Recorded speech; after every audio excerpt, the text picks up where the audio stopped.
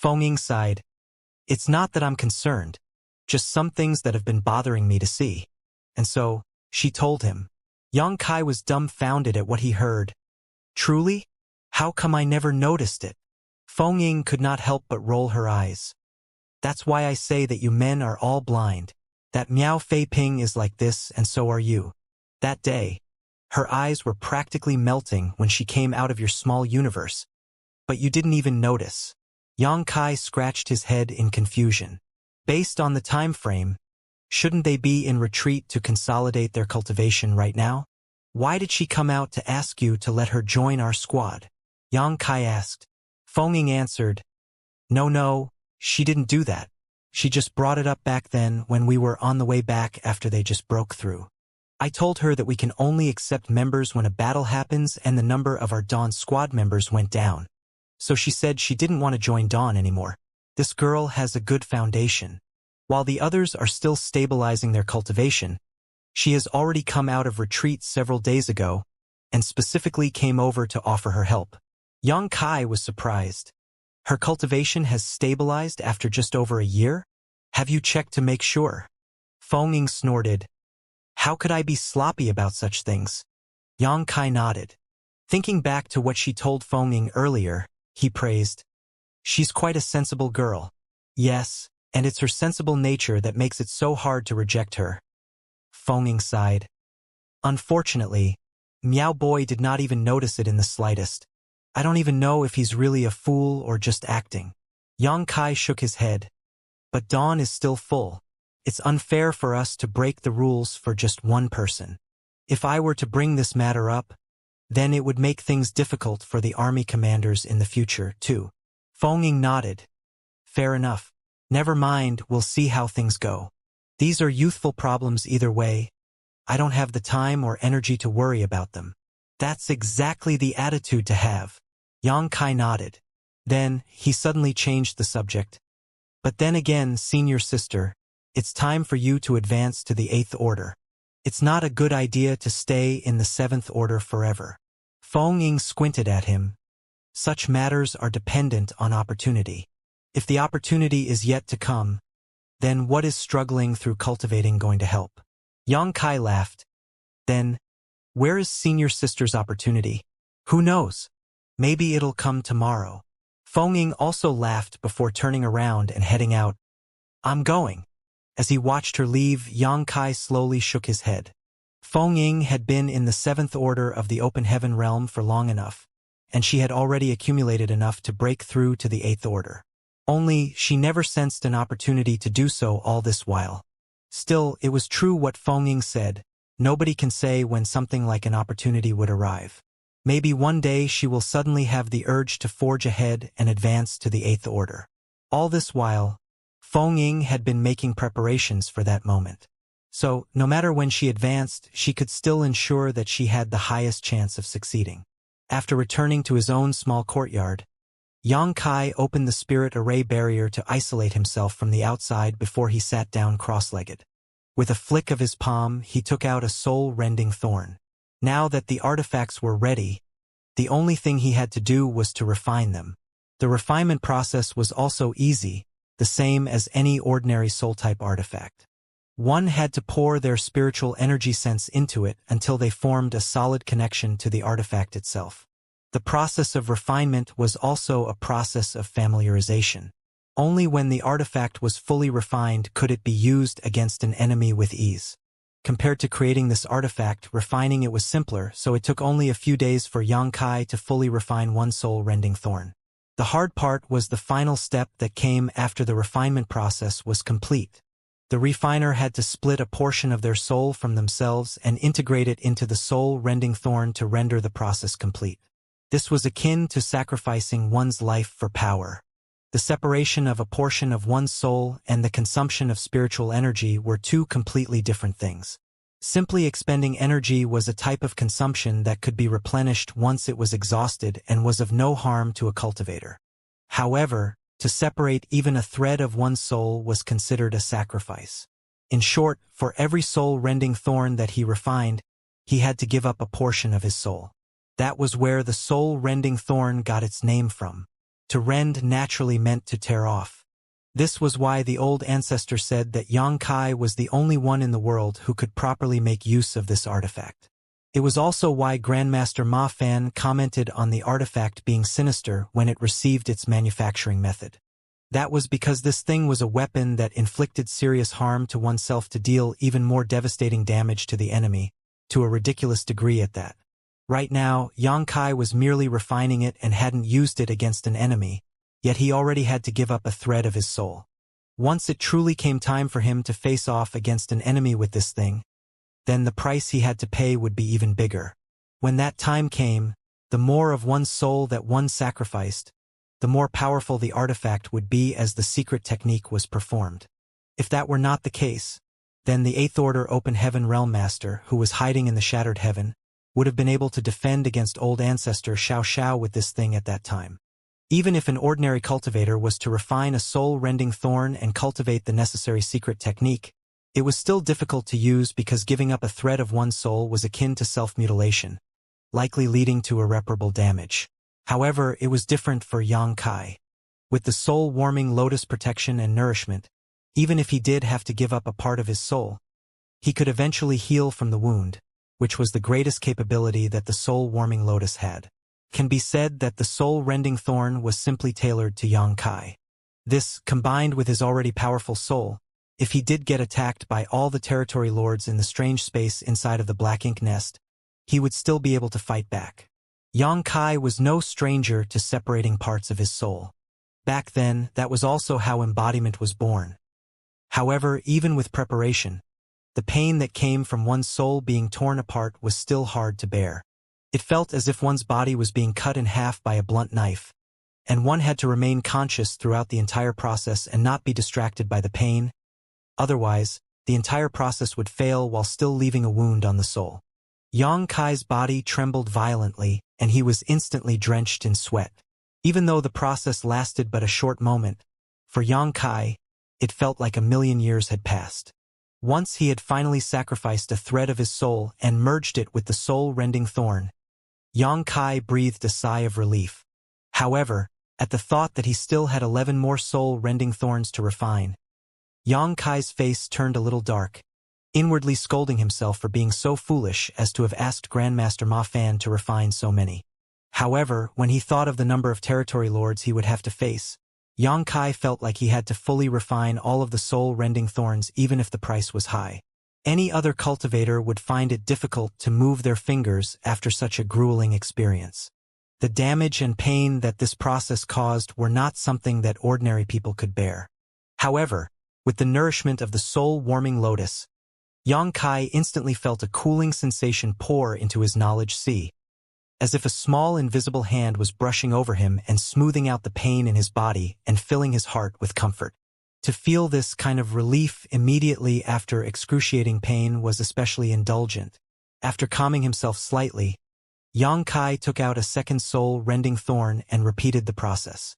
Even with the soul-warming lotus nourishing his soul though, Yang Kai still had to stop for a while and adjust himself after refining 3 soul-rending thorns in a row so that his soul could recuperate.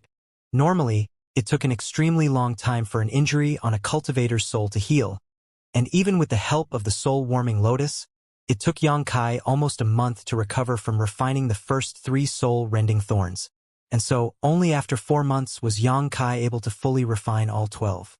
Without further delay, he went to the universe fragment that housed the black ink nest.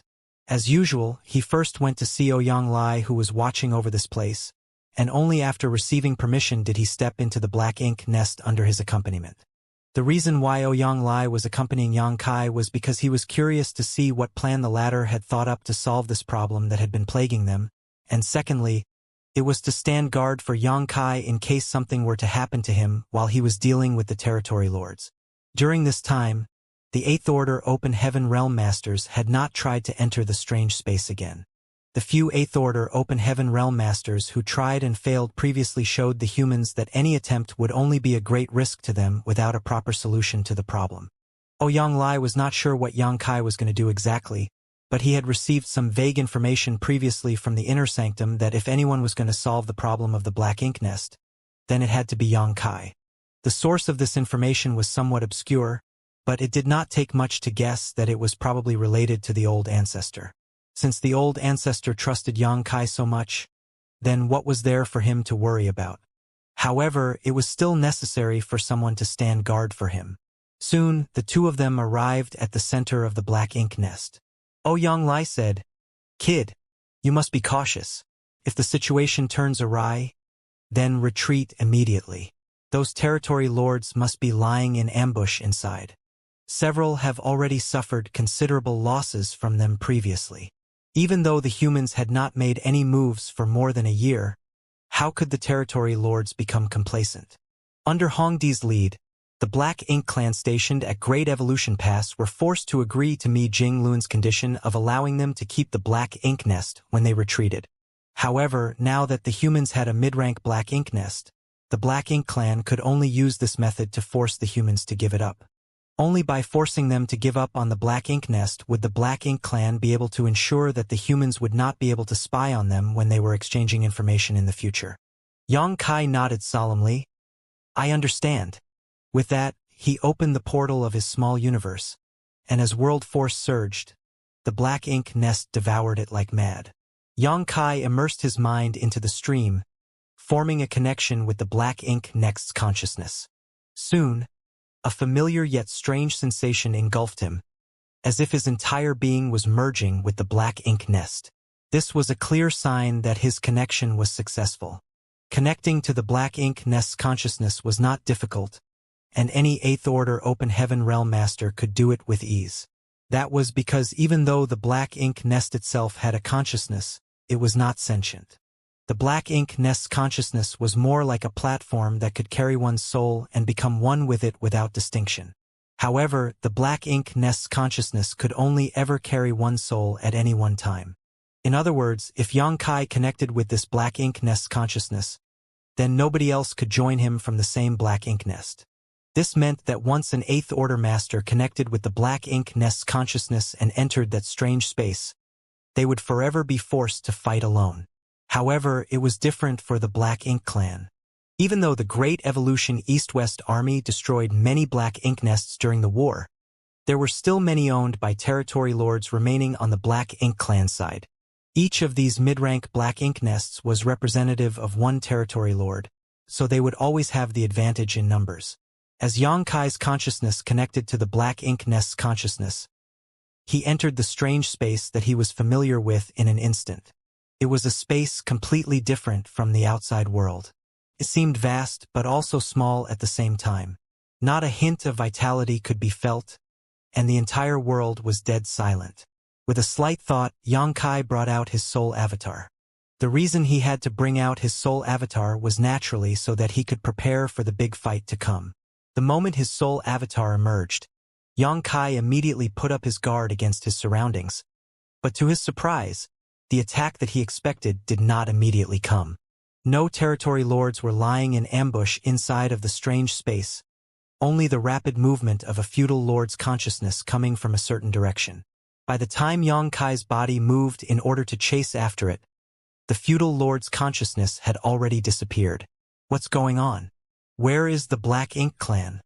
Even though Yang Kai thought of many possible scenarios he would face, what he encountered still left him confused. However, in the blink of an eye, one by one territory lord consciousnesses suddenly appeared from nowhere. In the blink of an eye, the originally empty space now contained 6 territory lord consciousnesses. After these territory lords entered the strange space, some who did not transform into their soul avatars were just irregular blobs of spiritual energy, which were ever-changing. Only 2 territory lords made the same choice as Yang Kai and manifested their soul avatars. One looked like an ape while the other looked like a giant. Yang Kai instantly understood. It must have been that the old ancestor's appearance previously surprised the territory lords, and that was why they did not dare to appear here before verifying who it was in case they ended up running into the old ancestor again. Even though they did not wait in this space, they had clearly left behind some subordinates to keep an eye on the situation, which explained the feudal lord that Yang Kai encountered when he first entered.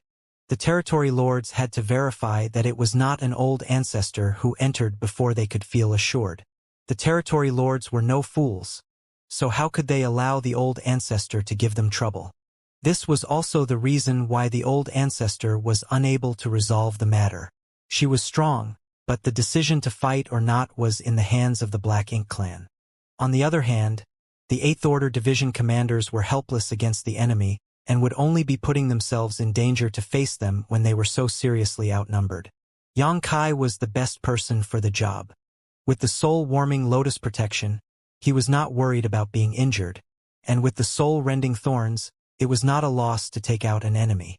If he could take down 2, that would be a good deal. If he could get rid of a few of them, then he was certain that the Black Ink clan would not dare to act presumptuously in this strange space again.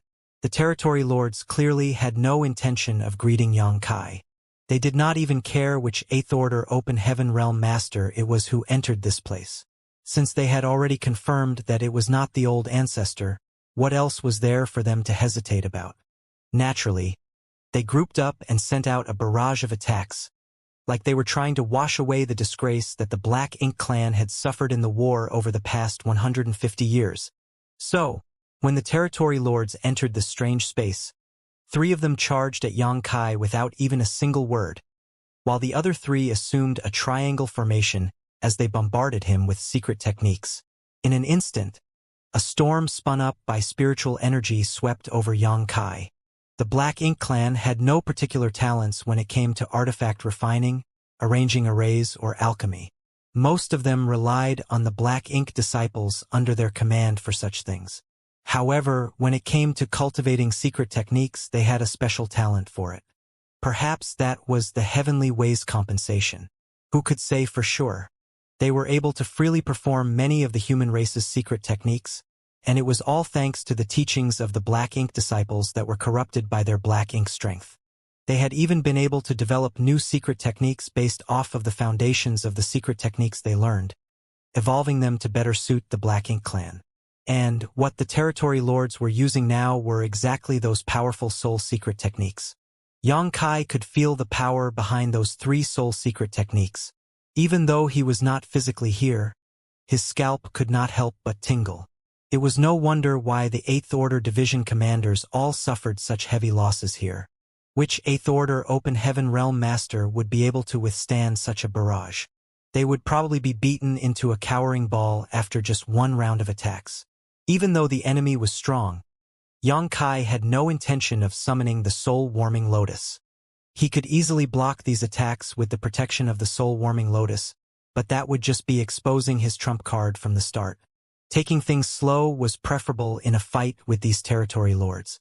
He had to beat these Territory Lords half to death and make them suffer.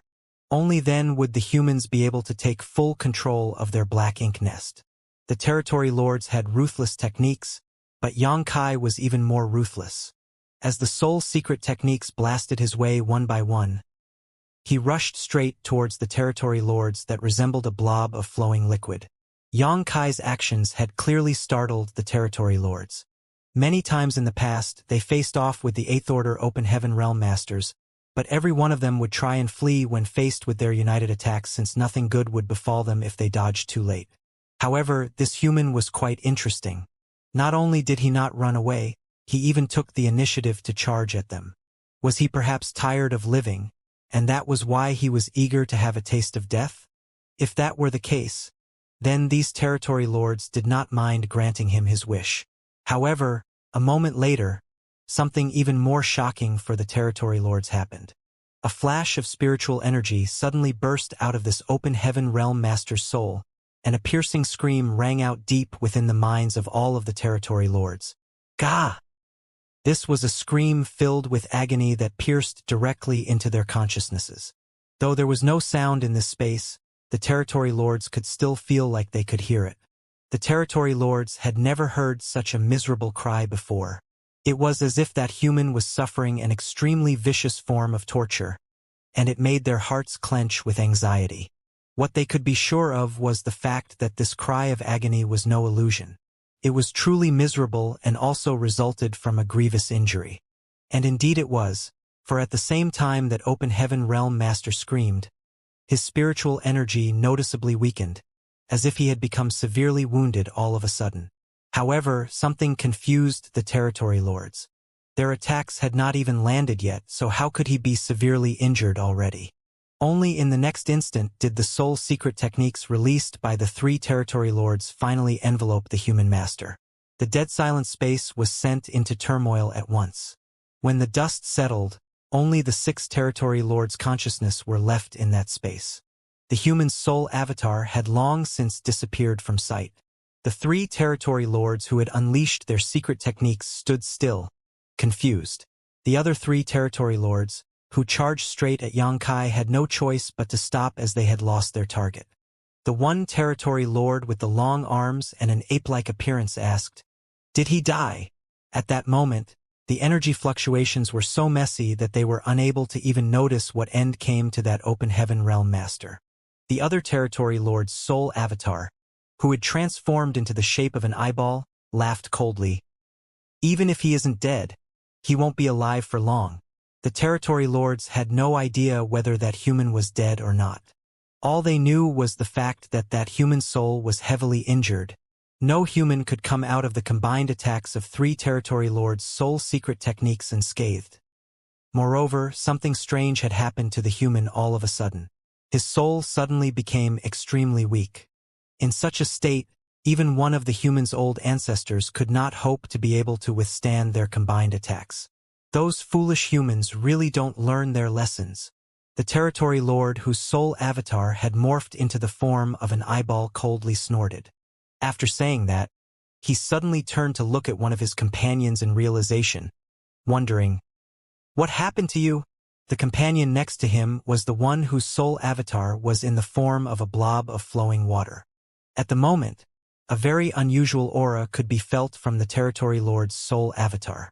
It was as if he was desperately trying to hold his form but was being met with great resistance. His shape was constantly changing and his aura was fluctuating wildly.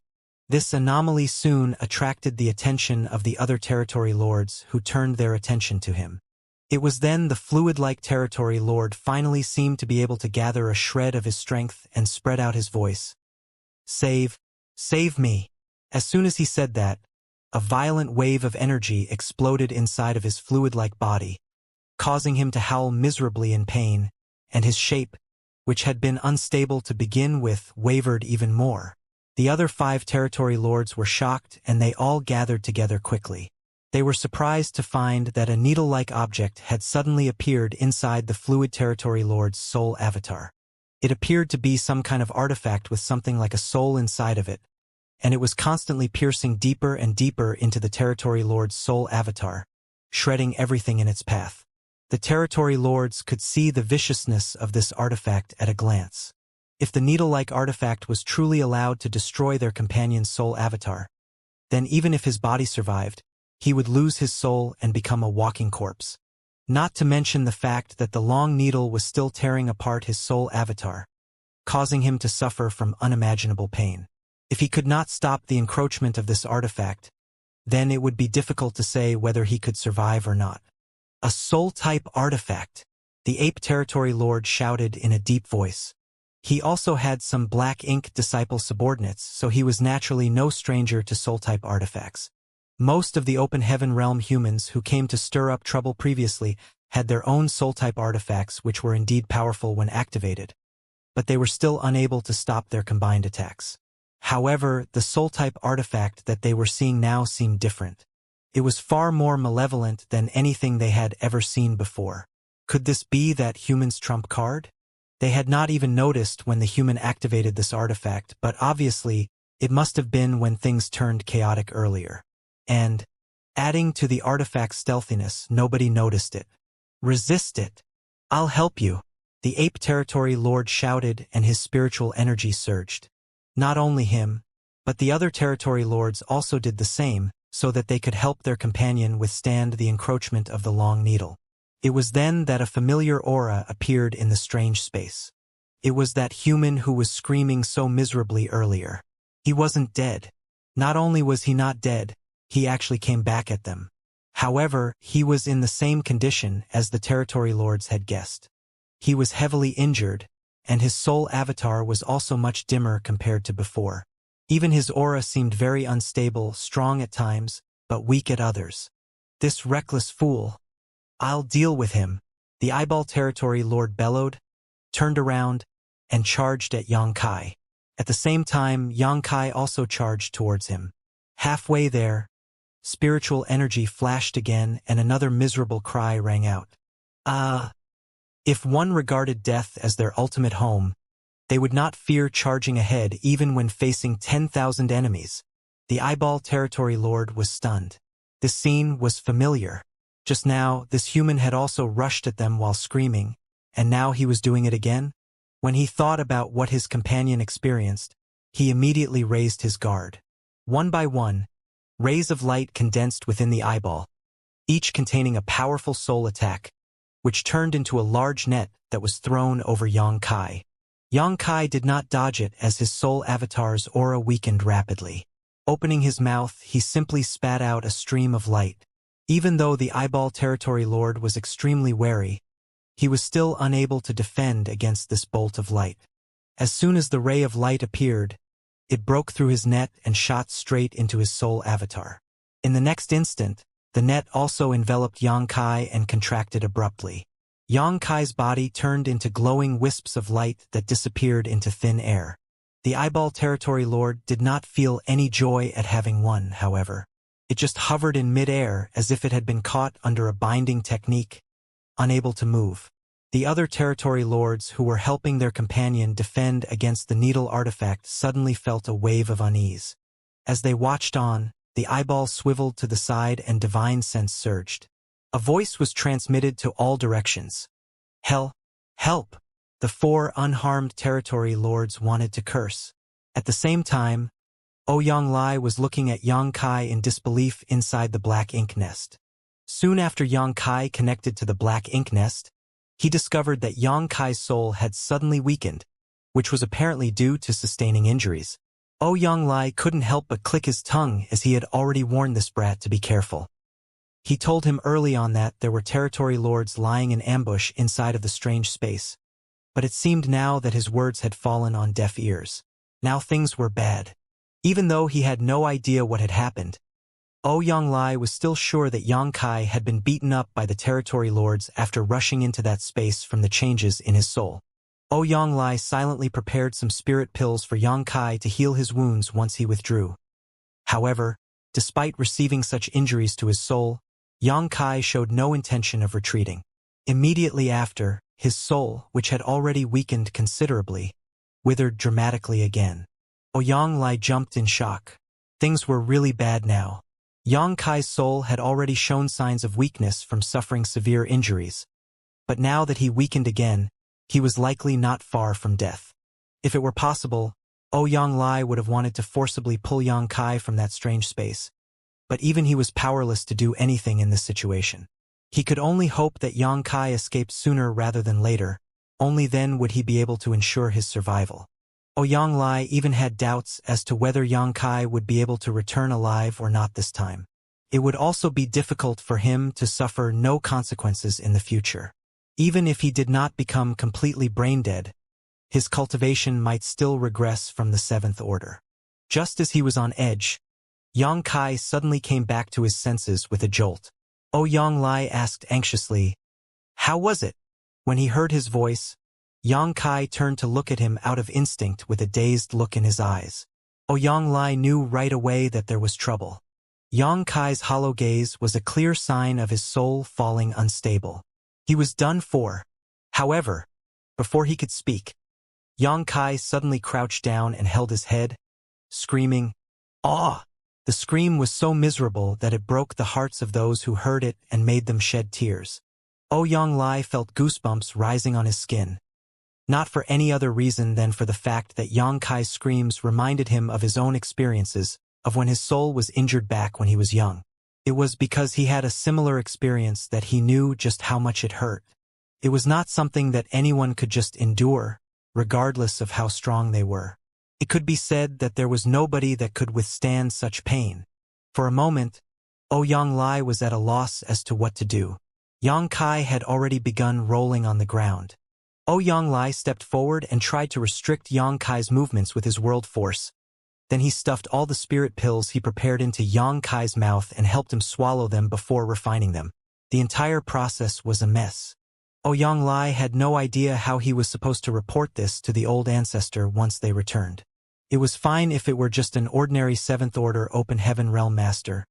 But this was Yang Kai. Even though purifying light was no longer the only means that the humans had to resist black ink strength, Yang Kai was still needed to arrange universe arrays. If anything were to happen to him, that would be a terrible loss for the human race. However, some results did seem to have been spawned from his efforts. Yang Kai's screams gradually calmed down, but his body was still curled up and twitching from time to time. His entire body was covered in sweat. Ouyang Lai stood up with a grave expression. There was currently nothing that he could do in this situation but report to the higher-ups and see whether the old ancestor had any method of bringing Yang Kai back at the brink of death. After transmitting a message to the outside, it wasn't long before Gong Lian entered. When he saw the injured Yang Kai, he asked in surprise, "What happened to Brother Yang?" Ouyang Lai quickly said, "He connected to the black ink nest and was ambushed by the territory lords, injuring his soul. Look after him. I'm going to report to the old ancestor." This was a serious matter, so even Ouyang Lai did not dare to handle it carelessly. Passing through the space array at once, he returned to Great Evolution Pass. Ouyang Lai arrived at the old ancestor's residence, but there was no sign of her there. When he finally gave his report, the old ancestor only gave him one answer. "Just wait and see." Yang Kai was already in this state, yet they were just going to wait and see? If anyone else had said this, Ouyang Lai would have definitely spat on their face. But these words came from the old ancestor, so he did not dare to disrespect her. He could only speculate that perhaps things truly were not as bad as he expected. After returning to the universe fragment where the black ink nest was located and heading into the black ink nest, what he saw was mystifying. Yang Kai was now seated cross-legged, meditating. Under Ouyang Lai's perception, even though Yang Kai's soul was incredibly weak, it seemed to have stabilized. "What's going on?" Ouyang Lai asked his disciple. Gong Lian was also flabbergasted and shook his head. "I have no idea." Not long after Honored Master left, Brother Yang suddenly crawled up, and it has been like this since. Ouyang Lai was scratching his head in puzzlement. How could Yang Kai still meditate and recover on his own after his soul was so injured? It seemed like things were not as bad as they thought they were. The old ancestor must have known something, but since she did not explain, he did not dare to ask. For now, he would just wait and see, just as the old ancestor said. Immediately, Ouyang Lai had the black ink nest sealed off to prevent anyone from entering. Then, every few days, he would personally come over to check on Yang Kai's condition. As time passed, Ouyang Lai's astonishment deepened. That was because Yang Kai's condition would actually improve upon each visit. Even though the recovery speed was not fast, he was indeed getting better. It was simply unbelievable. Ordinarily, soul injuries like those sustained by Yang Kai were irreversible. No matter how one tried to fix them, it was still impossible for one to return to their peak after being wounded so grievously. Being able to keep one's life was already incredible. However, from the situation now, it seemed like Yang Kai was well on the road to a full recovery. After a year had passed, when Ouyang Lai came to check on him again, Yang Kai's recovery speed increased noticeably. It was because of his visits every few days that he knew better than anyone what the situation of Yang Kai's recovery was. 2 years later, the condition of Yang Kai's soul had already completely stabilized. By the 3-year mark, he had already been restored to his original condition. Ouyang Lai, who witnessed the entire process from beginning to end, was completely speechless. Despite how serious the injuries to his soul were, it surprisingly only took Yang Kai 3 years to return to his peak. If he had not seen it with his own eyes, he simply would not have believed it. Ouyang Lai had a vague suspicion that Yang Kai must have some kind of astonishing treasure which protected and sustained his soul. Otherwise, there was no way he could have recovered from such injuries. As for what that treasure was, only a few legendary things could have such a miraculous effect. This brat is truly a man of great fortune. One day, 3 years after returning from the black ink nest's strange space, Yang Kai exhaled deeply. Even though he had now fully recovered, thinking back to that day's experiences still made him shudder. This soul-rending thorn was truly too sinister. Xianxia had already sacrificed a thread of his soul when refining each of those artifacts. But even so, he did not have to sacrifice much back then and would be fine after resting for some time.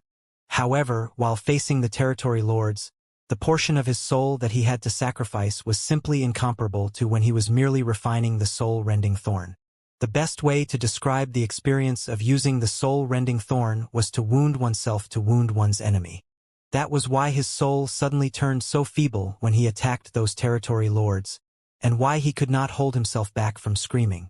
Based on Xianxia's estimation, even in peak condition, he could only use 3 soul-rending thorns within a short period at any moment. After 3 uses, he would have exhausted so much of his spiritual energy and soul that he simply couldn't do it again. If he were to try to make a 4th attack, even with the soul-warming lotus's protection, his soul would still be extinguished. That was why he made a firm decision to withdraw from the black ink nest space after 2 consecutive attacks. There was no other choice, for if he stayed behind, he would truly meet his end along with the territory lords. The memories of the days after he withdrew his soul from the strange space were blurry for him because of the damage he sustained to his soul. With an incomplete soul, one's memory would naturally be affected. Now that he had recovered, Xianxia's face would still darken at the thought of going through the same pain again. Gong Lian had been watching over Xianxia all this while, and when he saw the latter wake up, he immediately sent word outside. It was not long before Ouyang arrived. After looking him up and down, Ouyang beamed. "I've never seen someone like you before who can recover after sustaining such injuries to their soul. How are you feeling now?" Xianxia laughed bitterly. "I'm fine now." Ouyang nodded. "After paying such a huge price, how were the results of your battle?" Xianxia grinned and lifted 2 fingers. 2 territory lords. Even if they aren't dead, they should be critically injured. Ouyang was almost eyeing Xianxia as if he were a ghost. Truly, this junior dares not lie. Then, the 2 territory lords suffered severe wounds to their souls? Indeed. Good. Ouyang was overjoyed. Ordinary wounds were nothing, but things were different when it came to wounds on one's soul. Ouyang had no idea what sort of treasure this brat had protecting him to be able to recover in just 3 years after having his soul reduced to the state it was in back then. But those territory lords could not possibly do the same. Now that Xianxia told him that 2 territory lords were either dead or heavily injured, it meant that those 2 territory lords had completely lost the ability to fight. Ouyang was actually very curious how Xianxia was able to achieve such a feat when he was only in the 7th order. After all, many 8th order open heaven realm masters had entered that strange space previously by relying on the strength of their own souls, but all of them returned in failure. Still, Ouyang decided not to ask since it was beneficial for the humans regardless. As he spoke, Xianxia got up. "Since this junior is just about done recovering, I will immediately get to work to take down another 2 territory lords." "You can still fight?" Ouyang was astonished. Even though he was just thinking that even though 2 territory lords were killed, it still couldn't change the overall situation. After all, there were still many more territory lords. However, he was surprised to see that Xianxia still had another fight in him. Xianxia nodded. "We need to strike while the iron is hot. Now is the time for us to pursue the enemy while we have them cornered." Ouyang nodded. "In that case, you should be careful. Don't get carried away by momentary success." Xianxia gave him a scare last time, so much so that he had to run over to seek out the old ancestor for advice, so he had no idea what it would turn out like this time. After reassuring Ouyang Xianxia went to the center of the black ink nest and opened up his small universe, connecting his consciousness to it. Inside the black ink nest space, 6 territory lords were lurking in different corners just like before.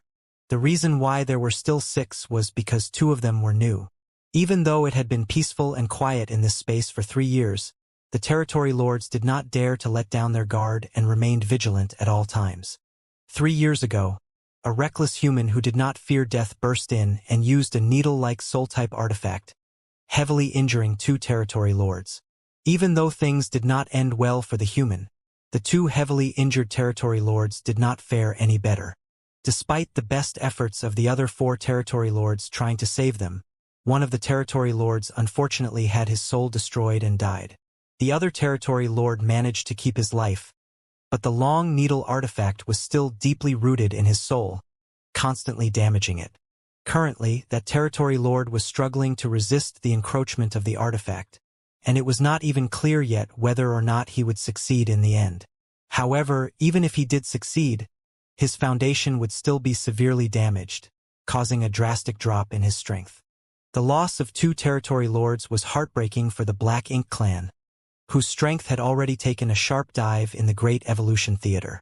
After that encounter, the surviving territory lords reflected on the situation, and when they combined it with what their Black Ink disciple subordinates told them, they concluded that the soul-type artifact that the human used must have been some kind of sacrificial weapon, one that damaged the user to deal greater damage to the enemy. Unfortunately, the Black Ink disciples had no idea what artifact it was either, as none of them had ever heard of anything like it. If they had, then they might be able to figure out a defense.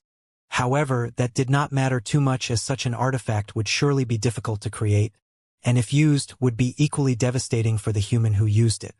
That human from before must have already been reduced to flying ashes and smoldering smoke.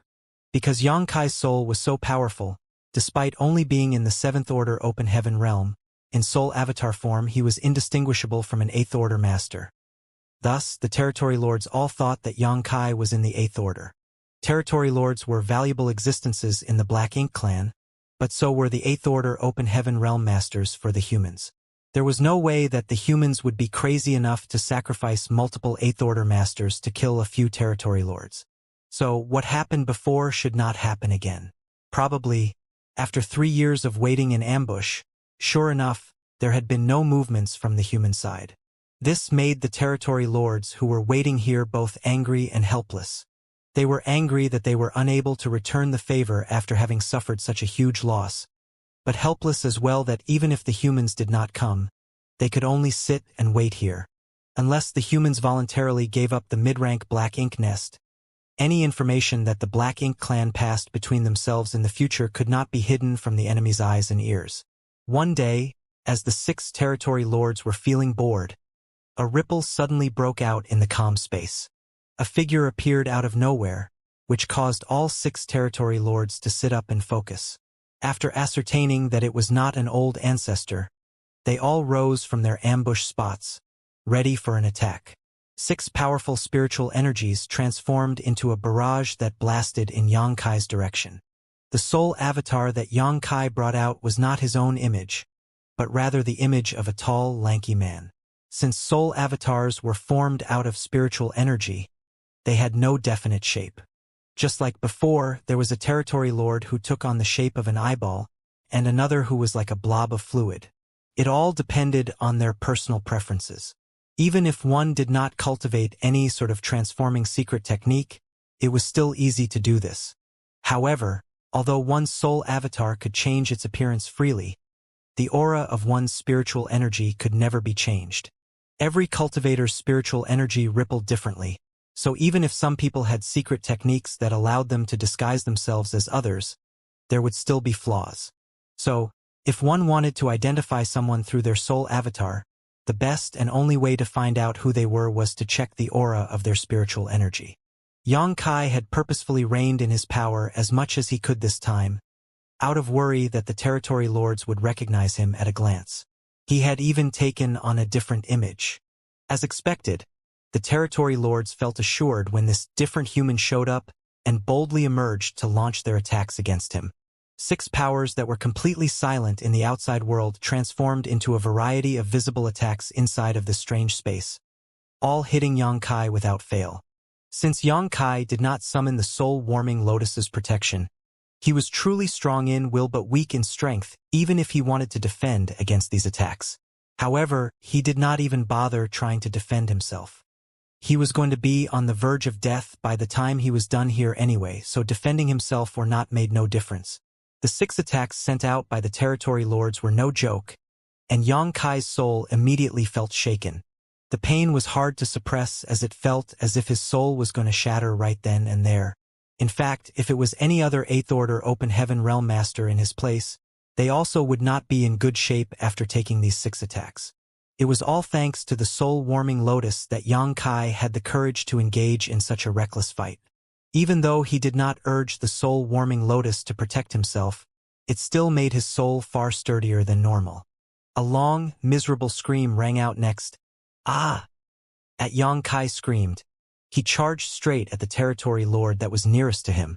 Of the 6 territory lords, other than the 2 newcomers, the other 4 were all stunned. This scene could not be any more familiar to them. 3 years ago, they encountered the same thing twice, and the result of it was that 2 territory lords had been severely injured by that bizarre artifact. The wail of the 8th Order Open Heaven Realm Master was simply a death knell for the territory lords. Then, an even more familiar scene emerged. Following the anguished wails of the human, his soul sharply weakened. At the same time, a familiar burst of energy rippled out. The face of the ape territory lord who had experienced this scene before immediately changed, and he exclaimed, "It's him! It's him!" Another territory lord, who had experienced the same thing, shouted, "Run quickly!" Despite Yang Kai's disguise, he could no longer hide his identity once his spiritual energy burst forth. The 4 territory lords who had fought him before recognized him instantly. But what shocked them even more was how this human could still be alive. Even though the eyeball territory lord had clearly seen this human on the brink of death during the last moment, he actually reappeared here after just 3 years, running and jumping like nothing was wrong. Just like last time, he screamed and became weak, but at the same time, rushed in for the kill. What's wrong with this human? Despite the timely warning of the ape territory lord, he still could not save his fellow territory lord from his fate. This strange space was created from the consciousness of the royal lord's black ink nest. It was a platform that connected the consciousnesses of all the mid-rank black ink nests linked to it. It seemed very large, but at the same time very small without any definite shape. For someone proficient in the Tao of space, this was the perfect battlefield. After sacrificing his own soul ruthlessly, Yang Kai opened his mouth at an unfamiliar soul avatar, and a soul-rending thorn turned into a golden light that broke through the confines of space as soon as it appeared, nailing straight into the soul avatar's body. The territory lord was not unprepared. Since the enemy he was facing was an 8th Order Open Heaven Realm Master, how could he have lowered his guard down? At the same time as when Yang Kai charged towards him, he had already condensed his power to protect himself. However, it was all in vain. The spiritual energy that he used to protect his avatar was no different than paper in front of the soul-rending thorn, easily tearing. The territory lord's soul avatar was instantly frozen in place, as if he were struck by lightning. The next instant, his figure began to shake. Yang Kai did not even look at him as his soul avatar weakened once more. Then, he turned his head to look towards the ape territory lord and opened his mouth again, spitting out another flash of golden light. The ape territory lord feared for his life. He couldn't understand how he could be targeted by the enemy despite being so far away from him. However, he was the one who was too loud earlier, so if not him, who else would Yang Kai target? Space principles began to surge as a golden light flashed. Almost at the same time, a bright green barrier appeared in front of the ape territory lord that looked as if it were made of vines. This was clearly a soul-type artifact, and a defensive soul-type artifact at that. It was not known where the ape territory lord got his hands on this thing, but it must have been made for him by a black ink disciple proficient in artifact refining. This soul-type artifact was of decent grade. Whoever created it must have been at least a great master in the Tao of artifact refining.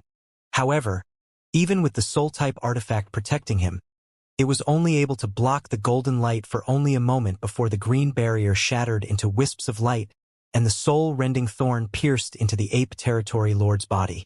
The ape territory lord instantly felt an unbearable pain. At the same time, a frenzy of attacks once again covered Yang Kai from all directions as wild waves of spiritual energy rippled through the strange space. How could any of the territory lords go easy on him after discovering that this was the same human as last time? While Yang Kai made his move, they also sent out their own ruthless attacks. Using the soul-rending thorns twice had caused Yang Kai's soul to become incredibly weak. He would not be able to hold on if he were hit by these attacks again, and so he wailed, "My destined end has come." With those words, his avatar dissipated, disappearing from sight. The chaos subsided after just a couple of breaths, but all of the territory lords present felt as if they had just walked the border between life and death. Even thinking back to what they just encountered was enough to cause them to shudder. One tall territory lord with bull horns on his head looked left and right nervously. Was that the same Eighth Order human from last time? The tall bullhorn territory lord was the very same territory lord Hongdi, who led the retreat of the army from Great Evolution Pass and gave away the mid-rank black ink nest to the humans. Hongdi was both very lucky and very unlucky. Several years ago, he led peace talks with the human Mi Jingluan that led to the safe evacuation of the Black Ink Clan army from Great Evolution Pass. However, the price that he paid was a great number of resources, the many fortifications throughout the entire Great Evolution Pass, all of the Seventh Order Black Ink disciples, as well as his own Black Ink nest. No territory lord had ever voluntarily given up their own Black Ink nest before. In all of history, Hongdi could be said to be the very first. However, it had been worth it since he was able to ensure the safe evacuation of their army. To avoid running into the old ancestor or the other human army along the way, Hongdi had specifically made a long detour after leading his army out of Great Evolution Pass, and they had to march for an entire month before they finally saw the royal city again from afar. However, the human old ancestor literally appeared out of nowhere at that moment. That was undoubtedly one of Hongdi's misfortunes. In that battle, several territory lords and Eighth Order Black Ink disciples perished at the old ancestor's hands. There was no need to mention the Black Ink clan soldiers, as their casualties exceeded 100,000. Fortunately, Hongdi was unharmed in that battle, not because he fled due to fear of death, but because he was lucky. The old ancestor had killed her way in and out of his army without even sparing a glance at him. Now that the humans were trying to stir up a storm using his Black Ink nest, he naturally could not sit out of this matter. The reason why he did not wait in ambush here before was mainly because he was still recovering from his injuries. When he encountered the old ancestor several years ago, the old ancestor may not have spared him a glance, but the fallout from her rampage still wounded him a little. Now, after recuperating for a few years, he finally managed to recover. Of the two previous territory lords posted here, one was dead, and the other was in critical condition. Now that two were being added to replace the fallen members, Hongdi was naturally obligated to join. He heard about what happened last time from the ape territory lord, and that was why he asked such a question. The other humanoid territory lord who participated in the last fight nodded at his words. That's right, it has to be the same Eighth Order human. Hongdi wondered, didn't you say that he died back then? The humanoid territory lord shook his head. I have no idea about that. Maybe he did not die and we all just thought he was dead. Just like this time. Hongdi frowned. You're saying that he isn't dead this time either? But we clearly saw him being beaten to within an inch of his life just now. The humanoid territory lord looked deeply at him. That's what we thought last time. Hongdi did not ask any further questions and frowned silently. If that human had some method that could bring him back from the brink of death, then it was very possible that he would come to stir trouble for them again. But how did that human achieve such a thing? How could damage to the soul be healed so quickly and easily? Unless it was not the real soul of the Eighth Order Open Heaven Realm Master that entered, but rather something similar to a soul clone? However, that did not make sense either. Even if it were just a soul clone, his true body would still be affected if it were destroyed. While Hongdi was communicating with the humanoid territory lord, the other two territory lords had already gone to examine the injuries of their peers. The territory lord who was first targeted by Xianxia was a newcomer, just like Hongdi. Not knowing the severity of the situation, he charged in the quickest, and so he was also the most severely injured. When Hongdi went over to investigate, he saw the long needle artifact that was constantly digging deeper into his peer's soul avatar, seemingly trying to tear it apart. It was just like the other territory lord who was lingering on a last breath of life after facing the same attack. With just a glance, Hongdi knew that his peers were fated for a tragic end. Even if they did manage to survive, their foundations would still be severely damaged. When he turned to look at the ape territory lord, he finally breathed a sigh of relief. Since the ape territory lord was well prepared, and he also had the artifact to protect him, his injuries were not too serious. The long needle-like artifact had only drilled halfway into his soul avatar, and though it was still trying to work its way in deeper, the ape territory lord was able to force it into a standstill by resisting it with great effort. The other territory lords did not dare to dally. With one of them watching over the less fortunate territory lord, the other three gathered around the ape territory lord and poured out their spiritual energies to lend him a hand. And so, 10 days passed by. It was not until a certain moment that the long needle-like artifact was forced out by the ape territory lord from his soul avatar.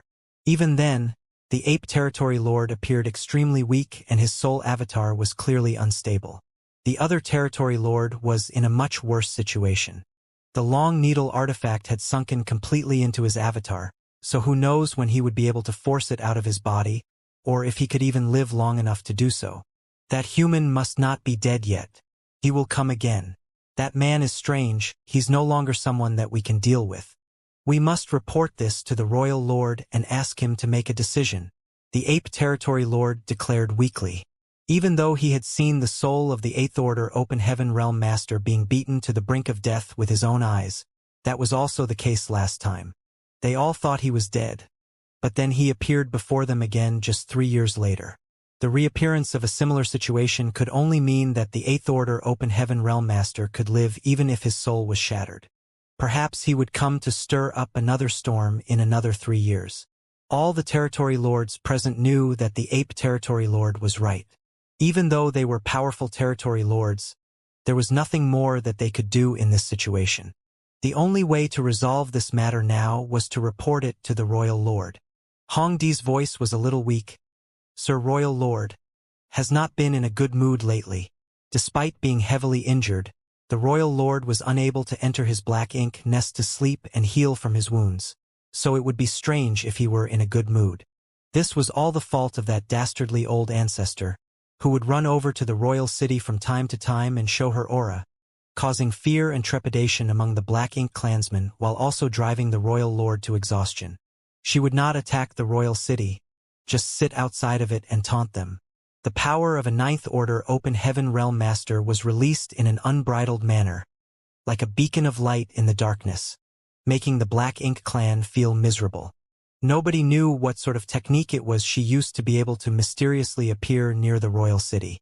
After she left, the Black Ink clan organized a large number of soldiers to search the area, but to no avail.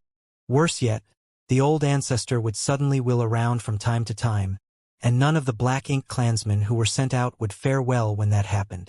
So, for a while now, no territory lord dared to draw the royal lord's ire.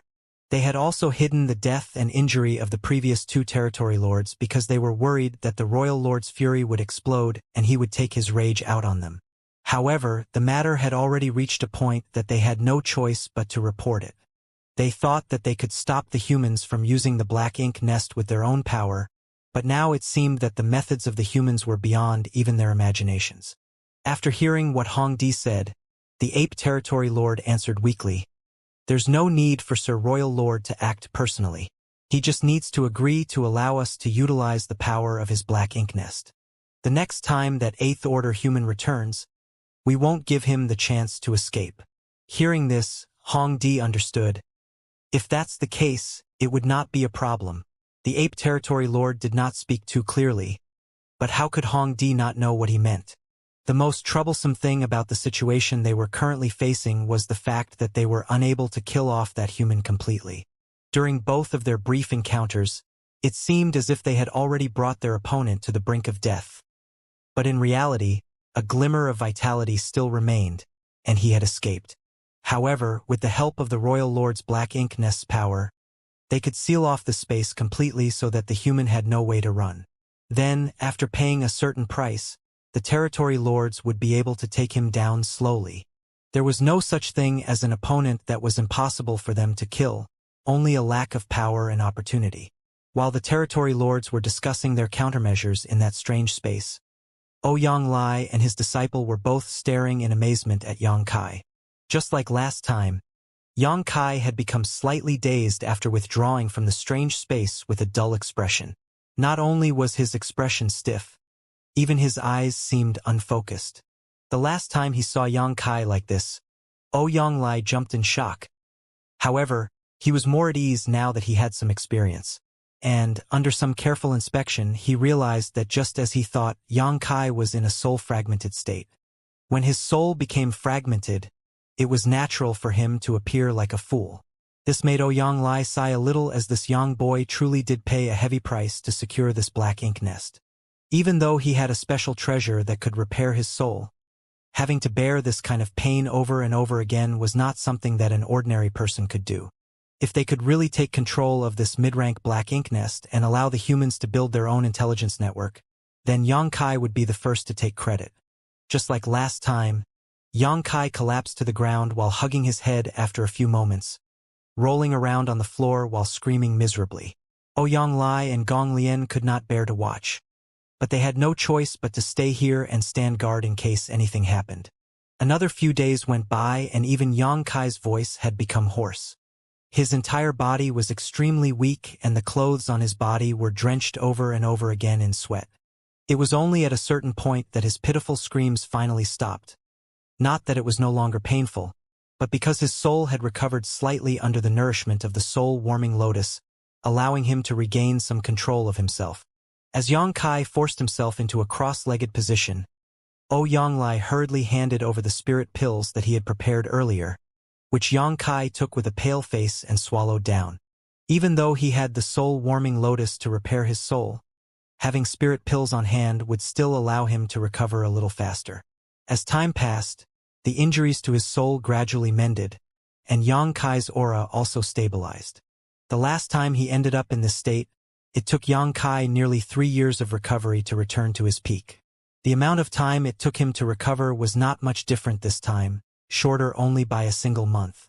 The reason why such a difference occurred was because Yang Kai's soul had become a little stronger than before. He had noticed after his last recovery that recovering from these self-inflicted injuries made his soul a bit stronger than before. This was an unexpected surprise for him. The situation now was the same as last time. After the injury to his soul recovered, it once again became slightly stronger. Yang Kai felt as if he had unexpectedly chanced upon a method for him to cultivate his soul. However, even if this method was quite effective at strengthening his soul, Yang Kai was quite unwilling to do it. Unless someone was forced to, who would willingly endure such pain? It was not strange that such a method was able to strengthen his soul, as it was quite similar to how one would temper their body. Constantly battering one's physique, then healing would slowly improve their physical quality over time. It was a method that only those with great perseverance and determination could use. When Yang Kai opened his eyes, he saw Yonglai and his disciple watching him with concern. Yang Kai first reassured them, "I'm fine now." Yonglai could not help but smack his lips. "Are you going in again?" Naturally, Yang Kai nodded. Since he had already started, then he naturally had to see the black ink nest matter through to the end. How could he even have the thought of giving up halfway? However, he still had to ask, "What's the situation inside the black ink nest currently?"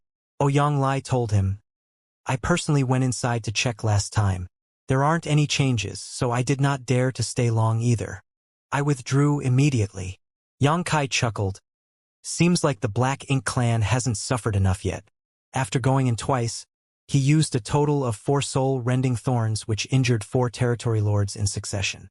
Even under such circumstances, the Black Ink clan had not diverted from their initial plan. It was clear that they were waiting for his return so that they could take revenge. As some say, one must not attempt the same trick thrice and expect to get away with it. If Yang Kai went in again, he would probably not be as successful as he was the last 2 times. The Black Ink clan wasn't made up of fools. Since they had already figured out his trick, there was no way they would just offer themselves up on a platter for nothing. So, he was almost certain that the Black Ink clan had prepared some sort of nasty trick and was waiting for him to fall into their trap. However, he had the soul-warming lotus to protect him, so what was there for him to be afraid of? Without needing to make any sort of preparations, Yang Kai said, "Senior Yang, things may change this time around, but as for what those changes are going to be, this junior won't know until he enters. If all goes well, then this junior will return soon. In the meantime, I will have to ask for senior to stand guard for me. Yanglai nodded. Naturally, that is not a problem. You must be careful. Without saying anything more, Yang Kai opened up his small universe and allowed the black ink nest to devour his world force. With a surge of his divine sense, he connected with the consciousness of the black ink nest. Yang Kai's figure appeared inside of the familiar space. This time, he had also taken on an unfamiliar appearance. Even though his identity would be exposed as soon as he made his move, it did not hinder him to put on a disguise. As soon as he appeared, he noticed several auras locking onto him. The Black Ink clan had obviously been waiting here for him. One of the soul avatars had even taken the initiative to approach him, but Yang Kai was surprised to find that the soul avatar did not hold much malice. From afar, he transmitted his thoughts over via divine sense. One moment, Dao brother. I am Si De Kuai by order. Before he could finish his sentence, Yang Kai wailed in agony and spat out a golden light in his direction. The golden light traveled as quickly as lightning, shooting straight into the soul avatar. The person who called himself Si De Kuai immediately broke out into a cry of anguish as his soul avatar writhed violently. Yang Kai forcibly endured the tearing pain and took a few steps forward. His spiritual energy was surging madly, turning into beam-like attacks that shot towards Si De Kuai furiously.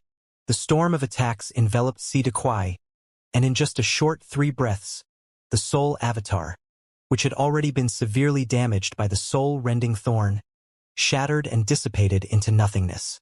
Yang Kai's face was twisting in pain, but he still looked dumbfounded at the soul avatars around him and muttered, "What was he trying to say?" Honestly, Yang Kai recognized at first glance that this Si De Kuai was not a territory lord, but an 8th Order Black Ink disciple. And, in terms of spiritual energy, he was on par with Yang Kai. If they were to compete with their respective secret techniques, then it was not known who would win. However, this guy should have received an order from the territory lords to try to communicate with him. Who knew that Yang Kai would not have that intention at all, immediately releasing a soul-rending thorn as soon as he stepped up and attacking him until his soul avatar shattered.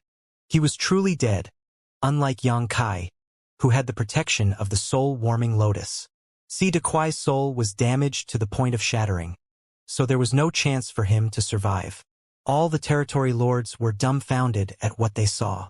This human had already killed the man, and now he asks what he was trying to say. The Black Ink clan lacked high-end combat strength to begin with, and that 8th Order Black Ink disciple was a part of the strength that they were heavily reliant on. Yet he had just died here, which was heartbreaking news for them. The fallout of a soul avatar's death gradually spread out to the territory lords who had already surrounded Yang Kai in a closed circle. Just as Yang Kai expected, things were different this time. During the previous 2 times, 6 territory lords were lying in ambush inside the strange space. This time, the number of territory lords did not increase, but there was the addition of 4 8th Order Black Ink disciples' soul avatars. Yang Kai cut down one of them earlier, so only 3 8th Order Black Ink disciples remained. At this moment, the 6 territory lords surrounded him in an outer circle whilst the 3 8th Order Black Ink disciples formed an inner triangle. The intentions of the territory lords were obvious.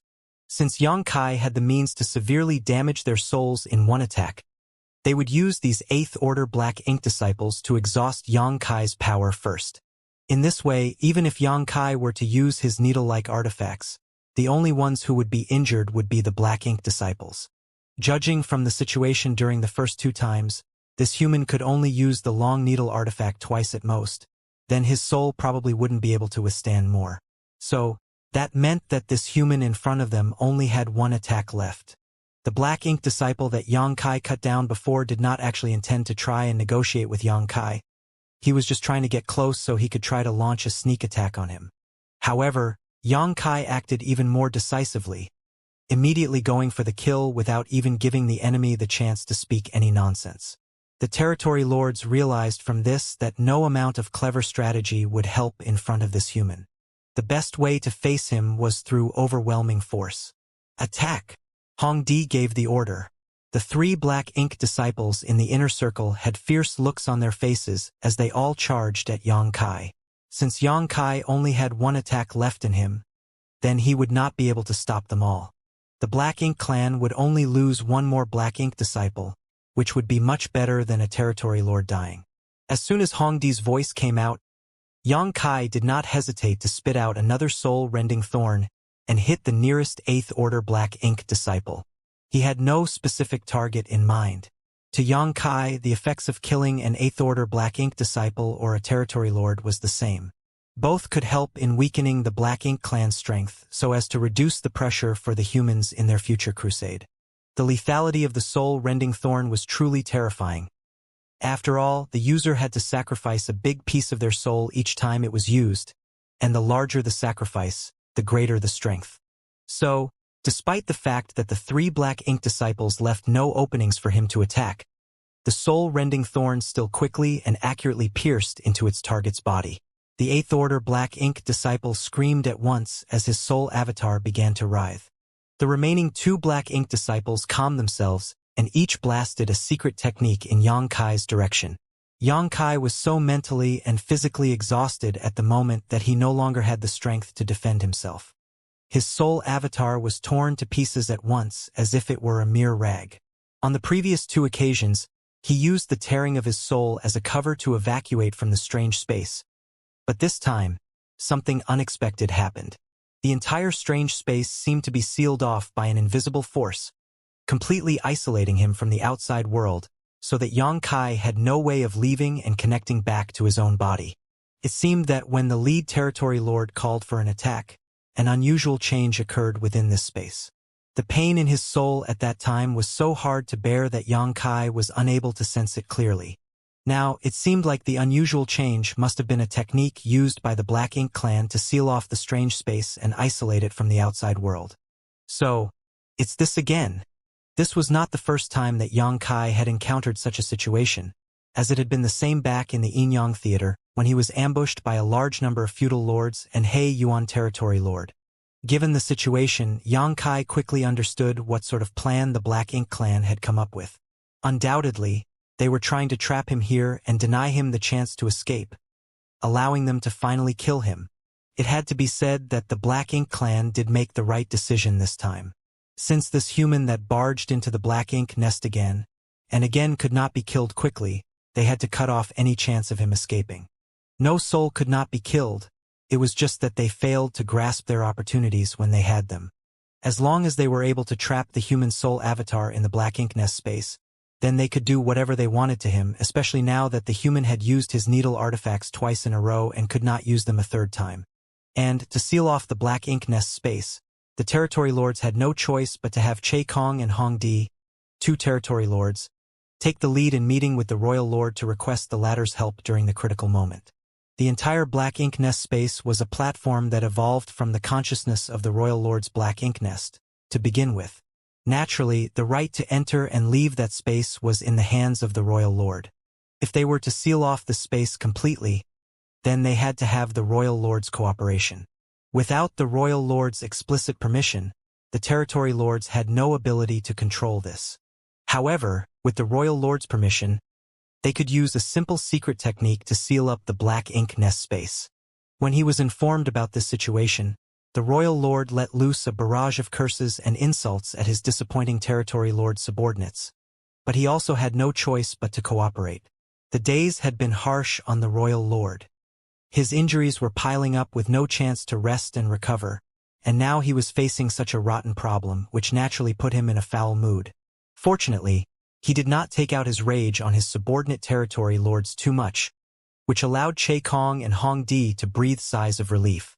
After confirming that Yang Kai had entered the space, the territory lord sent word to the outside so that the territory lord waiting on standby inside of the royal lord's Black Ink nest could activate its power to seal off the space and isolate it from the outside.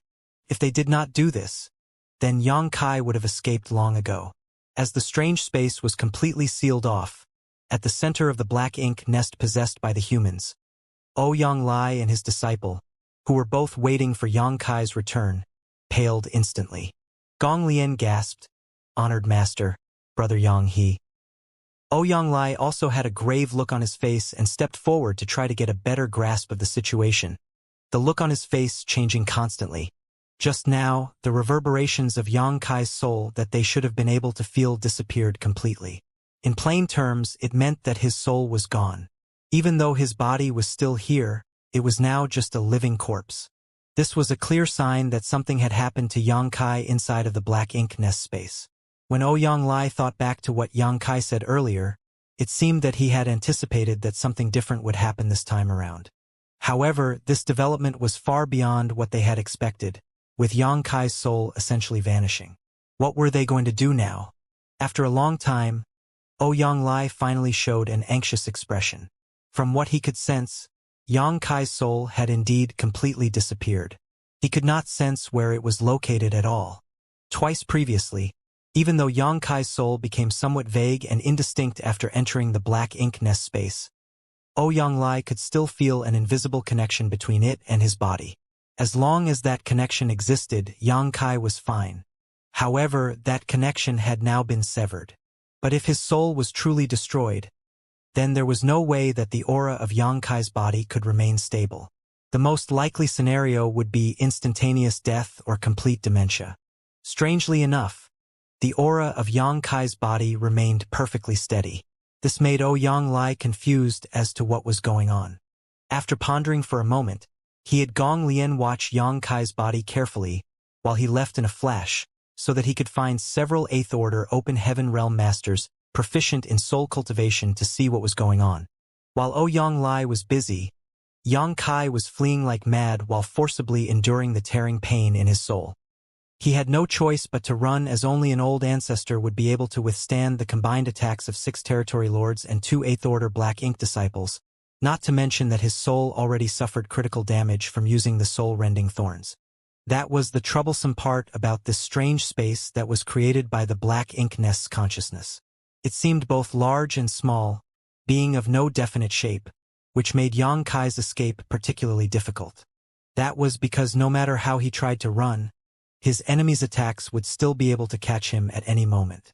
In just a short few breaths of time, Yang Kai felt like he could run no more.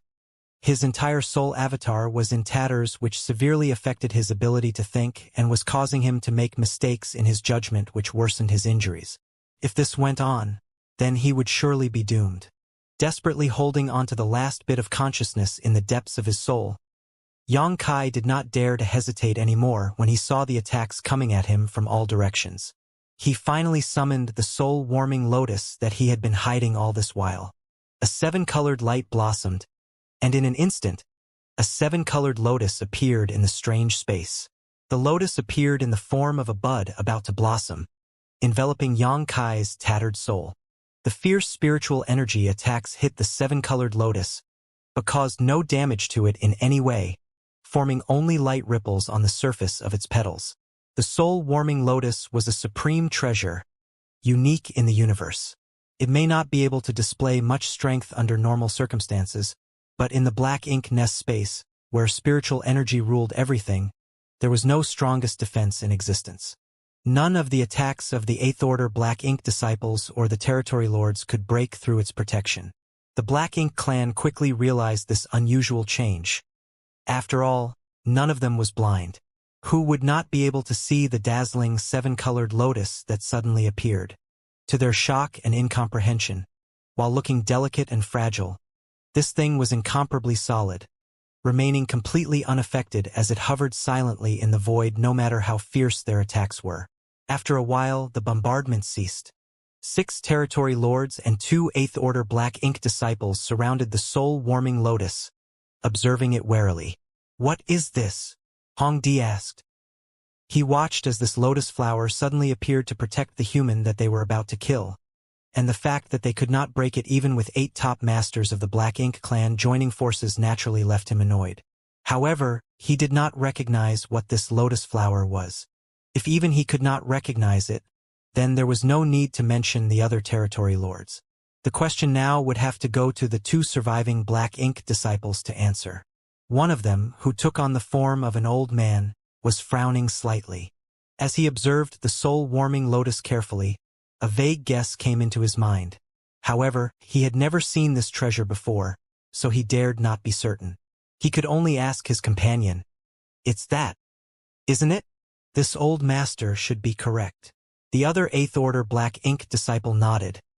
It is as the rumors say. If it truly is that, then it explains why this man has no fear of sustaining damage to his soul.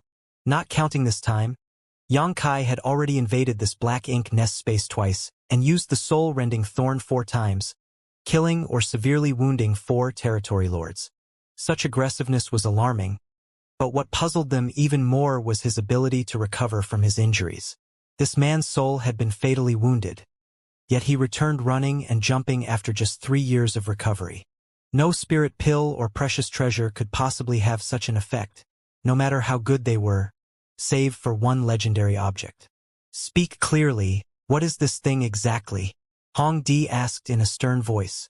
This was what annoyed him most about humans.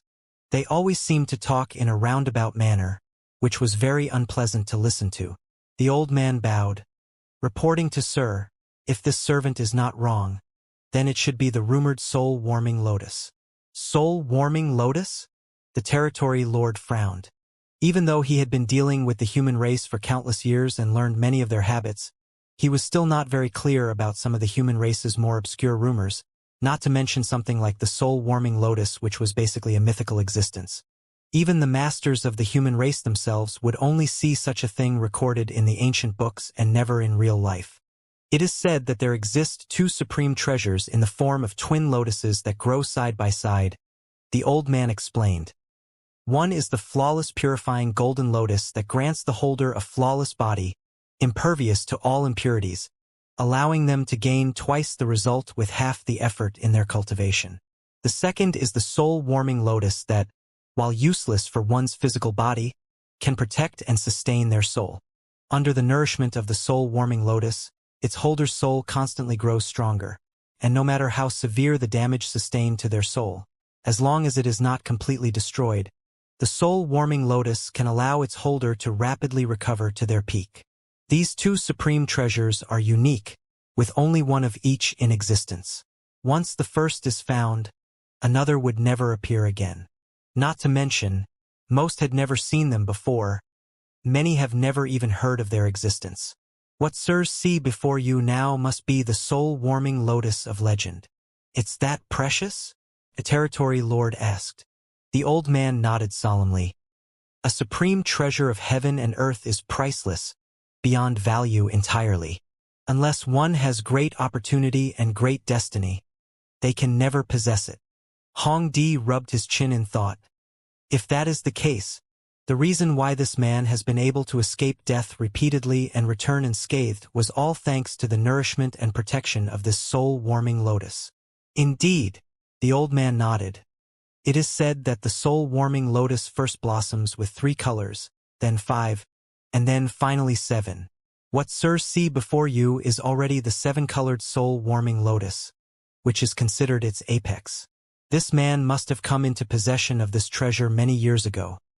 Otherwise, it is simply impossible for him to have nurtured it to its 7-colored form.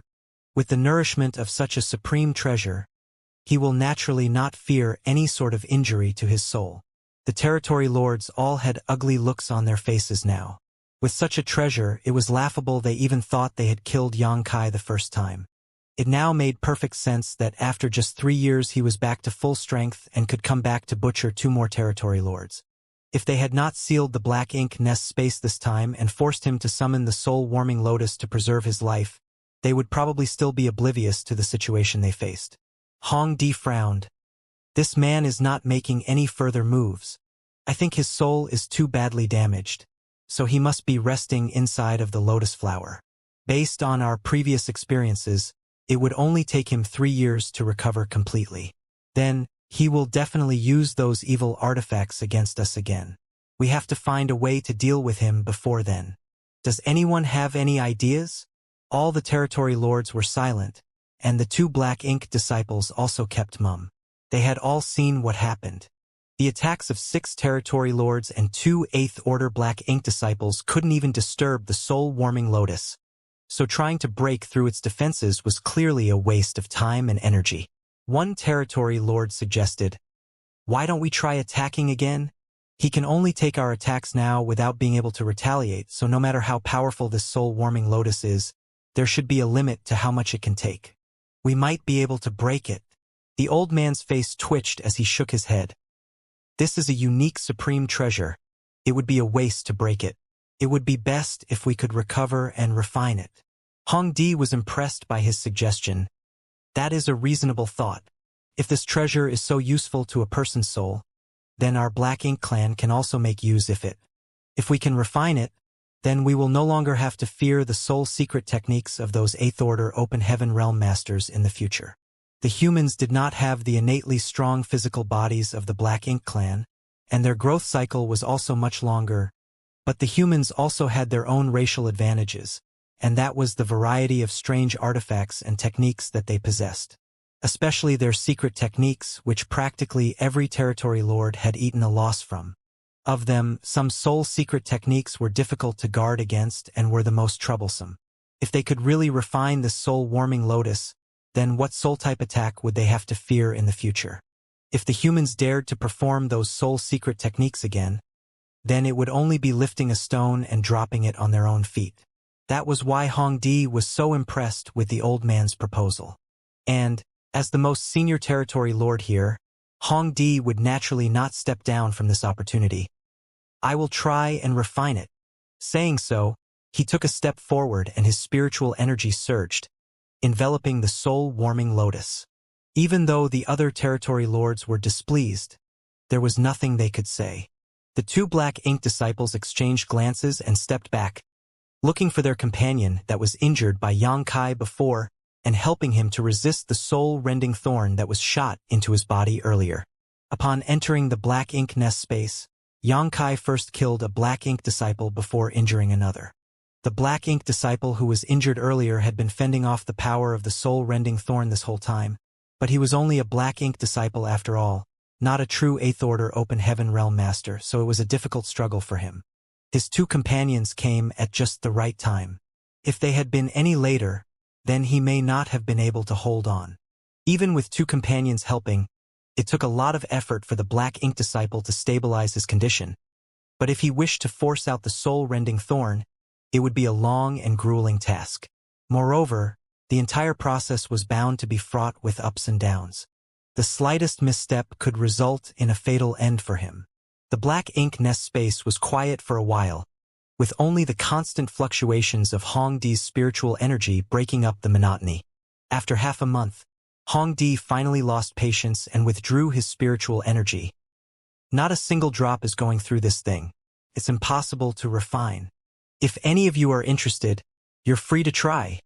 He spent half a month and wasted a lot of spiritual energy, yet he came out completely empty-handed, which was extremely vexing for Hong Di. However, he needed to let the other territory lords have a try. After all, just because he could not refine it did not mean that others could not. Anyone would want to give it a try. After he stepped down, another territory lord took his place eagerly. However, half a month later, he stepped back in disappointment just like Hong Di. The other 4 territory lords tried one after another, but they all failed. This showed the territory lord that this soul-warming lotus probably wasn't so easily refinable, especially when its owner was still alive. If they wished to refine this supreme treasure, there was no choice other than to kill its owner first. However, that human had been hiding inside of the lotus bud ever since the soul-warming lotus appeared, and the territory lords had no idea what his condition was currently. How were they going to kill this guy off if they could not break through the soul-warming lotus's protection? This was simply a problem with no solution. Just then, the old man came over with bad news. Sirs, Brother Wan is on the verge of death. Could sirs please open the space and allow him to return to his body so that he may recover? The Brother Wan that he spoke of was the Black Ink disciple that Xianxia injured previously. Hearing his words, Hong Di turned around and saw that, sure enough, the soul of the Black Ink disciple surnamed Wan was unstable and weakening continuously. Hong Di frowned. Wasn't he fine before? Why did this suddenly happen? The old man smiled bitterly. Sir may not know, but for the 3 of us to remain in a mid-rank Black Ink nests with our consciousness connected to the Black Ink nest's consciousness, we must use our world force as a bridge. In other words, as long as the 3 of us are in here, the black ink nest will constantly be devouring the world force inside of our small universes.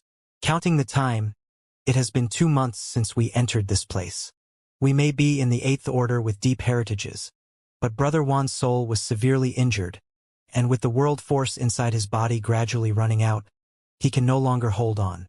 Not to mention Brother Juan, even he and the other unharmed black ink disciple could not remain inside of the black ink nest space forever. Otherwise, once all the world force inside their small universes were devoured by the black ink nest, there was a risk of it collapsing, which was the same as them dying. Their situation was unlike the Black Ink clan. The territory lords may not be significantly stronger than them, but the power within the Black Ink clan was Black Ink strength that could connect with the Black Ink nest at will without the same risks that they had to take on. The territory lords could stay in their Black Ink nests for as long as they wanted, but the same could not be said for the Black Ink disciples. Before the power in their small universes dried up, they had to return their souls to their bodies and seal off their small universe. Otherwise, they would be sucked dry and turned into withered corpses by the Black Ink nest. However, as these two were unharmed, they were able to last longer than Brother Juan.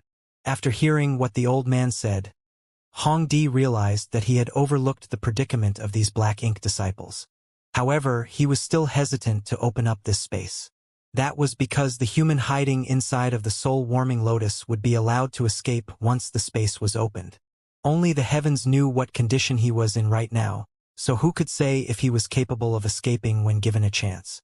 The territory lords had already paid a very heavy price and even asked the royal lord for help just so they could trap this human here, so how could they be willing to let him escape?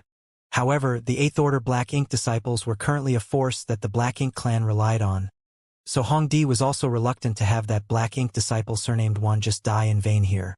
It was a difficult choice. Hong Di was indecisive when faced with this predicament. However, the eyes of another territory lord suddenly lit up. If you Black Ink disciples are facing this problem, then it must be the same for that human. Since he could enter this place, it means that he must have connected his consciousness with the Black Ink nest just as you have, using the world force of his small universe as a bridge. So, there's simply no need for us to try so hard to refine the soul-warming lotus or even attack him. We only need to wait until the power inside of his small universe is exhausted. Then sooner or later, he will die. Hong Di thought it was very logical when he heard it and nodded repeatedly. That's right. That's exactly it. The old man's heart went cold upon hearing this. It seemed like the territory lords were saying that they would rather sacrifice the Black Ink disciple surnamed Juan than open this space. However, it must be said that what the territory lord said was indeed the best solution at hand. The old man was merely a Black Ink disciple after all, so despite how unbearable it was, the territory lords had already made their decision, and he was in no position to try and convince them otherwise.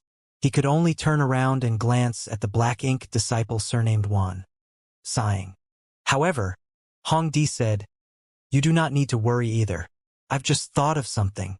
The old man bowed. "Please, sir. You said before that this soul-warming lotus grows from 3 colors, 5 colors, and 7 colors, correct? Now that this soul-warming lotus has already reached 7 colors, it means that this man has possessed it for a long time. Correct? Exactly so. Based on your speculation, how many years do you suppose this human has possessed the soul-warming lotus? At least 1,000 years, if not several thousand, the old man reported. That's right. Hong Di's eyes shone brightly. If my guess is not wrong, then there is a great possibility that this human is not in the 8th Order. Not in the 8th Order? The territory lords and the old man were stunned. They had no idea why Hong Di would make such a guess. I had a strange feeling when I fought him before. However, I couldn't tell exactly what that feeling was. He just seemed different from the other 8th Order Open Heaven Realm Masters I've faced in the past. Knowing what I know now, though, it is obvious that the reason his soul has reached the intensity of the 8th Order is because he had the nourishment of the soul-warming lotus. As such, it's likely he is only in the 7th Order. If he was truly in the 8th Order Open Heaven Realm, then his soul should have been far more powerful than an ordinary 8th Order human. Hong Di's speculation was also logical, and the territory lords who heard him all nodded repeatedly. And this indeed made sense, for if this human was truly in the 8th Order Open Heaven Realm, Then after his soul was nurtured by the soul-warming lotus for several thousand years, there was no way his spiritual energy would remain at the same level as an ordinary eighth-order human. It would definitely far surpass that. Now, the spiritual energy of this human was merely on par with an ordinary eighth-order open heaven realm master. So it was clear to see that his true strength was not in the eighth order. The old man was even more delighted than the territory lords at that and exclaimed, "In that case, this man's strength lies entirely in his soul, while his true strength should be far inferior to ours." Hongdi smiled. "And so, he will not be able to hold out longer than you can." "Sir is absolutely correct." The old man bowed. If that were the case, then the black ink disciple surnamed Wan might still have a thin hope. As long as he could outlast the man inside of the soul-warming lotus, then once their opponent's small universe dried up, their predicament would be solved and there would be no need for them to seal the black ink nest space any longer. Oh! At the same time, at the outpost with the black ink nest in its center, Ouyang Lai and his disciple were standing by, next to Yang Kai. Several months had gone by with Yang Kai remaining in this living corpse state without any trace of a ripple from his soul, yet also with no physical abnormalities showing in his body. Ouyang Lai had also invited several eighth-order open heaven realm masters who were proficient in soul cultivation to come and take a look at him previously, but they all came to the conclusion that the connection between Yang Kai's soul had been cut from his body, and it should be suppressed and sealed inside of the black ink nest space. Since only a single person could connect to a black ink nest at any one time, there was nothing they could do to help on the human side even if they wanted to. In this situation, Yang Kai could only protect himself. While being idle and having nothing to do, Gong Lian suddenly said, "Honored Master, this disciple heard that Brother Yang's small universe is raising countless living beings. Even if he doesn't cultivate, the heritage of his small universe is constantly increasing. Is that true?" Ouyang Lai smacked his lips. "I've heard that too, so it is most likely not false. That means that this boy is a lucky one. Not even an ordinary eighth-order open heaven realm master would dare to raise living beings in their small universe, yet he, as a seventh-order brat, had done so. Only the heavens know how many years of cultivation that will save him in the future." Gong Lian looked impressed. "If I were to raise living beings in my small universe too, then would I not have to cultivate in the future?" For him, this was a perfect solution as he always felt cultivation was a huge hassle. If he could increase his cultivation even while lying down and sleeping, nothing would make him happier. Ouyang Lai glanced at him. "He has the capital to do so, but do you? The 4 universe pillars aren't cabbages you pick up in the market. Without one of the 4 universe pillars to fortify your small universe, once you fought against a powerful foe, your small universe would certainly be shaken. When the time came, it would be a disaster for all the living beings inside. Such a sin would not be beneficial to your future cultivation." Gong Lian felt a little dejected upon hearing that. Looking at Yang Kai, he really had to sigh with envy. Ouyang Lai smacked his lips again. "However, we should be thankful to those living in this boy's small universe. If not for them, he might have been sucked dry by the black ink nest after not returning for such a long time." Ouyang Lai had been observing the condition in Yang Kai's small universe this whole time, which he naturally could not normally check on. However, since Yang Kai had to connect to the consciousness of the black ink nest, his small universe remained open the whole time, allowing the black ink nest to devour his world force. At least, Ouyang Lai was still able to see some clues. After a few months had passed, any ordinary 7th-order open heaven realm master would have been drained dry. However, the world force inside of Yang Kai's small universe remained plentiful without visibly decreasing in the slightest. It was clear that the living beings that he raised inside of his small universe were working in this case. Now, there was no need to worry that Yang Kai's small universe would be sucked dry by the black ink nest, and he also had the soul-warming lotus to protect his soul. Even a royal lord would not be able to do anything to him inside the black ink nest space, so there was little to worry about when it came to his safety. The only thing the Black Ink clan could do was trap him inside the black ink nest space, and he had no idea when Yang Kai would be able to escape. Ouyang Lai believed that the situation would not change much in the near future, and there was nothing that he could do about it either, so he just waited here and monitored Yang Kai's status. As soon as anything happened, he would immediately report it. Time passed inside the black ink nest, and in the blink of an eye, another 2 months went by. It had almost been half a year since the black ink nest space was sealed off, an amount of time that would barely count as anything for both the Territory Lords and the Eighth Order Black Ink disciples. At their realm, one would ordinarily spend upwards of several dozen to 100 years in retreat during their cultivation, so a trivial half a year was just like a snap of one's fingers. However, for the Black Ink disciple surnamed Juan, this half a year was torturous. The soul-rending thorn was constantly wearing down his soul, and even with the help of the 2 Black Ink disciples, it was difficult for him to turn the tides on his condition. If his soul avatar could return and unite with his body, then it would provide some help to his current situation. However, the Territory Lords were too worried about opening the black ink nest space simply for fear that the human would escape. Under such circumstances, how could the black ink disciple's soul return and remerge with his body? In addition, the black ink nest was constantly devouring the power inside of his small universe, further adding frost to snow and worsening his condition.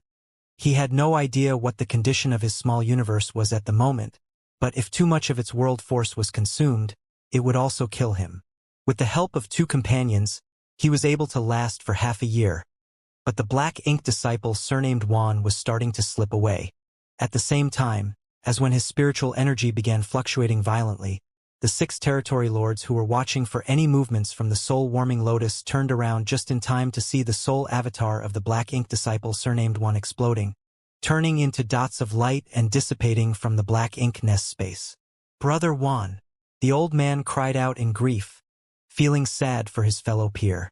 The other black ink disciple also had a mournful expression.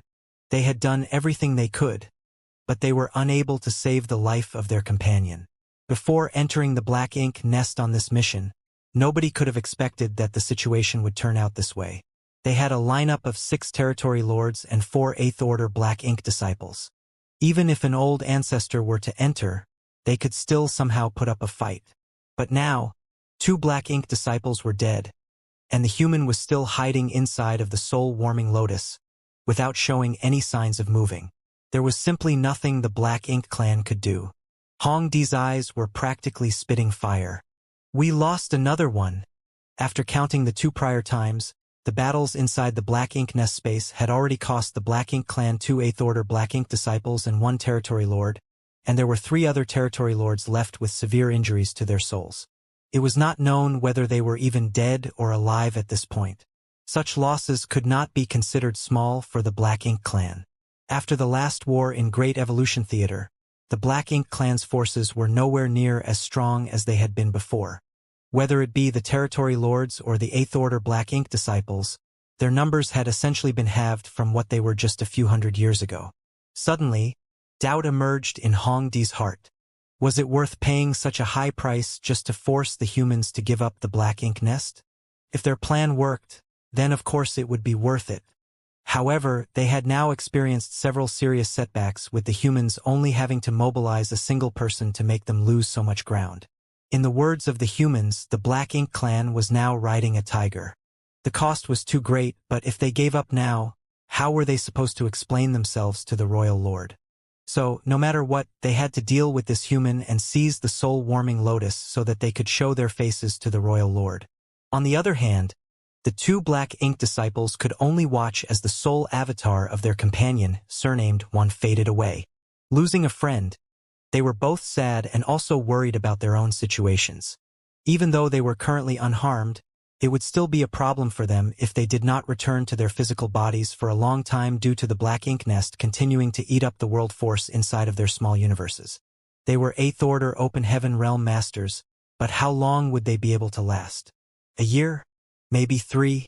Nobody could say for sure. In fact, they were already feeling a bit of fatigue.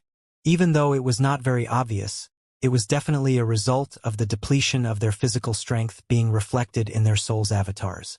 This bit of exhaustion was nothing at the moment, but if they allowed this to continue, things would only get worse. However, they were nothing more than Black Ink disciples, servants of the Black Ink clan.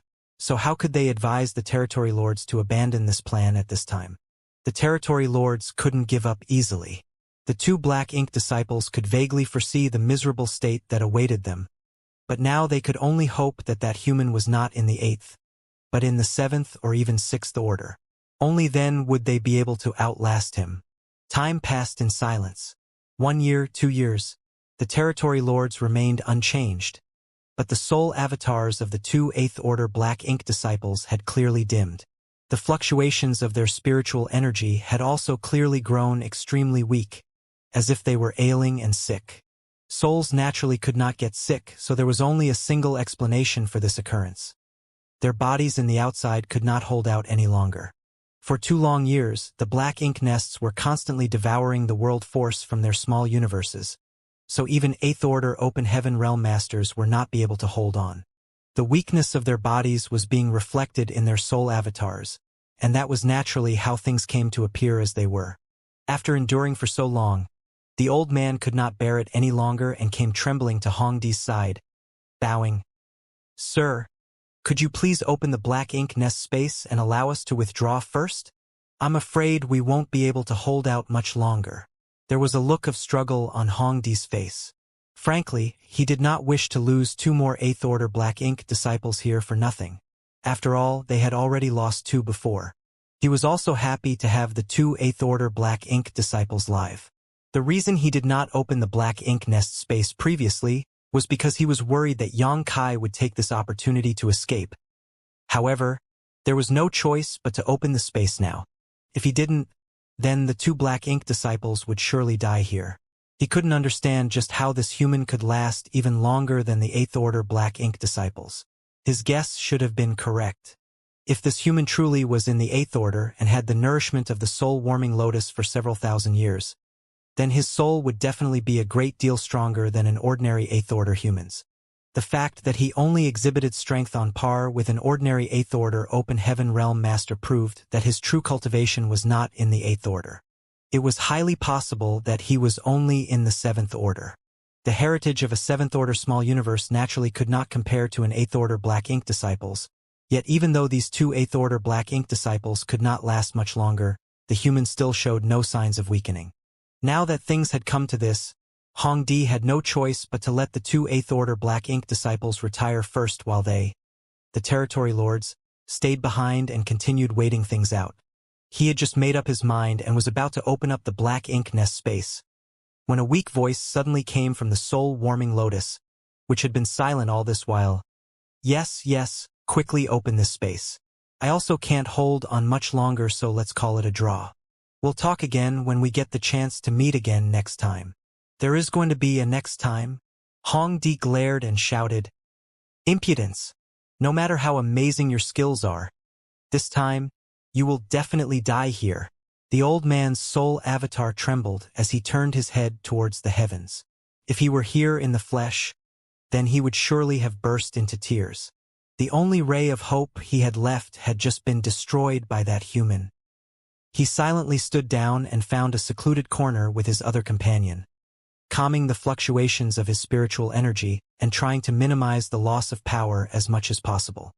His only hope now was that they could last a moment longer than this human. Inside the soul-warming lotus, Xianxia was now chattering non-stop. "You territory lords?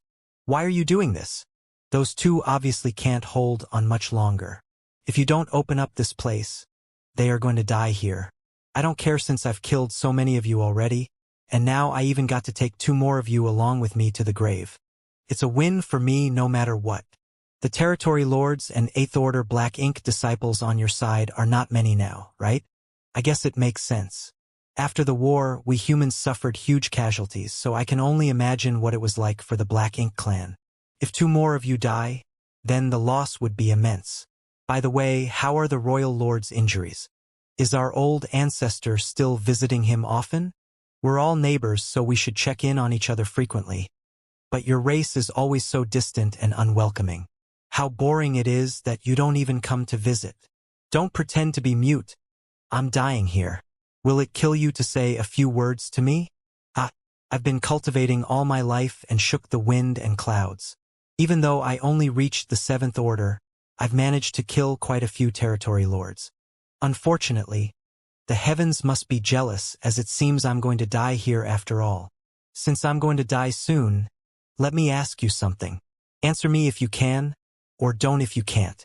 The black ink nests are divided into different ranks, and each rank is the subnest of the rank above it. In that case, whose subnest is the royal lord's black ink nest? What gave birth to it? This question has bothered me for a long time, so can you please enlighten me? If you can tell me, then I will also be able to die in peace. The territory lords were silent, but as they listened to the human ramble on by himself, they could finally ascertain that just as they suspected, he was not in the 8th order open heaven realm, only the 7th order. Even though it was possible that he was lying, what was the point of doing so now that things have come to this? What's more, this situation was exactly the same as they had previously deduced. So, this noisy human had to be in the 7th order, no doubt about it. How humiliating! If they had been driven into such a miserable state by an 8th order open heaven realm master, then so be it, but now they were actually being made fools of by a human brat who was only in the 7th order. All the territory lords felt great shame, and if possible, they wanted to drag Xianxia out of the soul-warming lotus and make him suffer all kinds of torture to relieve their hatred. Xianxia's voice grew weaker and weaker. All right, fine. Since you are unwilling to speak, then pretend I never asked. I'm tired. I'm going to sleep. Moon and Fei, one of Great Evolution Paradise's 1,653rd generation disciples, showed a special talent in cultivating since entering the sect and was highly valued by them, supplemented by the careful education and the training of famous mentors. He was also hardworking and diligent, cultivating seriously and never disappointing his elders, and just 800 years after stepping onto the martial Tao, had advanced directly to the 6th order open heaven realm. The day he broke through was a day when the sky opened up for him to fly high like a bird. But before his lofty plans could finally be realized, something suddenly happened to the sect. News came from the Black Ink battlefield that Great Evolution Pass was being attacked by the Black Ink clan army and was in a precarious situation.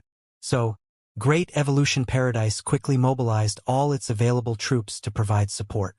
Moon and Fei vividly remembered the day when all of the open heaven realm masters in the sect, regardless of their order, their gender, their age, or whether they were in the high rank or the low rank open heaven realm, gathered together.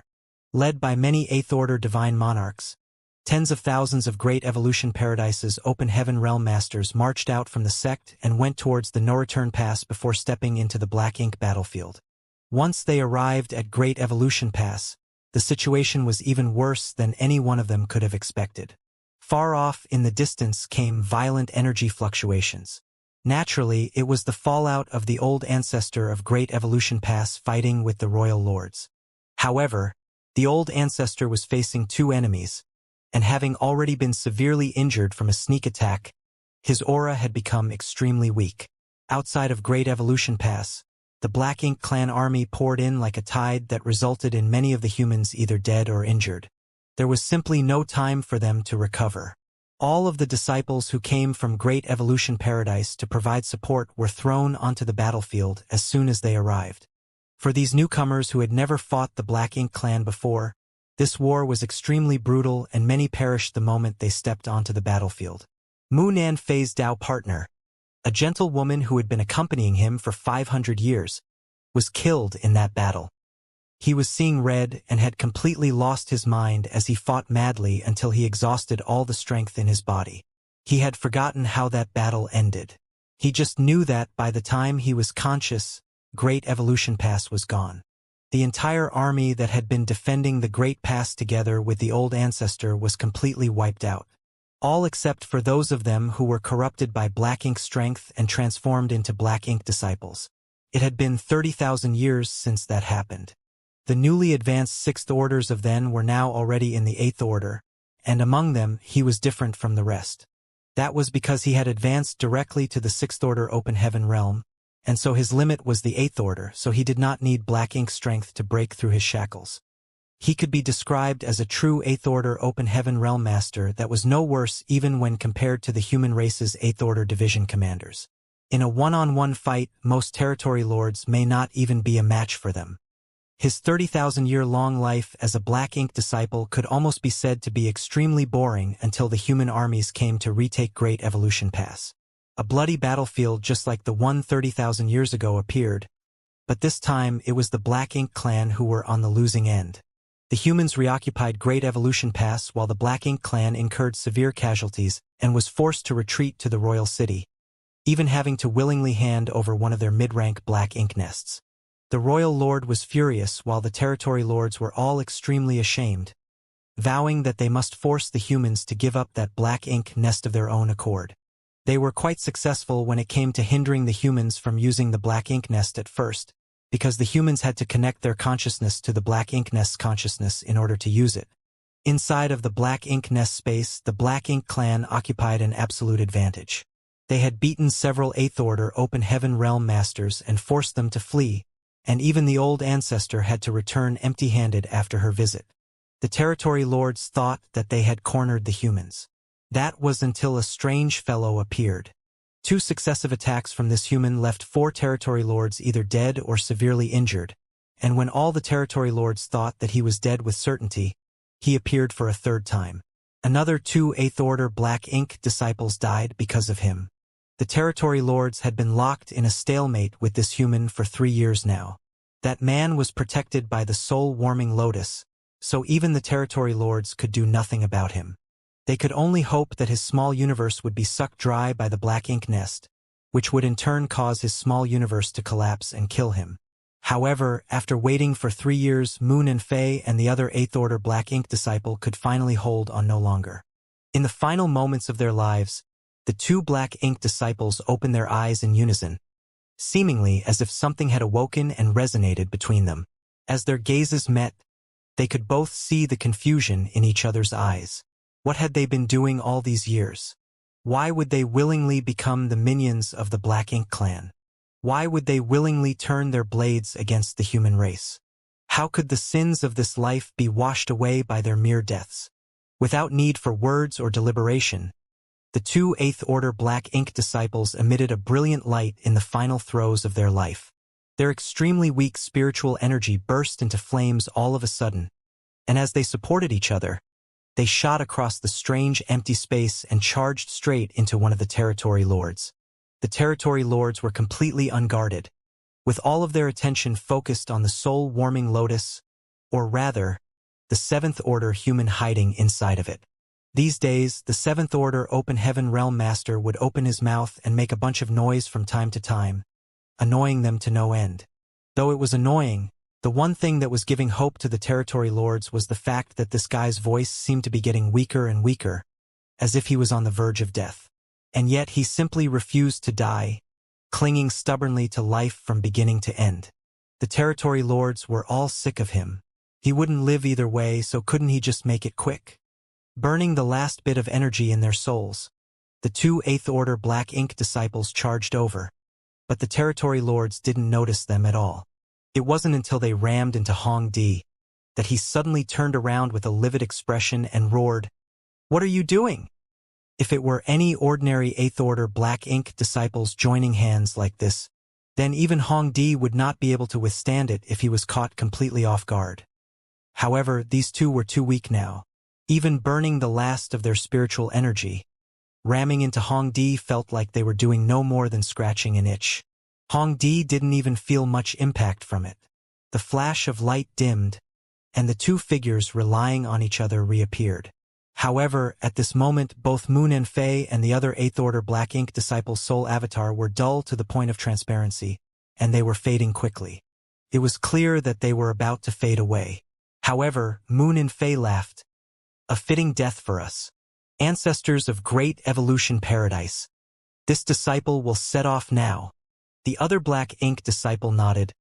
"Together, we shall go together." With those words, the 2 soul avatars faded completely, dissipating as if they had never existed before. The territory lords watched this scene in silence, deep frowns drawn between their brows. Though they lamented the loss of 2 8th Order Black Ink disciples, they were more curious about the reaction these 2 showed before death. It was quite strange. However, they were not given much time to ponder the issue as a powerful burst of spiritual energy was released at that moment, followed by the emergence of an extremely dangerous aura. The territory lords were all shocked and hurriedly turned back, only to see that the soul-warming lotus had opened up at some point, and the human who had caused them so much pain was standing in the middle of the blooming flower. Divine sense locking onto a territory lord. A golden light shot out. None of them had expected this human to rise up and make trouble for them at such a time. But what puzzled them more was the fact that this human did not seem weak in the slightest. His soul avatar was dense and solid, pervading with an imposing might, just short of glistening to show off his power. How could this be? The eyes of the territory lords almost popped out of their sockets. Even if he had the soul-warming lotus to nourish his soul, what could he do if his physical body failed to hold on? The two Eighth-Order Black Ink disciples were the perfect example of that. However, looking at this human now, the past 3 years did not seem to have made a dent in his strength. This is impossible. Unlike his attacks from before, Xianxia did not scream miserably this time, yet violent pain still shot through his soul avatar, as if his very being was being torn apart. He forced himself to bear with it only so that he could make this sudden attack, and the effects were remarkable. The attention of the territory lords were drawn to the strange actions of the two Black Ink disciples, and, further dulled by the preconceived notion that Xianxia had no more power to fight, none of them kept their guard up. The first soul-rending thorn hit one of the soul avatars of the territory lords squarely, sinking in viciously, sending him flying back as he screamed, drawing distance between himself and Xianxia. But could Xianxia still have the energy to bother with him? A second soul-rending thorn was already targeting a different territory lord. He originally wished to attack Hongdi, as from their previous exchanges, it seemed that this territory lord was of a higher status than the others, so it would naturally be more meaningful to kill him off or at least severely injure him. Unfortunately, whether intentionally or not, Hongdi was now the furthest away from him. Xianxia had no choice but to choose a closer, more certain target. As the second soul-rending thorn came out, the territory lords had also aimed a flurry of attacks at Xianxia. However, Xianxia did not pay them the slightest mind. He had already summoned the soul-warming lotus to protect himself and was not as helpless as he was before. So why would he still have to fear the attacks of these territory lords? Violent spiritual energy collided with the soul-warming lotus, but only a 7-colored ripple appeared on its light halo before the attacks were completely dissipated. On the other hand, Xianxia's second soul-rending thorn broke through the soul defenses of the territory lord in an instant, nailing straight into his body. However, he fared a little better than the first territory lord, for he had at least taken some precautions. The soul-rending thorn did not dig into his body completely, a small portion of it remaining outside, making it look as if he had been struck by an arrow. A similar howl of pain left the second territory lord's mouth, though, as he stumbled backwards, his soul stirring violently. Whether it be in its refinement or use, the soul-rending thorn had cost Xianxia a great deal of energy to activate, so it was naturally very powerful. Its limitations were such that anyone who obtained it would only be able to use it as a one-time trump card, impossible to bring out again after one use. However, Xianxia could use it over and over again thanks to the soul-warming lotus, which would always repair his damaged soul. So what did it matter? Once they saw that Xianxia had already released 2 soul-rending thorns, the remaining 4 unharmed territory lords finally breathed sighs of relief.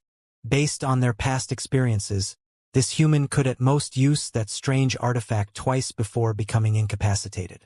It was impossible for him to shoot out a third needle within a short period of time. Before they could even finish that thought, though, a terrifying scene emerged. As Xianxia opened his mouth, a third soul-rending thorn shot out like a golden light just as the territory lords began to relax. The timing was perfect. This strike was even more effective than the first and second ones, as the soul-rending thorn shot straight into the soul avatar of a third territory lord, disappearing from sight. Another wail of horror broke out. Throughout the Black Ink nest space, soul auras fluctuated madly, from the 3 injured territory lords to the 3 unharmed territory lords, as well as Xianxia's. It was pure chaos. After 3 years of silence, chaos suddenly broke out inside of the Black Ink nest space, with the final blaze of the lives of 2 Eighth-Order Black Ink disciples as the starting signal.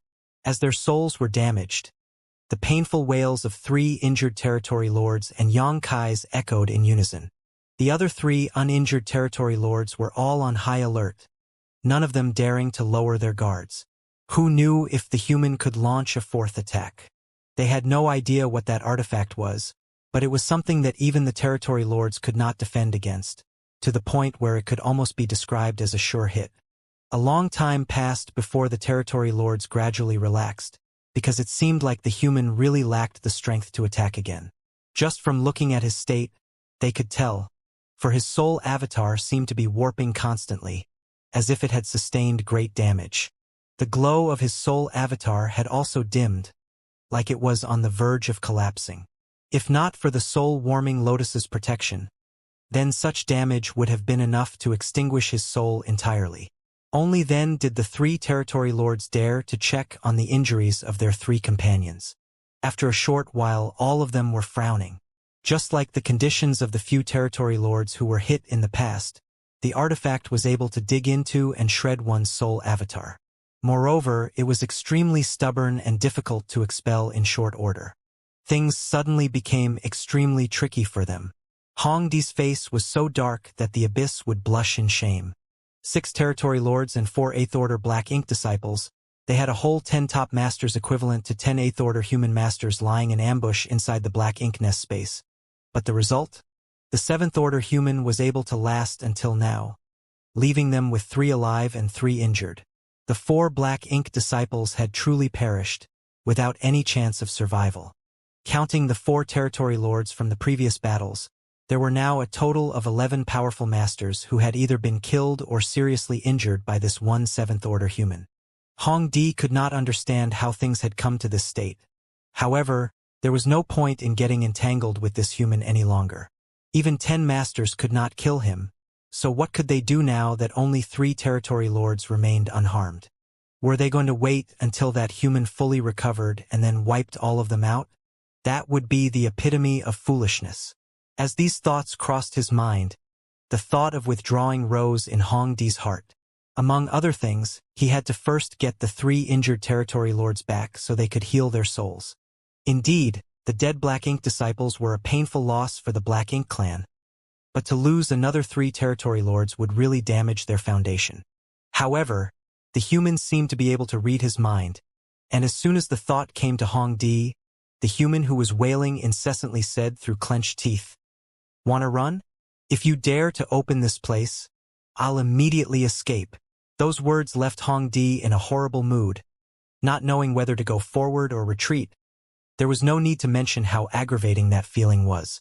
Another territory lord howled in anger. "A petty human dares to act so impudently? You're just a trivial 7th order brat. It's pure luck that you've lasted this long. How much longer do you think you can last?" Xianxia snickered. "I'm afraid I won't last for long, but at the very least I can hold longer than those 3. Why don't you place your bets?" The territory lord coldly snorted and said nothing more. There were only 2 choices for the territory lords at this point in the confrontation. First, they could ignore the life or death of their injured companions and continue fighting it out with Xianxia. 3 years have passed, so even if this 7th order human's body could hold out this long, he must be near his limit.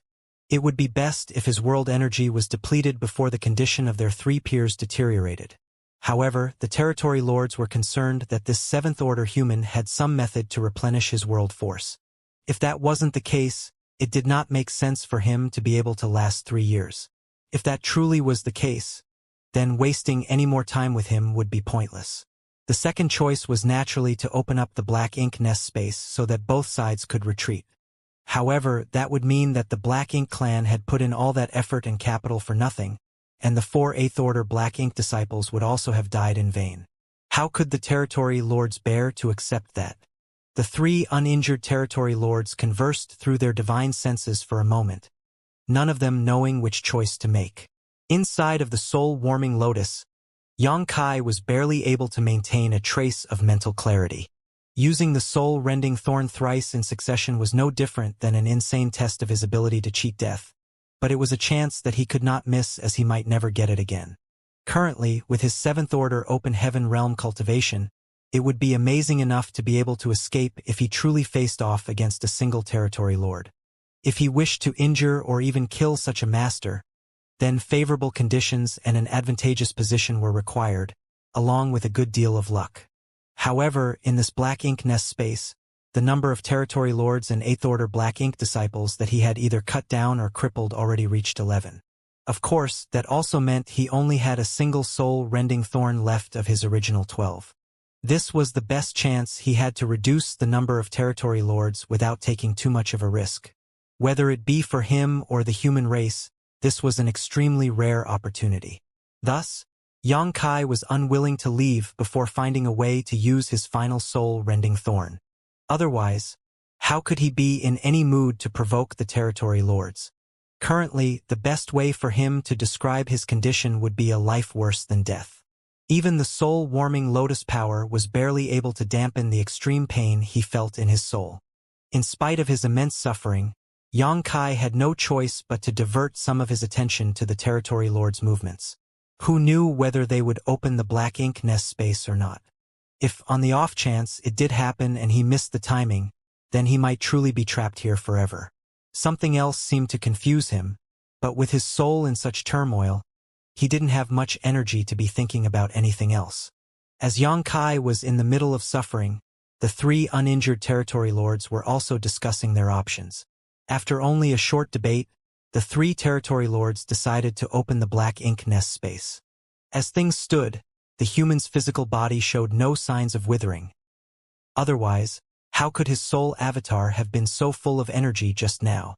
3 years passed and there were still no obvious changes to his physical body. This 7th Order human must have some special trick that allowed him to maintain the world force of his small universe. If this went on, once he had a chance to restore himself, the 3 of them would be the unfortunate ones.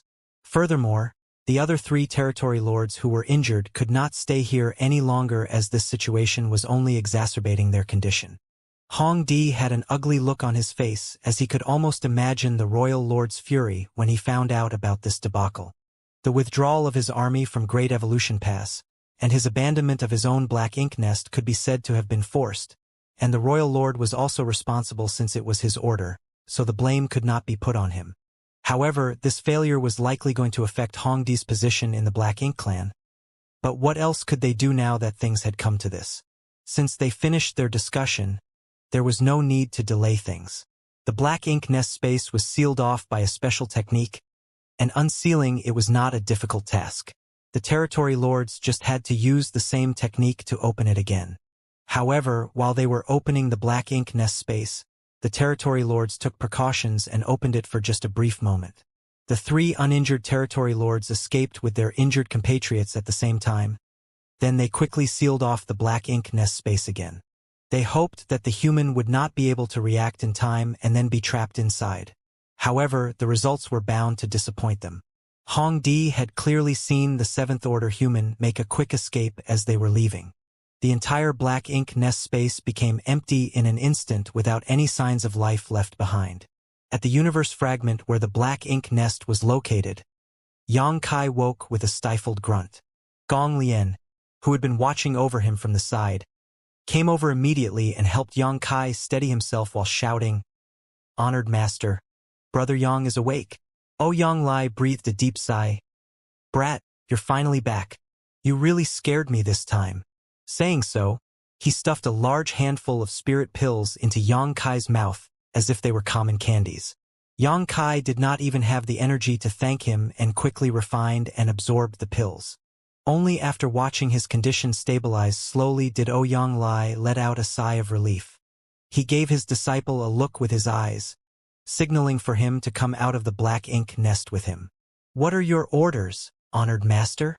Gong Lian asked curiously. Ouyang Lai said, "Go back to the pass and report to the old ancestor. Tell her that Xianxia has made a safe return." After receiving the order, Gong Lian left quickly.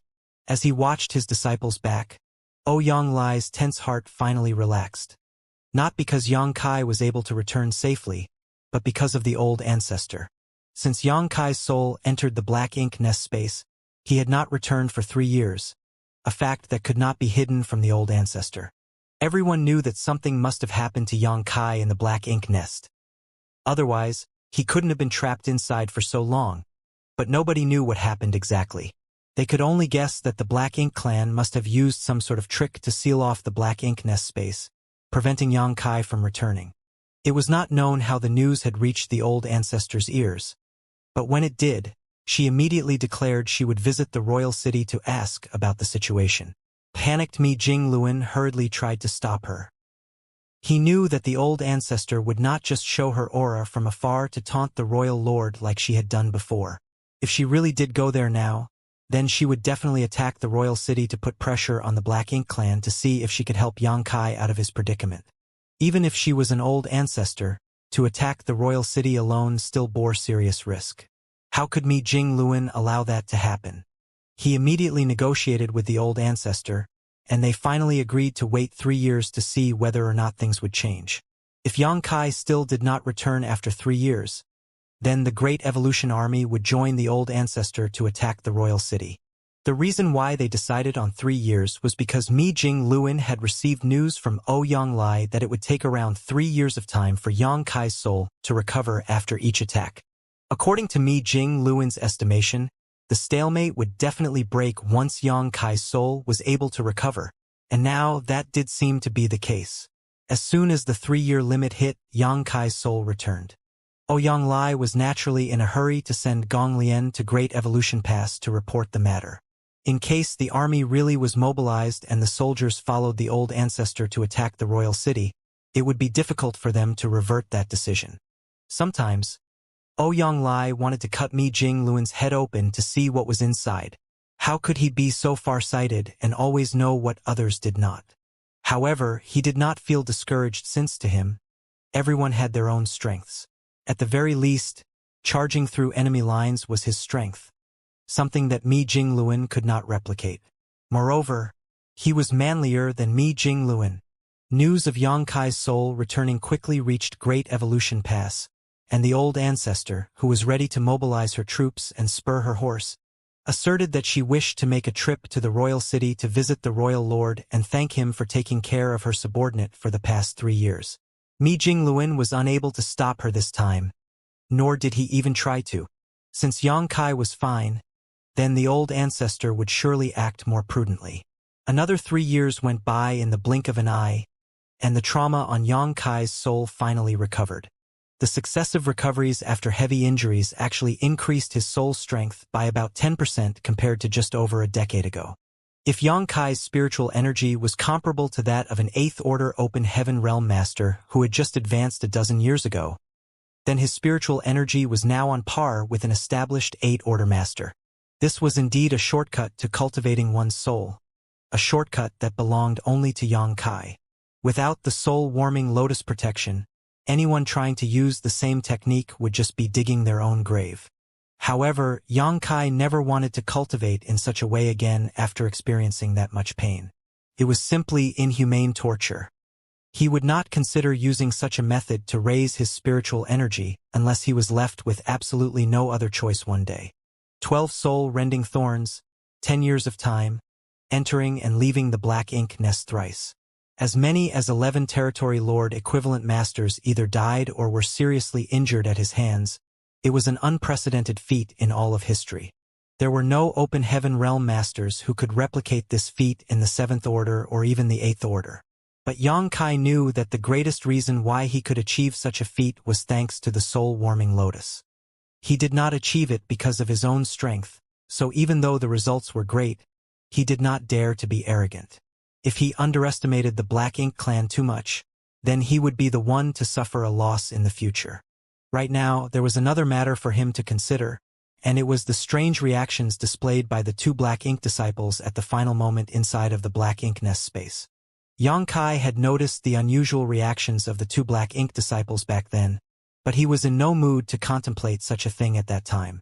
He just instinctively seized the best moment to strike and unleashed a soul-rending thorn, severely injuring a territory lord. Then, after 3 soul-rending thorns were used, Yang Kai's soul was so unstable, and he was in such miserable pain that he simply had no energy to be thinking about anything else. Now that the damage to his soul had been restored, he naturally recalled the strange movements shown by the 2 Black Ink disciples at the end of their lives. There were all sorts of signs that indicated that the two black ink disciples had recovered their true natures when their souls were about to dissipate. Otherwise, there was no way that they would launch an attack on the territory lords. Only, they were already too weak at that time, so even if they joined forces, their hasty attack still failed to deal any sort of damage. How did they break free from the black ink strength's corruption and restore their true natures? After some thought, Xianxia had a vague feeling that there could only be one explanation. The reason why those two black ink disciples died was not because they were injured or some other reason, but because their small universes had collapsed due to their world force being drained by the black ink nest over a long period. Black ink strength corrupted the foundation of an open heaven realm master, which meant their small universe, which in turn overrode their minds. Since the small universe which had been corrupted had already collapsed, then the foundation that the black ink strength affected was already gone. So, at the end of their lives, they were able to recover their identities as humans and made a sudden attack against a territory lord. That must have been why they were laughing so unreservedly and so happily before their deaths.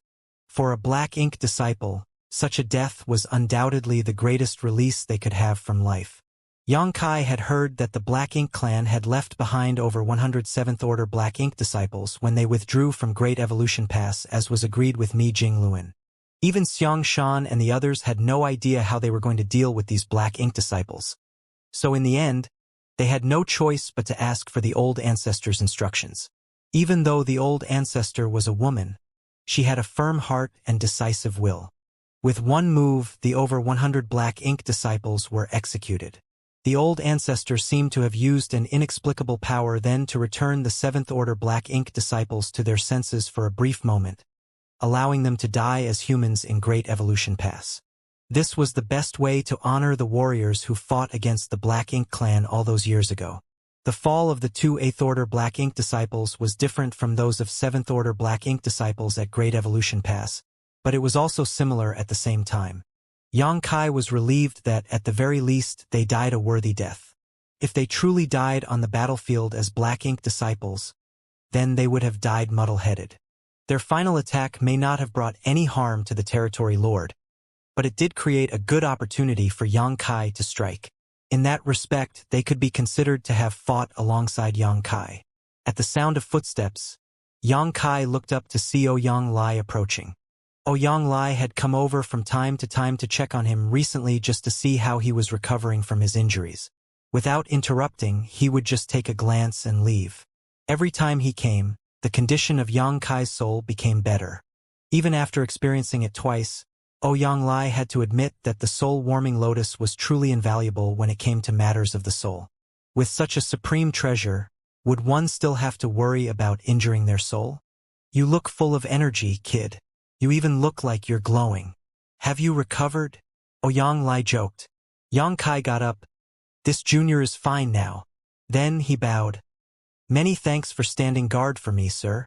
Ouyang waved his hand. It's nothing. Actually, I have a question to ask you. Please ask away, sir. Ouyang moved closer with a curious look on his face. After all those years going in and out, how many territory lords did you do in? Xianxia's face twitched slightly. Without bothering to question Ouyang crass use of words, he answered honestly, 2 territory lords during the first round, and another 2 during the second. The third round, I managed to get 4 8th-order Black Ink disciples and 3 territory lords. 11 altogether. Ouyang eyes widened as he listened, thinking back to the battle back then, where he nearly lost his life charging into an army of tens of thousands only to cut down a single territory lord. Yet Xianxia's back-and-forth venture netted him 11 casualties. There was simply no comparison. As he looked at the young face in front of him, Ouyang sighed inwardly, feeling like a small wave about to be swallowed up by a giant tsunami coming from behind. But more than that, he was relieved. Only when the latter wave becomes successful would they, the front waves, have no lack of worthy successors. Ouyang did not know how exactly the battle went on inside of the Black Ink nest space, but he had also heard some scattered information from Mi Jingluan over the years and learned that Xianxia was able to achieve this level of success seemingly because of a strange artifact that was given to him by the old ancestor, complemented by the soul-warming lotus. This was something that no other cultivator could emulate. Xianxia added. It is certain that the 4 black ink disciples perished, but this junior is unsure about the conditions of the 7 territory lords. Xianxia broke out in laughter. At least one of them must be dead. Previously, I heard your martial uncle me mention that the old ancestor just happened to feel the aura of a territory lord perishing during one of her visits to the royal city to see their royal lord, and there might have been more than just one death. Xianxia nodded. In that case, this junior's efforts over the years have not been in vain. Sir has come at a good time today. I was just about to make another visit to the black ink nest space and require Sir's protection again. Xianxia's face turned serious. Boy, one does not play the same trick thrice. After going back and forth from the black ink nest, you've killed a total of 11 already. It's too risky to continue. We've already taken a huge advantage of them, so the black ink clan will surely be targeting us. Xianxia shook his head. Rest assured, sir. If this junior's guess is correct, then we may not need to fight the black ink clan this time. Of course, he wasn't afraid even if he did have to fight. He still had one last soul-rending thorn that he was itching to use. What do you mean? Xianxia was confused. Xianxia explained, it isn't that this junior is trying to hide anything. It's merely a guess at this point. I don't dare to be sure, but we'll know after another visit. Xianxia looked deeply at him for a moment, feeling at a loss over whether he should let him continue or not. Xianxia followed up. If this junior does not return within a few days, then I must have encountered the royal lord inside the black ink nest space. In that event, I will need to ask Sir to please inform the old ancestor and ask her to rescue me. The territory lords were unable to do anything to him, so if they were truly planning to fight, then the royal lord would have to come out personally. However, the royal lord had also been going through hard times during these years. His wounds were not getting any better, and he still had to be wary of old ancestor Xiao showing up randomly at his doorstep. So where would he find the time to deal with him? So Xianxia felt that it was unlikely for him to be attacked this time. Xianxia's mouth twitched. You really don't stand on ceremony, but that's fine. I'll allow you to go, but you must be careful. If things go awry, withdraw immediately. Don't go quiet on me again for years like last time. I will remember. Xianxia bowed in response and then circulated the power within his small universe, opening it, allowing the black ink nest to devour his world force. With the world force as a bridge, he connected his consciousness to the black ink nest's consciousness and prepared to enter the black ink nest space. After a moment, Xianxia looked curiously at him. What are you doing? Xianxia blinked his eyes and turned to look at him. I can't enter. What do you mean you can't enter? Xianxia was completely flabbergasted. Xianxia said, I can't enter the black ink nest space anymore. Previously, when this junior's consciousness connected to the black ink nests, I would immediately arrive at the space, but now it seems to have disappeared. Truly. Xianxia was astonished. Let me try. Xianxia did not stop him either and withdrew his power, allowing Xianxia to try. After a few moments, Xianxia had a surprised look on his face. I really can't get inside. But how could this be? Xianxia pondered for a moment. There can only be one explanation for this situation. What is it? Our black ink nest has been cut off by the black ink clan. In other words, the black ink clan has severed all connection with the black ink nest in our possession. Can the black ink clan do such a thing? Xianxia was astonished. Xianxia explained, based on this junior's understanding, the situation of the black ink nest space is as such. Each black ink nest has its own consciousness, but it doesn't have a will, so it cannot be considered alive. The consciousness of the black ink nest can take the form of a strange space that acts as a platform for the black ink nests spawned from it to communicate with each other and to exchange information. For example, in Great Evolution Theater, the consciousness of the Royal Lord Black Ink Nest is the highest-ranking platform that allows all mid-rank Black Ink Nest's consciousnesses to enter it. Similarly, the consciousness of our mid-rank Black Ink Nest can also be a platform that can allow low-rank Blank Ink Nests spawned from it to enter. Of course, we do not have any low-rank Black Ink Nests, so we are unable to ascertain that. The relationship between the mid-rank Black Ink Nest and the high-rank Black Ink Nest is that of subordinate and superior. The former is derived from the latter, and the latter, I'm afraid, has complete control and domination over the former.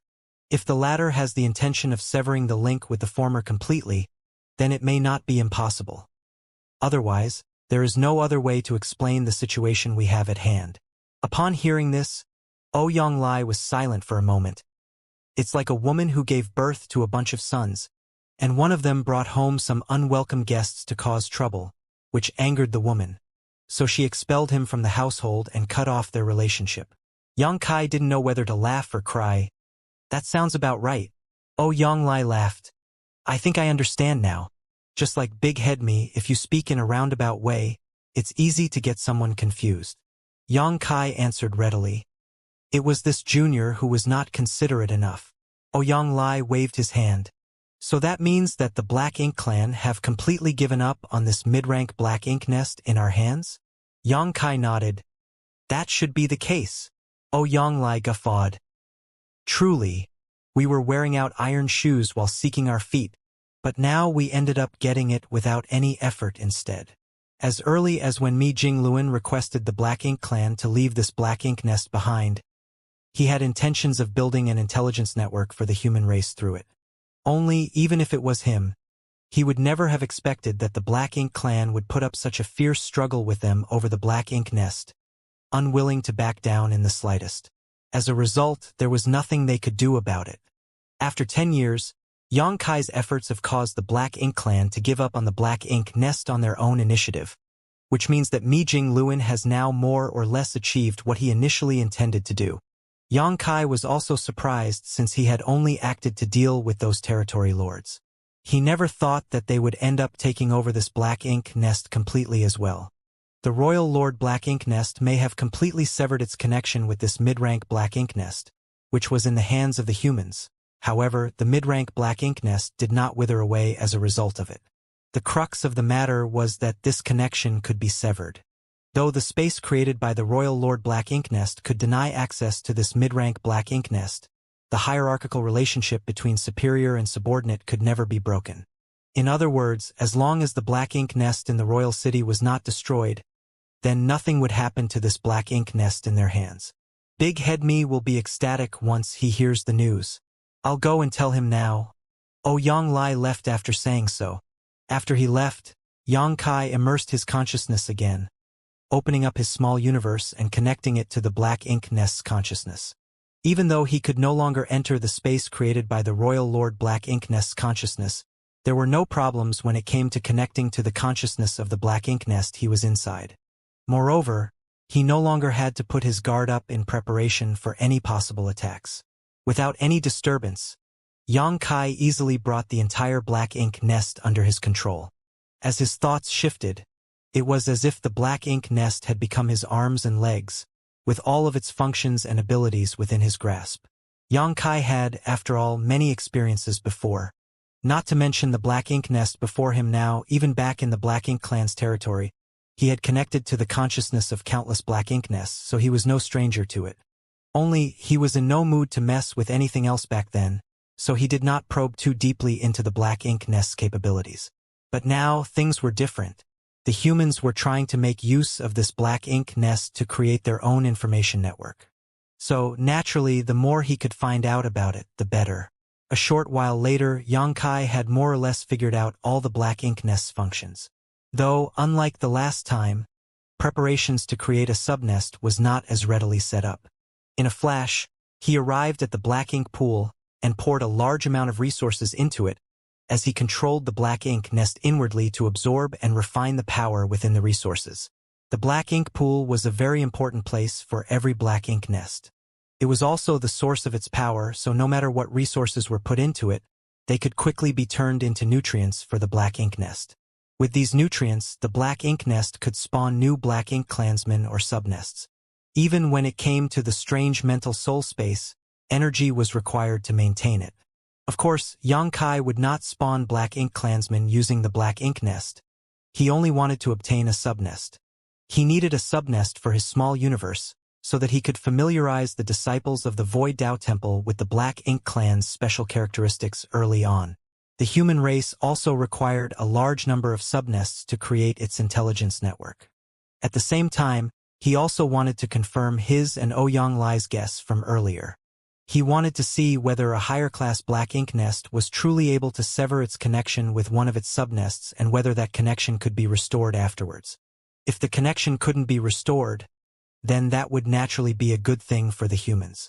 It would mean that they could rest assured and use the black ink nest in the future. If the connection could be restored, then they would have to tread carefully. After all, nobody could tell when the Black Ink clan would suddenly restore the connection and try to spy on the human race's communications. It would also be no small matter if they were to suddenly attack the humans standing by inside of the Black Ink nest. Under Yang Kai's control, the massive resources in the Black Ink pool was quickly refined, and all of its energy was directed towards the surrounding flesh walls. Soon, a tumor bulged out from one part of the flesh wall. With only a glance at the tumor, Yang Kai could not bear to look at it any longer. This couldn't be helped as he could already feel very clearly that what was coming out of the tumor was not the subnest that he wanted, but a Black Ink clansman. The first attempt was a failure. Yang Kai was not discouraged. He killed the Black Ink clansman before it was even fully birthed and tried again. After several failed attempts, a new aura appeared inside the Black Ink nest. It was Mi Jingluan who had rushed over after receiving the news. He was not alone, however. Xianxia and Li Jiping, the two army commanders, came with him, including Ouyang Lai. All 4 army commanders of the Great Evolution Army were now gathered in this place. It could be seen how much importance the higher-ups placed on the Black Ink nest from this alone. Yang Kai had no choice but to put his attempts on hold and went forward to greet them. They had already heard the gist of the situation from Ouyang Lai, so when they saw the situation here, they knew that Yang Kai must be trying to create a subnest. Xianxia asked at once, "How is it progressing?" Yang Kai shook his head. "I have tried a few times, but have not succeeded so far." Xianxia nodded. "If the Black Ink clan can produce a subnest, then there's no reason why we can't. If a few tries aren't enough, then just keep at it. One matter should not bother 2 men. I will leave you to deal with the Black Ink nest and wait for you to create a subnest." "Understood," Yang Kai responded. Lu Jiping was encouraging. "Do a good job, and if you succeed, I will personally ask the old ancestor to grant you more merits." Yang Kai answered humbly. This junior is merely attending to his responsibilities and dares not take credit for the work done. Mi Jingluan laughed. "You've basically injured or killed 11 territory lord level figures in 10 years. If such an outstanding feat is not rewarded, then it would seem as if our Great Evolution Army has no order. Think about it and see if there's anything that you want. Once matters here are settled, you may come forward with your request. And as long as it's not excessive, we will satisfy it." There wasn't anything that Yang Kai wanted, other than the subnest. All his previous actions were aimed at that goal to begin with.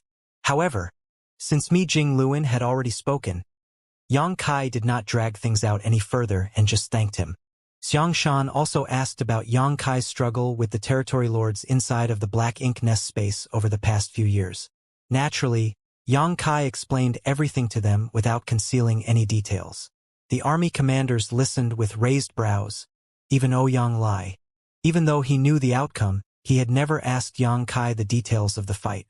It was only now that he realized just how devious Yang Kai's method of attack was.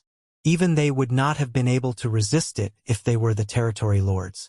Unless they gave up on the Black Ink nest, there was simply no solution for them in this matter. One does not play the same trick thrice was true for Yang Kai, but also for the Black Ink clan. After Yang Kai entered and left the Black Ink nest space thrice in a row, they made a firm decision to give up. They did not have too many territory lords and 8th Order Black Ink disciples left to lose after all. Repairs were still going on in Great Evolution Pass, and the army commanders were also busy. After leaving matters here in Ouyang Lai and Yang Kai's hands, Xianxia and the others soon left. Ouyang Lai was a hands-off type of person, so the task of breeding a Black Ink nest subnest was left to Yang Kai, and he did not refuse that responsibility either. However, the Inner Sanctum was quick to move over a large amount of resources for this matter. After all, Yang Kai was already putting in the work, so it would be unreasonable to have him contribute the materials as well. With the support of these resources, Yang Kai could rest assured and continue his attempts with increased boldness. After failing again and again, Yang Kai finally got a hang of the process. When his consciousness was connected to the black ink nest's consciousness, he could control the entire black ink nest and use it to move the energy output of the black ink pool. The countless pits on the black ink nest's flesh wall were where the black ink clansmen were born. If the black ink nest's energy was directed to these pits, then naturally new black ink clansmen would be born. However, if all the energy was concentrated in the black ink pool and not allowed to flow out, then once the energy reserves reached a certain level, a subnest would be created. Yang Kai had to fail many times before finding this technique. Previously, he had been trying to find where the subnests were created, and since the pits were the breeding grounds for the Black Ink clan, he assumed that the subnest would also be born from one of them. In the end, he realized that something was not right about that speculation, and it turned out that the subnests were actually spawned from the black ink pool itself. After having found the solution, things were simple from there. With a lot of resources invested, Yang Kai constantly gathered the black ink nest's energy inside of the black ink pool, and at a certain point, the liquid in the pool began to form waves as if something was about to rise out of it. Under Yang Kai's perception, he could clearly feel that it was a new subnest. The black water parted, and a black growth resembling a flower bud emerged, just like the subnest that he saw back then at Xiagu feudal lord's place. Yang Kai carefully picked it up and breathed a sigh of relief for a job well done. However, when he considered how many resources it took to create this subnest, he could not help but feel speechless inside. It was no wonder why the feudal lords who had their own black ink nests would treat them with such importance, and why most of the feudal lords had no black ink nest of their own.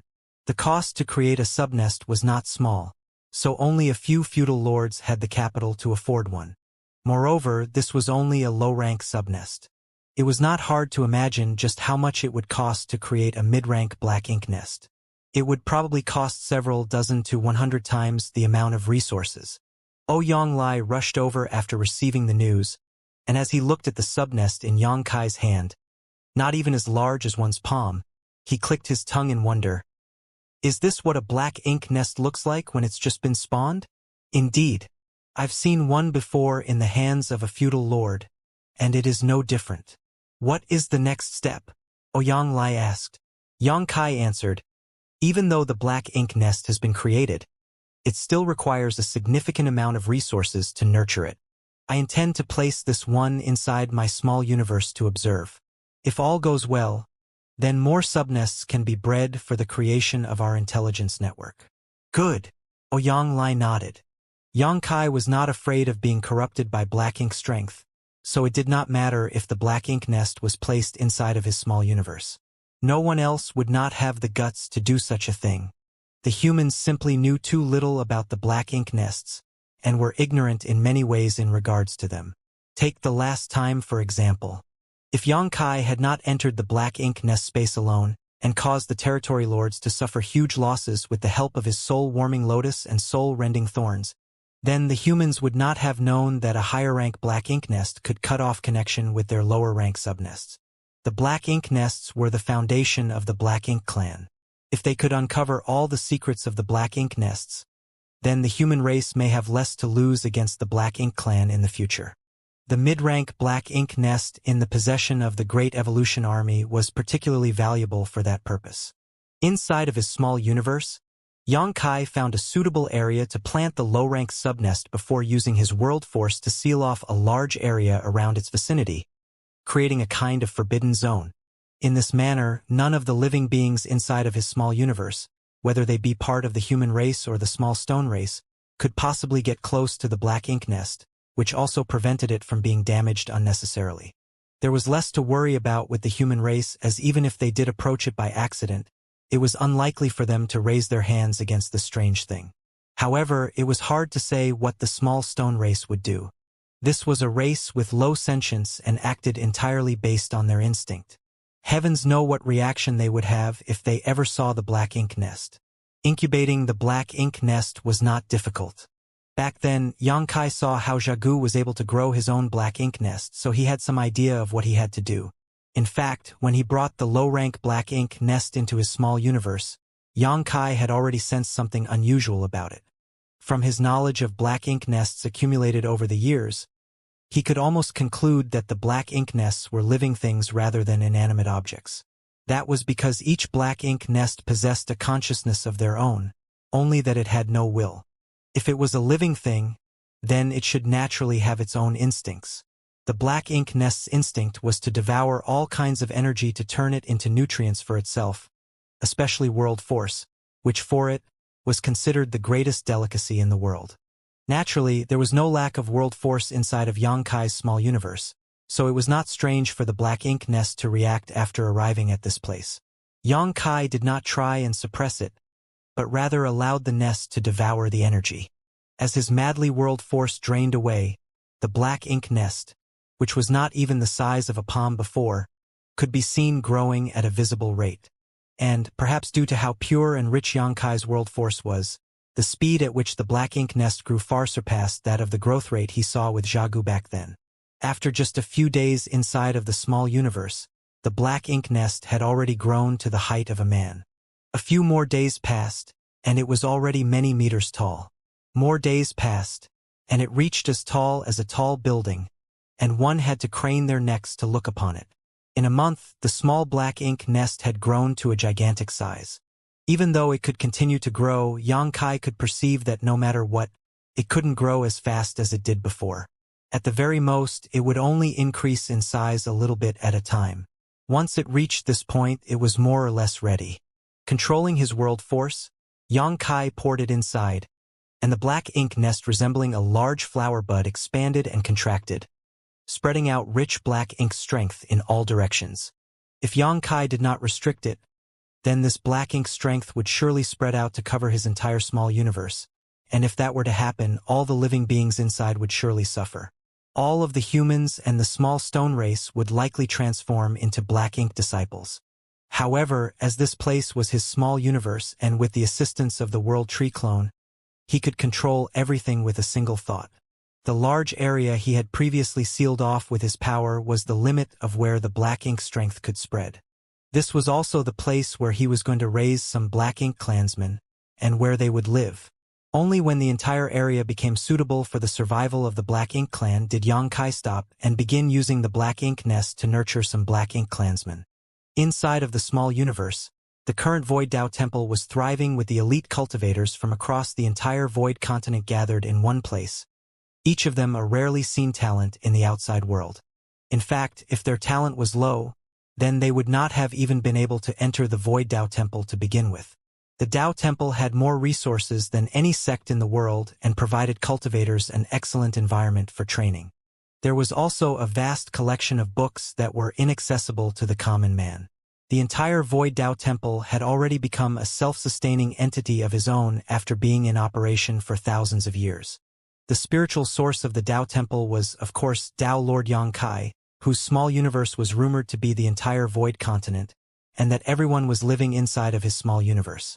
Though they revered him, the Dao Lord was only a legendary figure to them. The ones in charge of the Dao Temple on the surface were the Temple Master and Deacons, whose aptitudes may not be better than the disciples of the Dao Temple, but they excelled in terms of life experience. All of them were Emperor Realm Masters originating from the top great forces of the Void continent, so they were mature and stable seniors, responsible in handling some of the Dao Temple's administrative matters. Generally, the Temple Master and the Deacons did not interfere with the cultivation of the Dao Temple's disciples, and to tell the truth, they were oftentimes unable to even manage them. That was because of the gap present between them, whether in terms of talent or current strength. Most of the time, the only thing they could do was provide care in their daily lives and also logistical assistance. From a certain point on, a new tradition was born in the Dao Temple. At the end of every year, the disciples of the Dao Temple would burn incense and pray to the Dao Lord Xianxia's statue under the leadership of the Temple Master and the deacons for the good fortune of the disciples of the Dao Temple in the coming year. The huge and majestic statue, which stood at the center of the square inside of the Void Dao Temple, was said to be crafted by the hands of the first Temple Master. It was because the Temple Master of that generation had seen the Dao Lord with his own eyes. That day of every year was also the one filled with most excitement in the Dao Temple. As long as one did not have important matters to attend to or was in secluded retreat, they would generally be present. It was a day of both incense burning and worship. Thousands of disciples, led by the temple master and deacons, burned incense and bowed down to pray in order. The disciples were all looking forward to the exciting days to come after this. That was because the day after prayer day was always a time for the disciples to step onto the field and spar with each other, testing the results of what they had learnt during the year. Especially for those who had not been inducted into the Tao Temple for long and whose abilities were still not very strong. They needed to make good use of these few days, as it was a time when they could seek out their seniors to ask for advice on cultivation. Usually, these powerful seniors were all in retreat, so they couldn't be found even if they wanted to seek them out. At the same time, the Tao Temple's shopping district would also be open for the disciples to pick up anything they fancied.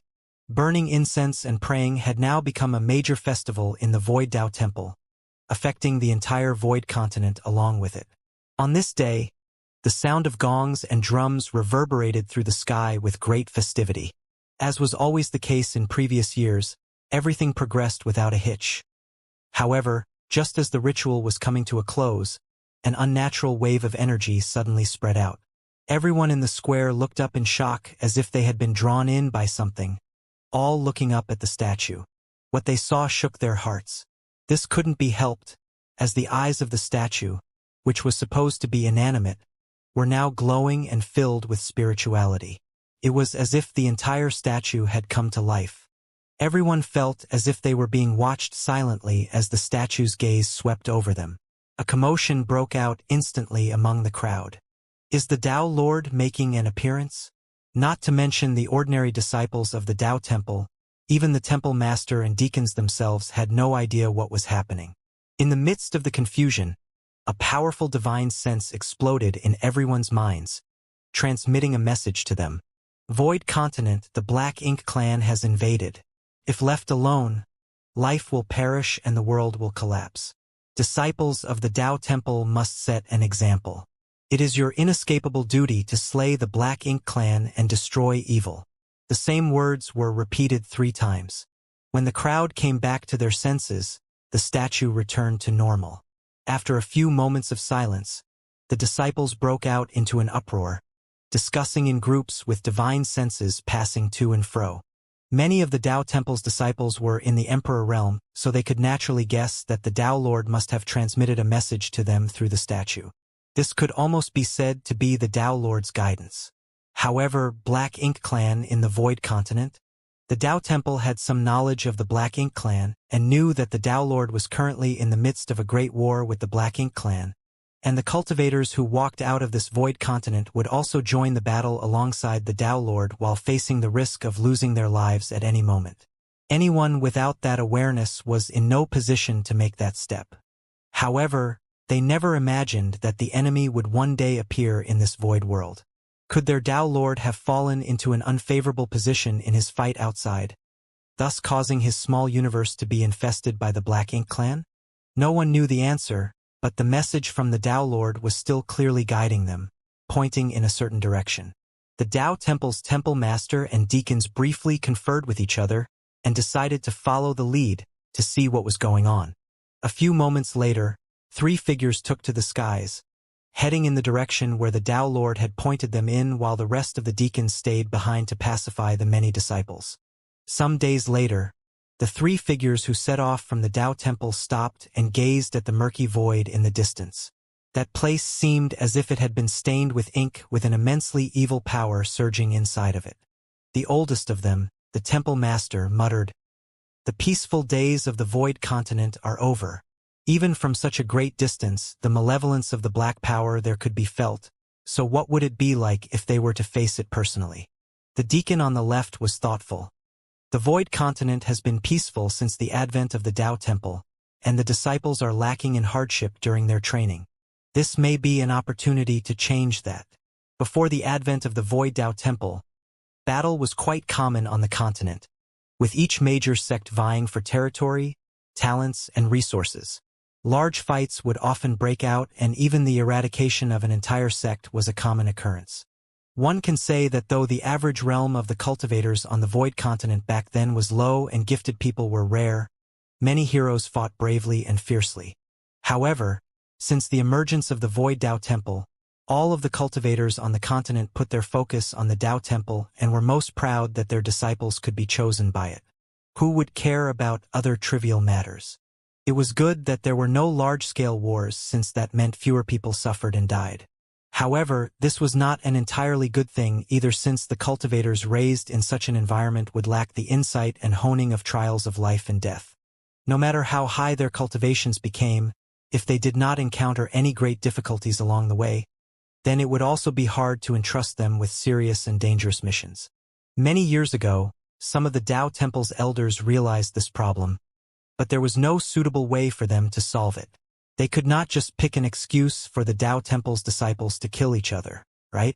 Even if there was some tension between the large sects, they would simply exchange weapons of war for gifts of jade and silk upon the intervention of the Dao Temple's disciples' mediation.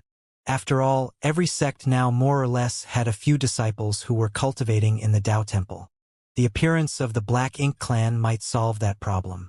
The old temple master said thoughtfully, "Do you mean to say that this situation is the Dao Lord's intention?" The deacon quickly waved his hands. "A trivial person like me dares not speculate on the Dao Lord's thoughts. I was just putting it forth as I see it." The temple master pondered for a moment and said nothing more. As the deacon said, the appearance of the Black Ink clan in the Void Continent may not be a bad thing. The disciples of the Dao Temple could make use of it to hone themselves in the future. The deacon who spoke earlier looked left and right before saying, "This is a suitable place to set up a base.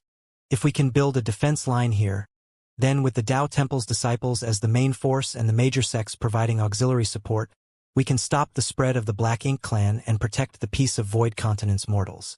The temple master nodded lightly. "Very good." With the decision made, one of the three men stayed behind to monitor the movements of the Black Ink clan while the others hurried back to the Dao Temple. Immediately afterwards, the entire Void Dao Temple was mobilized. The Dao Temple's disciples came from all corners of the Void Continent, so as soon as they were mobilized, the forces of the sects behind them would also begin to move. In less than a month's time, a towering fortress was built in the open lands, facing the Black Ink clan. As if by some divine providence, a large batch of oddly shaped monsters covered in the color of black ink came to attack as soon as construction was complete. The Void Continent's cultivators had known of the existence of the Black Ink for many years, but this was the first time they had seen them, even though these Black Ink clansmen were just serfs who were hardly worth mentioning in the outside world. During the battle, the Dao Temple's disciples charged forward and felled many enemies. However, it was unavoidable for there to be some who were accidentally tainted by Black Ink's strength out of carelessness. Those who were corrupted by Black Ink's strength all lost their wills and began siding with the enemy. At this time, the Dao Lord passed down another decree, granting them the refining techniques for the purifying Black Ink pill. It was only by countering the Black Ink strength with this method that they were able to avert danger. After several victories, the Dao Temple's disciples wanted to make a counterattack to cut off the problem at its source. But the Black Ink strength was so dangerous that it was difficult to progress. Thus they were forced to abort their plans to launch a counteroffensive halfway through and retreat to the fortress to gather their strength. Years went by with this pattern continuing. Xianxia opened his eyes. The situation in his small universe had already stabilized, and with the energy supplied by his own small universe, the low-rank Black Ink nest was able to produce a steady stream of new Black Ink clansmen. Once they reached a certain level of strength, they would attack the human defense line and further hone the Dao Temple's disciples. These Black Ink clansmen were not very strong at the moment. After all, their growth period had been too short, so the Dao Temple disciples were enough to deal with them with ease. However, as time passed, stronger and stronger Black Ink clansmen would begin to appear. So Xianxia believed that it would become more difficult for them to be dealt with. However, Xianxia was mainly intending to train his future troops, allowing the Dao Temple's disciples to familiarize themselves with the special characteristics of the Black Ink clan early on. So he naturally would not let things get out of hand. So, no matter how the Black Ink clan grew, there was still a limit. They couldn't surpass the Dao Temple in strength. Doing so was a great burden to Xianxia.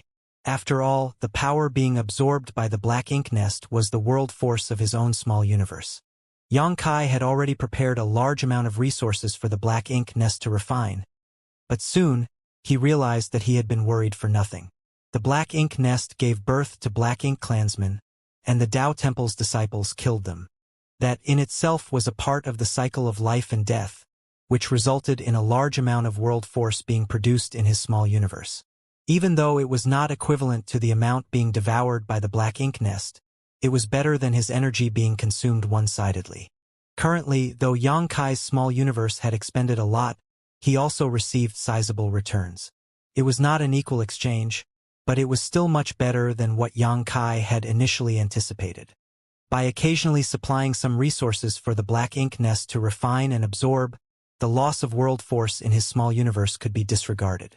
Xianxia's small universe right now was more or less like a miniature black ink battlefield.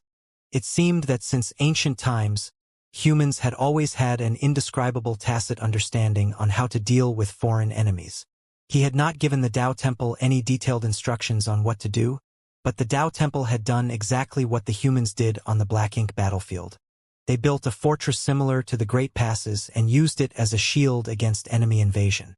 With this large-scale tempering exercise now set up, Xianxia believed that the next time disciples walked out of his small universe, they would carry a different spirit compared to those who came out before. Fighting and killing should become natural to them. It was impossible to avoid death if they joined the black ink battlefield. He was looking forward to it.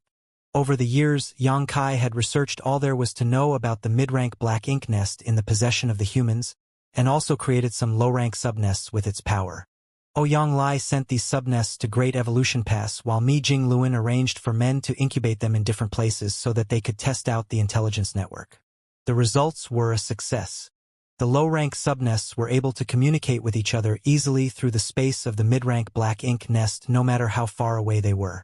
Whether or not there was a limit to that distance was yet to be determined.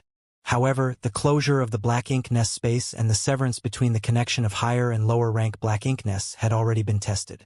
It was Xianxia who carried out this research.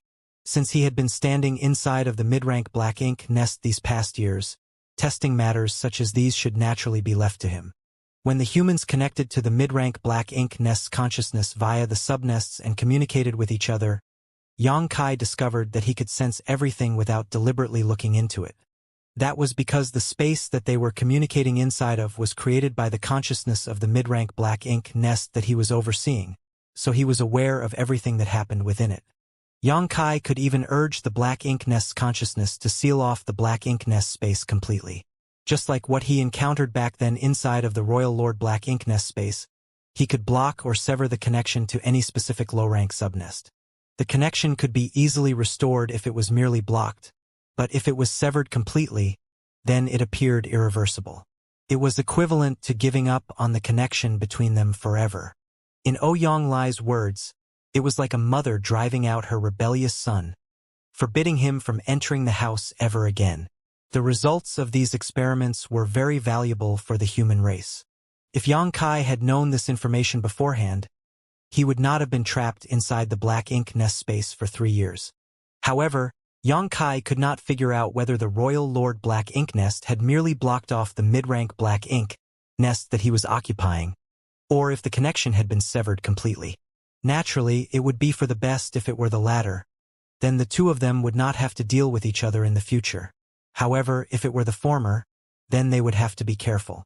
If the Black Ink clan suddenly restored that connection, then there was a high chance that they would launch an attack and make the humans overseeing the Black Ink nest suffer a serious loss.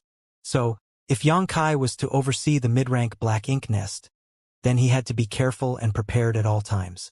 Great Evolution Pass, Dawn's Courtyard. During Xianxia's many years of absence, the courtyard that Dawn had been assigned to had been beautifully tended by the several female members of the squad and was filled with fragrant flowers. Inside of the courtyard was a small bridge with flowing water underneath it, giving the place an idyllic appearance. At this moment, in the garden, old ancestor Xiao was lounging lazily on a Taisher armchair, sunbathing with narrowed eyes, appearing very comfortable. Meanwhile, Xianxia stood to the side with a bitter look on his face. He had been ordered to return recently to help out with repairing the Great Pass. The matters regarding the Black Ink nest had already come to an end and all immediate issues had been worked out. The Black Ink Nest's capabilities had all been passed on to the 8th Order Open Heaven Realm Master, taking his place in overseeing the Black Ink Nest, and there was nothing that anyone could not be rest assured about with an 8th Order Open Heaven Realm Master taking on that task. However, Xianxia reckoned that the ones in charge of overseeing the Black Ink Nest in the future were likely going to do so in rotation. After all, not everyone was like him, able to ignore the encroachment of Black Ink's strength. Even though 8th Order Open Heaven Realm Masters were stronger than him cultivation-wise, Xianxia had a unique advantage in being able to resist the corruption of Black Ink's strength. So, the person in charge of overseeing the Black Ink Nest would have to be replaced at regular intervals, and with great frequency at that. With the 8th Order Open Heaven Realm Masters taking over, Xianxia was also happy to regain his freedom and return to the inner sanctum decisively. These years, he had not been taking part in the rebuilding of Great Evolution Pass since he had been tangled up with matters concerning the Black Ink Nest. When he returned to Great Evolution Pass after more than a decade, he discovered that it had changed completely. The entirety of Great Evolution Pass was filled with a somber atmosphere, something that was always absent when the Black Ink clan occupied this place. Great Evolution Pass now finally regained some semblance of how it once was when the humans controlled it. The great passes of the humans could only bring out their true potential in the hands of humans. The restoration of Great Evolution Pass was still in progress, and it was impossible for construction to be completed without at least 100 years of effort. After all, there were far too many spirit arrays throughout the Great Pass, and many artifacts also needed to be repaired or replaced. In fact, Xianxia was a little bit confused as to why they were doing this. Currently, the foundation of the Black Ink clan in Great Evolution Theater had been severely damaged. There was simply no way for them to be able to attack the Great Pass again, so what was the difference whether they heavily fortified and armed Great Evolution Pass or not? As things stood, as long as the humans did not let their guard down, then the Black Ink clan should never even think about having the chance to retake Great Evolution Pass. Moreover, if he was right, then the human race's crusade should not be too far off. Once the human army took the initiative to strike, then what would the various fortifications be used for? However, despite his doubts, the higher-ups surely had their own reasons to do so, and he was not arrogant enough to question them. When he returned to Dawn's courtyard, all of Dawn's members happened to be resting. Everyone in Dawn had been busy rebuilding Great Evolution Pass, only receiving some free time during the past 2 months. However, they would have to start work again after resting for another month. As they chatted, Xianxia suddenly remembered something and immediately took it out. It was the beef given to him by Wind and Cloud Pass Old Ancestor when he went there to test the space array and pass on a report. He had originally intended for it to be made into soup to share with the members of Dawn, but he had been busy all this while with the Black Ink Nest without any time to spare, so now was the right opportunity to bring it out. Though Xianxia originally meant for it to nourish his squad members' bodies, it had no such effect. It was just ordinary beef, while even the weakest in Dawn were in the 5th Order Open Heaven realm. Even a gift from Wind and Cloud Pass Old Ancestor, if it had no spirituality, was nothing more than normal food. However, it was still a gift from an old ancestor, which made it much more symbolic than practical. So, while everyone was free, Xianxia decided to take it out and share it with everyone. He had only mentioned that it was a gift from Wind and Cloud Pass Old Ancestor, but without saying anything else, Dawn's members were naturally greatly looking forward to it. Fengying led a few female members to handle the beef and simmer it into soup while Shineo and the others brought out long tables and benches, set out some fruit plates and fine wine, and then prepared for a big feast. This was a rare occasion for everyone on the Black Ink battlefield, where they could all get together and relax, so they naturally cherished the moment well. Even Ning Qizhi, who was still recovering from his injuries, was helping out. After years of recuperation, Ning Qizhi's injuries have improved considerably. It should only take a few more years before he fully recovered. Dawn's members were drinking and chatting with each other, having a carefree time. The old ancestor had then arrived, drawn over through the fragrance in the air. Xianxia had no idea how the old ancestor's nose came about, but when the smell of their soup wafted over, she came running over to get a bowl of her own. Naturally, nobody dared to not welcome the old ancestor. In fact, her visit was a great honor for everyone in Dawn.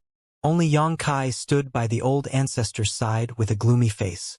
Looking up, a great sun could be seen hanging in the air, and he could feel the power in his small universe flowing out of him as if a floodgate had been opened. What are you pulling that bitter face for? All I'm asking for is a bit of sunshine from you. Is that so difficult?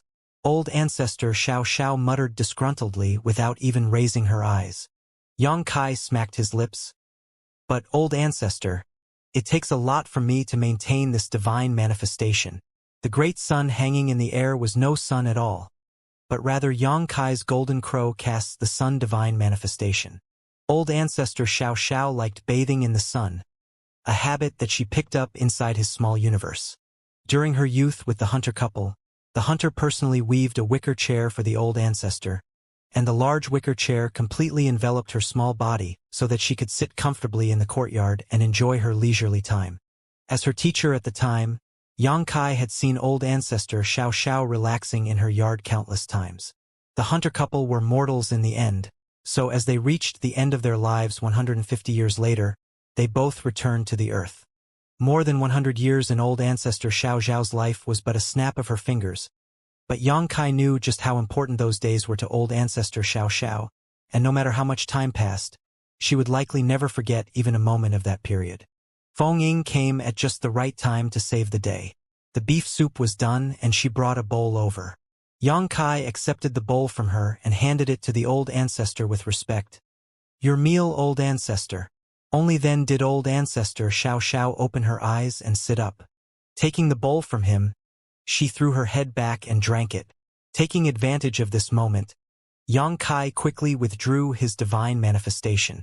Old ancestor Xiao glared at him while she was drinking her soup, but Yang Kai pretended not to have seen it. In just a few breaths of time, the bowl of soup was emptied. The old ancestor wiped the fat from her mouth using her sleeve without any care for her image and pouted. How petty! Yang Kai raised a brow. Old ancestor Xiao said, Let's talk about that old man. You spent all that effort to visit him and this is all he gave you. Yang Kai answered, What else should he give, then? I wouldn't dare to ask for more either. Old ancestor Xiao lectured him. The next time you have the opportunity to see him, go and find the old ox with a broken horn and cut some of its flesh. That meat is very nourishing. And just one bite will give even better effects than 100 years of cultivating. While speaking, she had even begun to salivate. Yang Kai quickly moved to cover her. If the members of Dawn were to see the old ancestor like this, she might lose all authority in their eyes. Even if the old ancestor did not care about her image, he still had to help defend it, which was tiring work. That ox. Is there something special about it? Old ancestor Xiao explained. That old man has been taking care of that ox for many years, so it's brimming with spirituality. The other oxen are the common descendants of that old ox that old man often brings out as gifts to others, but you all act grateful as if it's some good thing. Yang Kai carefully recalled when he saw wind and cloud pass old ancestor that day, and there was indeed an old ox with a broken horn on its head. The many years that old ancestor Xiao spoke of was probably far upwards of 10,000 years. Any being that old was most likely incredibly powerful. Yang Kai shook his head like a rattledrum. I wouldn't dare. Moreover, without even mentioning whether or not he would be a match for the ox. How could wind and cloud pass old ancestor take things lying down if he really did cut the flesh from his prized ox? Old ancestor Xiao was the one who wanted to eat beef, yet she came to incite him. It was simply unreasonable. As they were talking, a loud laugh was suddenly heard in the distance. What a strong fragrance of meat. Young boy, did you make preparations beforehand knowing that you had guests coming? Following the emergence of the voice, Su Linggong appeared, coming in a large stride with two of his disciples behind him, Qing Kuei and Su Yingxue.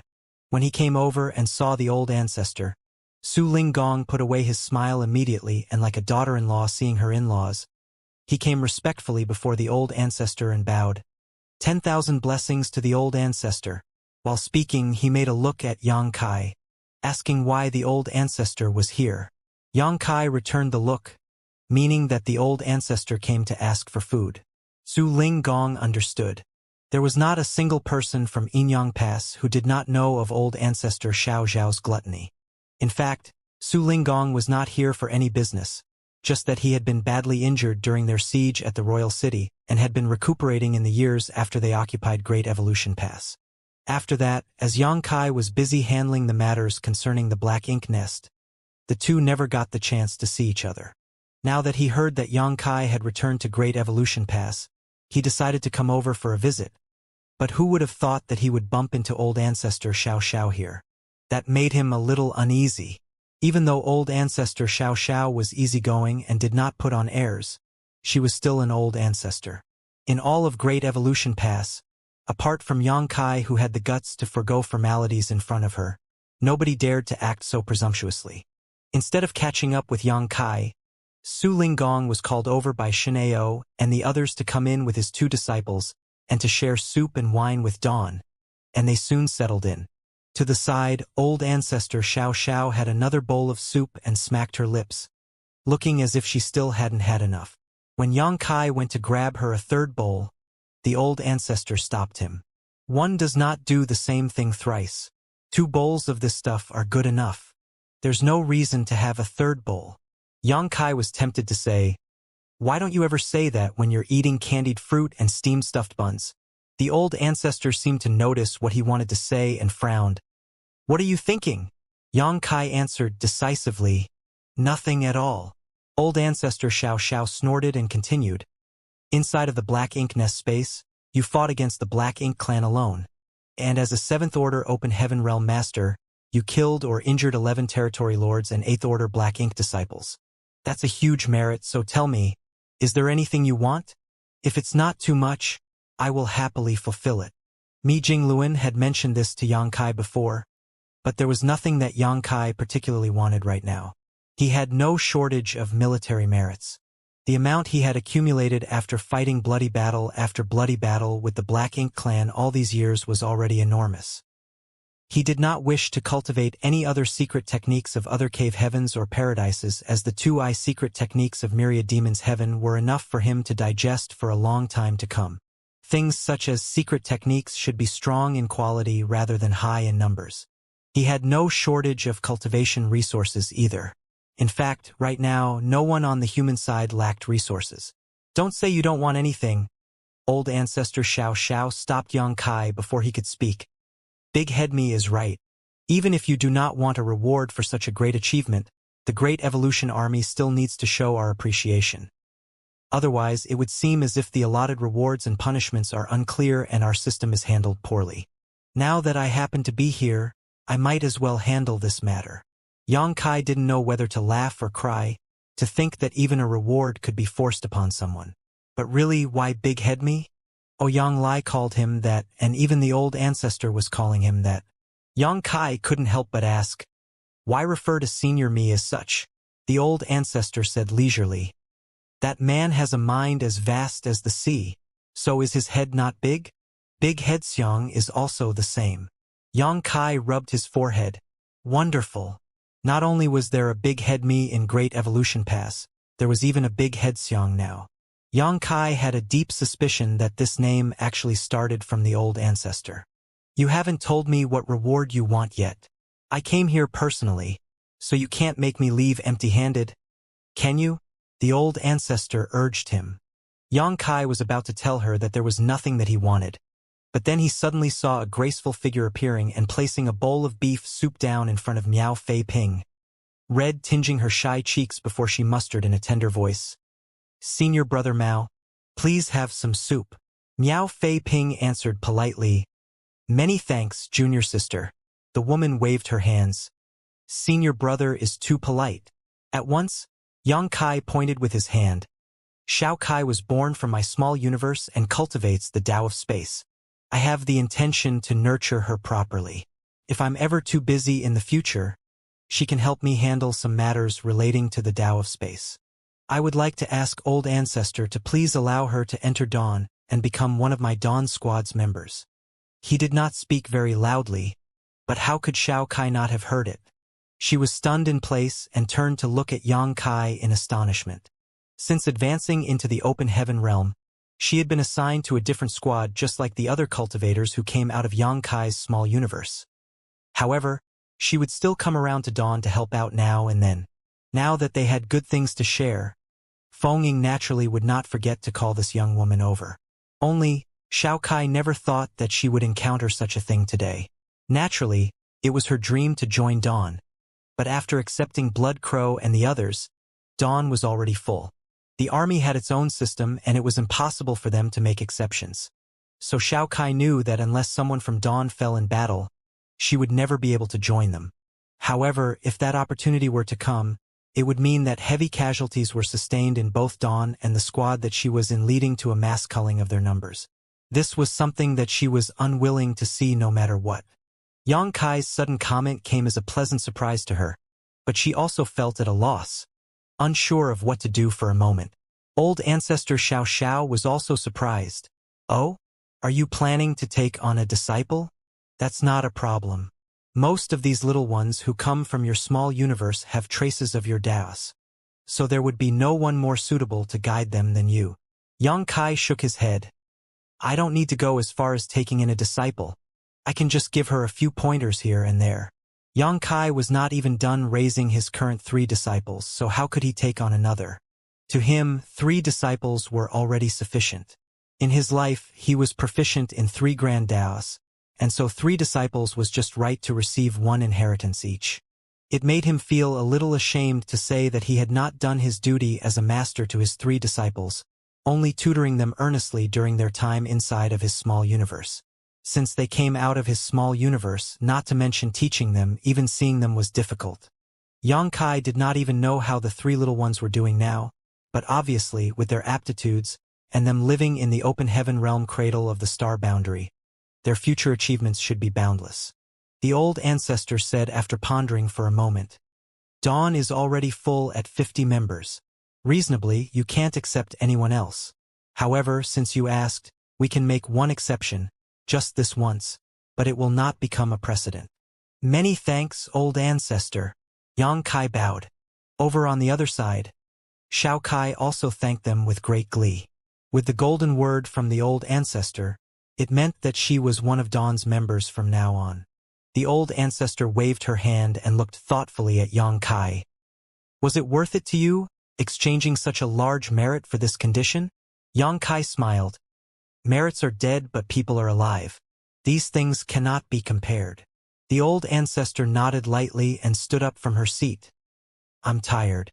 I'm going back to sleep." Saying so, she disappeared in a flash. "Farewell, old ancestor." Everyone stood up in unison as saluted. With the old ancestor gone, the atmosphere also became livelier. The crowd mingled with each other, exchanging glasses and drinking freely. As they chatted, Su Linggong was stunned to learn that the soup was made from the beef gifted by Wind and Cloud Pass old ancestor, and soon he sank into a state of introspection. All eyes turned to him. The aura inside of Su Linggong's body suddenly fluctuated in a not-too-natural way, and the noise in the courtyard transformed into noises of wonder and excitement. Holding the wine cup in his hand, Su Linggong grinned. "I thought there was something strange about this soup, but it turns out it was a gift from an old ancestor. Its effects are extraordinary indeed. After gaining such an opportunity today, I can't let the old ancestor's kindness go to waste. I will go and advance to the 8th Order at once. Everyone, please wait for my good news." With those words, he drained his wine and took to the skies, his aura still fluctuating incessantly. He left the crowd to stare at each other and click their tongues in wonder. Yang Kai did not say much when he took out the beef and handed it to Feng Ying and the others to make soup with, only informing them about its source. The rest of Dawn was filled with anticipation.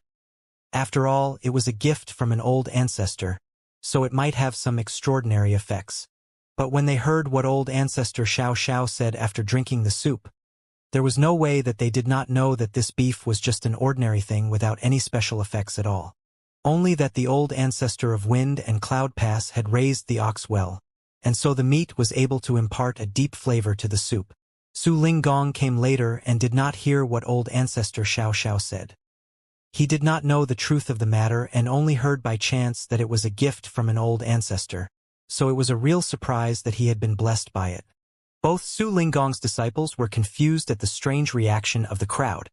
So Qing Kuei asked Yang Kai, "Brother Yang, what's going on?" Yang Kai laughed. "It's nothing. Martial Uncle Su is advancing to the 8th Order. This is a rare opportunity, so I will go and stand guard for him." As he spoke, he had already taken to the air. Rather than call it standing guard, it was more accurate to call it observing and emulating. In fact, the moment Su Linggong departed, Great Evolution Pass was filled with countless figures taking to the air, a number of whom were in the 8th Order Open Heaven realm. They had also sensed the fluctuation of Su Linggong's aura and realized that someone was going to break through to the 8th Order. Even if none of them knew him before today, they would still take the initiative to stand guard for him. Most of these people were in the 7th Order, and among them many were also qualified to take the same step. In the Black Ink battlefield, even though a 7th Order Open Heaven Realm Master advancing to the 8th Order was not a once-in-a-millennium event, it wasn't common either.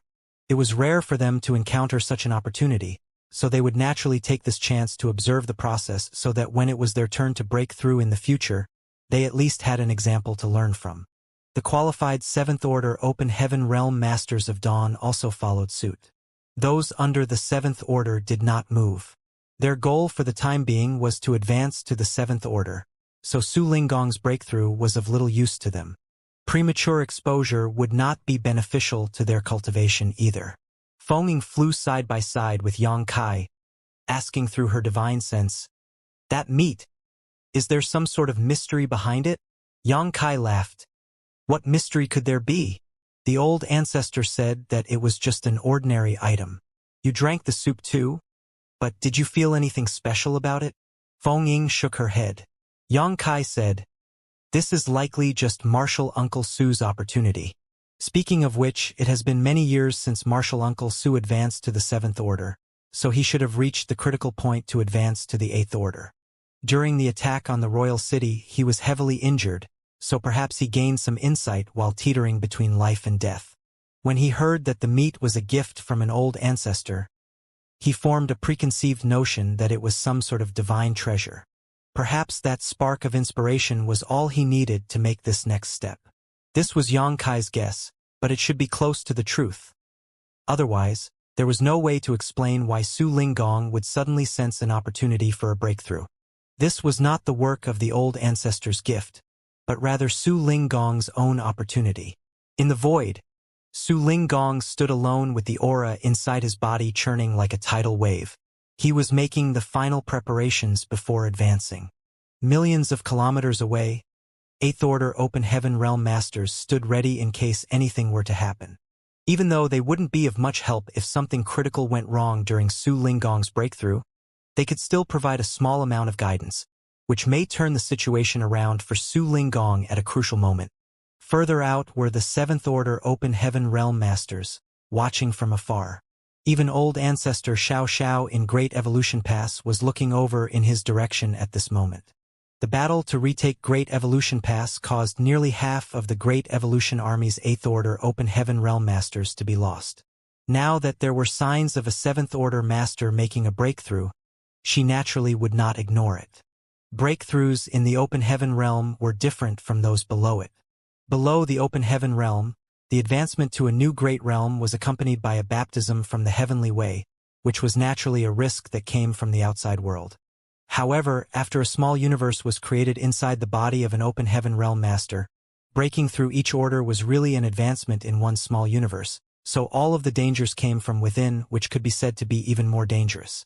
The slightest mistake could cause irreparable damage. As time passed, Su Linggong's aura tumbled more and more violently. Where he stood, a small universe vaguely appeared, and this entire world was expanding and contracting, changing incessantly. That small universe was a manifestation of his martial Tao and all he had comprehended on that journey. As time passed, the small universe gradually grew in size. This growth was destined to break through the limits of the 7th Order and reach the ranks of the 8th Order. The breakthrough took just over a month, which was considered an extremely short amount of time, as expected of Su Linggong as a veteran 7th Order. He had a strong heritage and a solid foundation, so even though the advancement process was not completely smooth, it was still calm and steady. It was clear that he had been preparing for this day for many years. Every Open Heaven Realm Master with plans to advance to the Eighth Order was the same. Without sharpening one's spear before battle, who can guarantee that nothing will go wrong? At one point, when the might of the Eighth Order Open Heaven Realm swept through the void, a long cry rang out filled with emotions of joy. On that day, Inyang Cave Heaven's Su Linggong successfully advanced to the Eighth Order outside of Great Evolution Pass. This was the first human Eighth Order Open Heaven Realm Master to advance in Great Evolution Pass after more than 30,000 years, so it bore great significance. The Eighth Order Division commanders who had been standing guard for more than a month all came forward to congratulate him. Su Linggong exchanged pleasantries with the Eighth Order Open Heaven Realm Masters all around with a wide grin on his face, greeting them warmly and happily. It was a proud moment in his life, so why dampen it with restraint and humility? The old ancestor also withdrew her divine sense, and soon after, Yang Kai felt a faint fluctuation of space principles, appearing for just an instant in Great Evolution Pass. The corners of his mouth twitched as he realized that the old ancestor had used the space beacon. Her intentions were so obvious that even a child could understand. This was a happy event for the humans, so how could the old ancestor not go to the royal city to report the good news? Who knew whether the royal lord was sick of her yet? Let's go. Yang Kai called out to the Seventh Order Open Heaven Realm Masters of Dawn. Everyone gained something during this observation session. At the very least, the Seventh Order Open Heaven Realm Masters knew what they should do, and had a better idea of what they were going to encounter when they advanced to the Eighth Order in the future. This was very useful knowledge for them, and it would save them from having to go through some detours. On the way back, everyone was chattering loudly, with only Feng Ying remaining silent.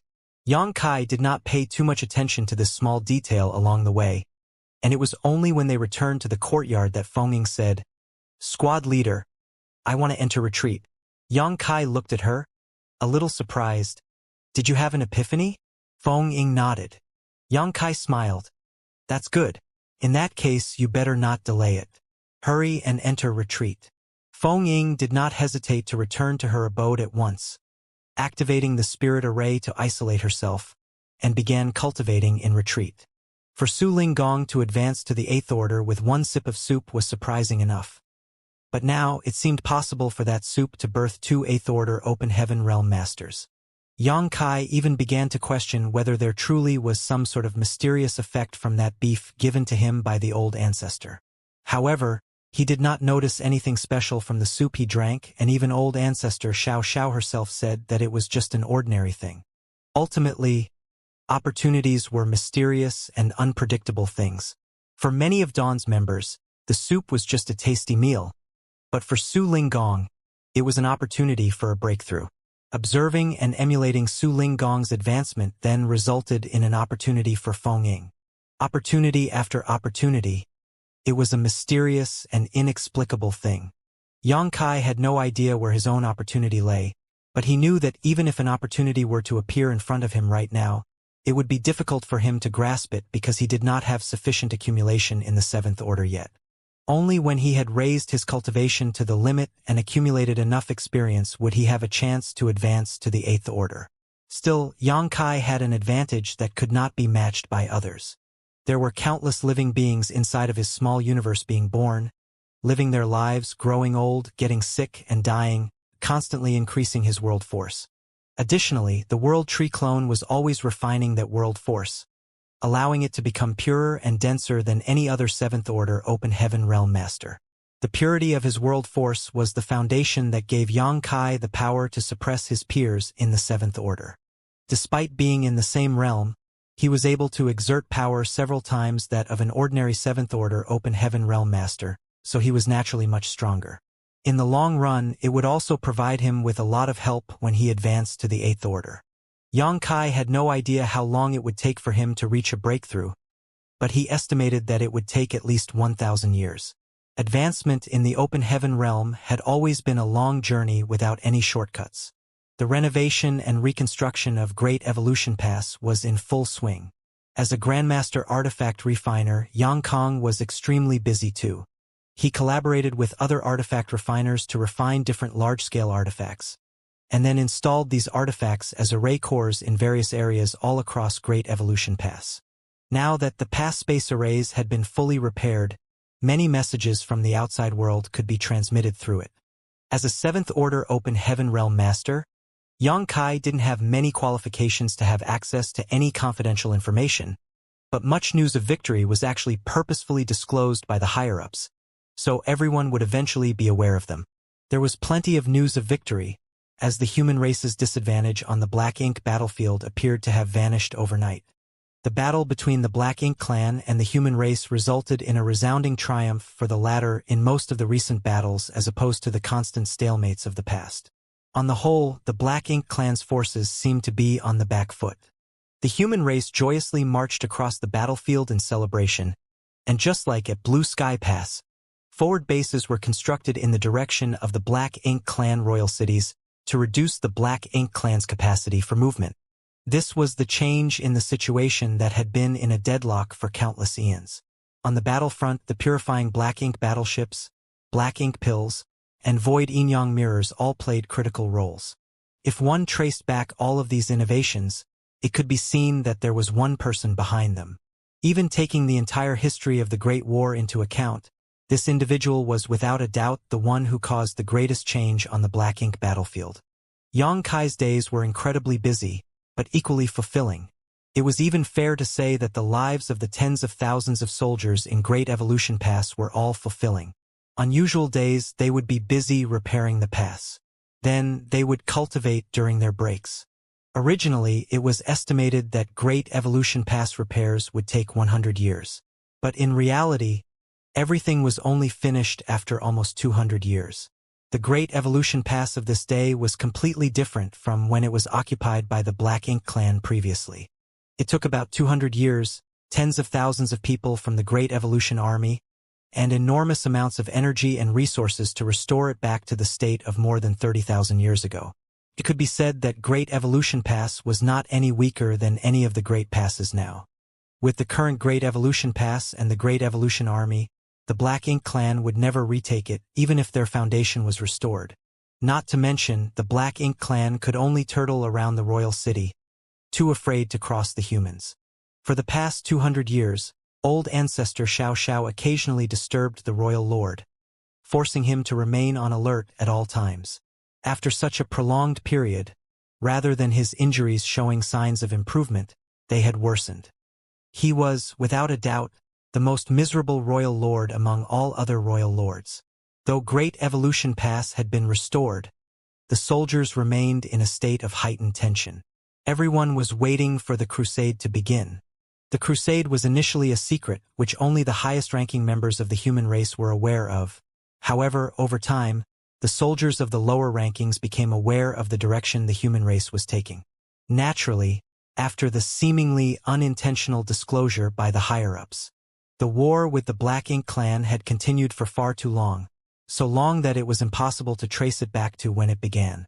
Throughout these endless years, the elite Open Heaven Realm Masters of the 3,000 worlds were deployed to this battlefield one after another to wage war with the Black Ink clan generation after generation. All their sacrifices were to protect the human race's last line of defense. Throughout these years, the human race had suffered countless losses. This situation could not persist indefinitely. Every generation strived to make a difference and eliminate all possible future problems. Yet, there was nothing they could do about it. But now that the stalemate situation had been broken, the human race was no longer on the defensive and had what was necessary to take the fight to the enemy. If they had an opportunity to end the Black Ink clan once and for all, the humans on the Black Ink battlefield would sacrifice anything to seize it. For this reason, a crusade was required, and it must be a joint crusade of all humans in every great pass. Only with this could the Black Ink clan be eradicated. Otherwise, if any single one of the Black Ink clansmen escaped from the battlefield, the war would continue. This cooperation and coordination between over 100 great passes was not an issue that could be addressed overnight. The planning alone would take at least 100 years. Additionally, Yang Kai's purifying light, accompanied by the evil purging divine spear that Grandmaster Ma Fan created, would be the greatest weapon to support the human race in this crusade. That was another reason why Yang Kai was so busy these days. During the last 10 years of Great Evolution Pass restoration, a great number of evil purging divine spears were delivered through the space array and given over to him. Once he received the spears, Yang Kai would need to personally seal purifying light into each and every single one of them. There was no way to seek the assistance of others in this matter because only he had the ability to use purifying light. More than 100 great passes refined evil purging divine spears in enormous quantities during the years when the Great Evolution Army was reclaiming and restoring Great Evolution Pass. The number was simply uncountable after the accumulation of over 300 years. All of these evil purging divine spears were transported to Great Evolution Pass, so what was presented before Yang Kai was a literal mountain of them. As a result, he had to drive the purifying light to seal it into those spears non-stop. It was terribly dull doing the same thing over and over again. Yang Kai had no idea how many times he had used purifying light too. All he knew was that the amount of yellow and blue crystals in his small universe kept decreasing.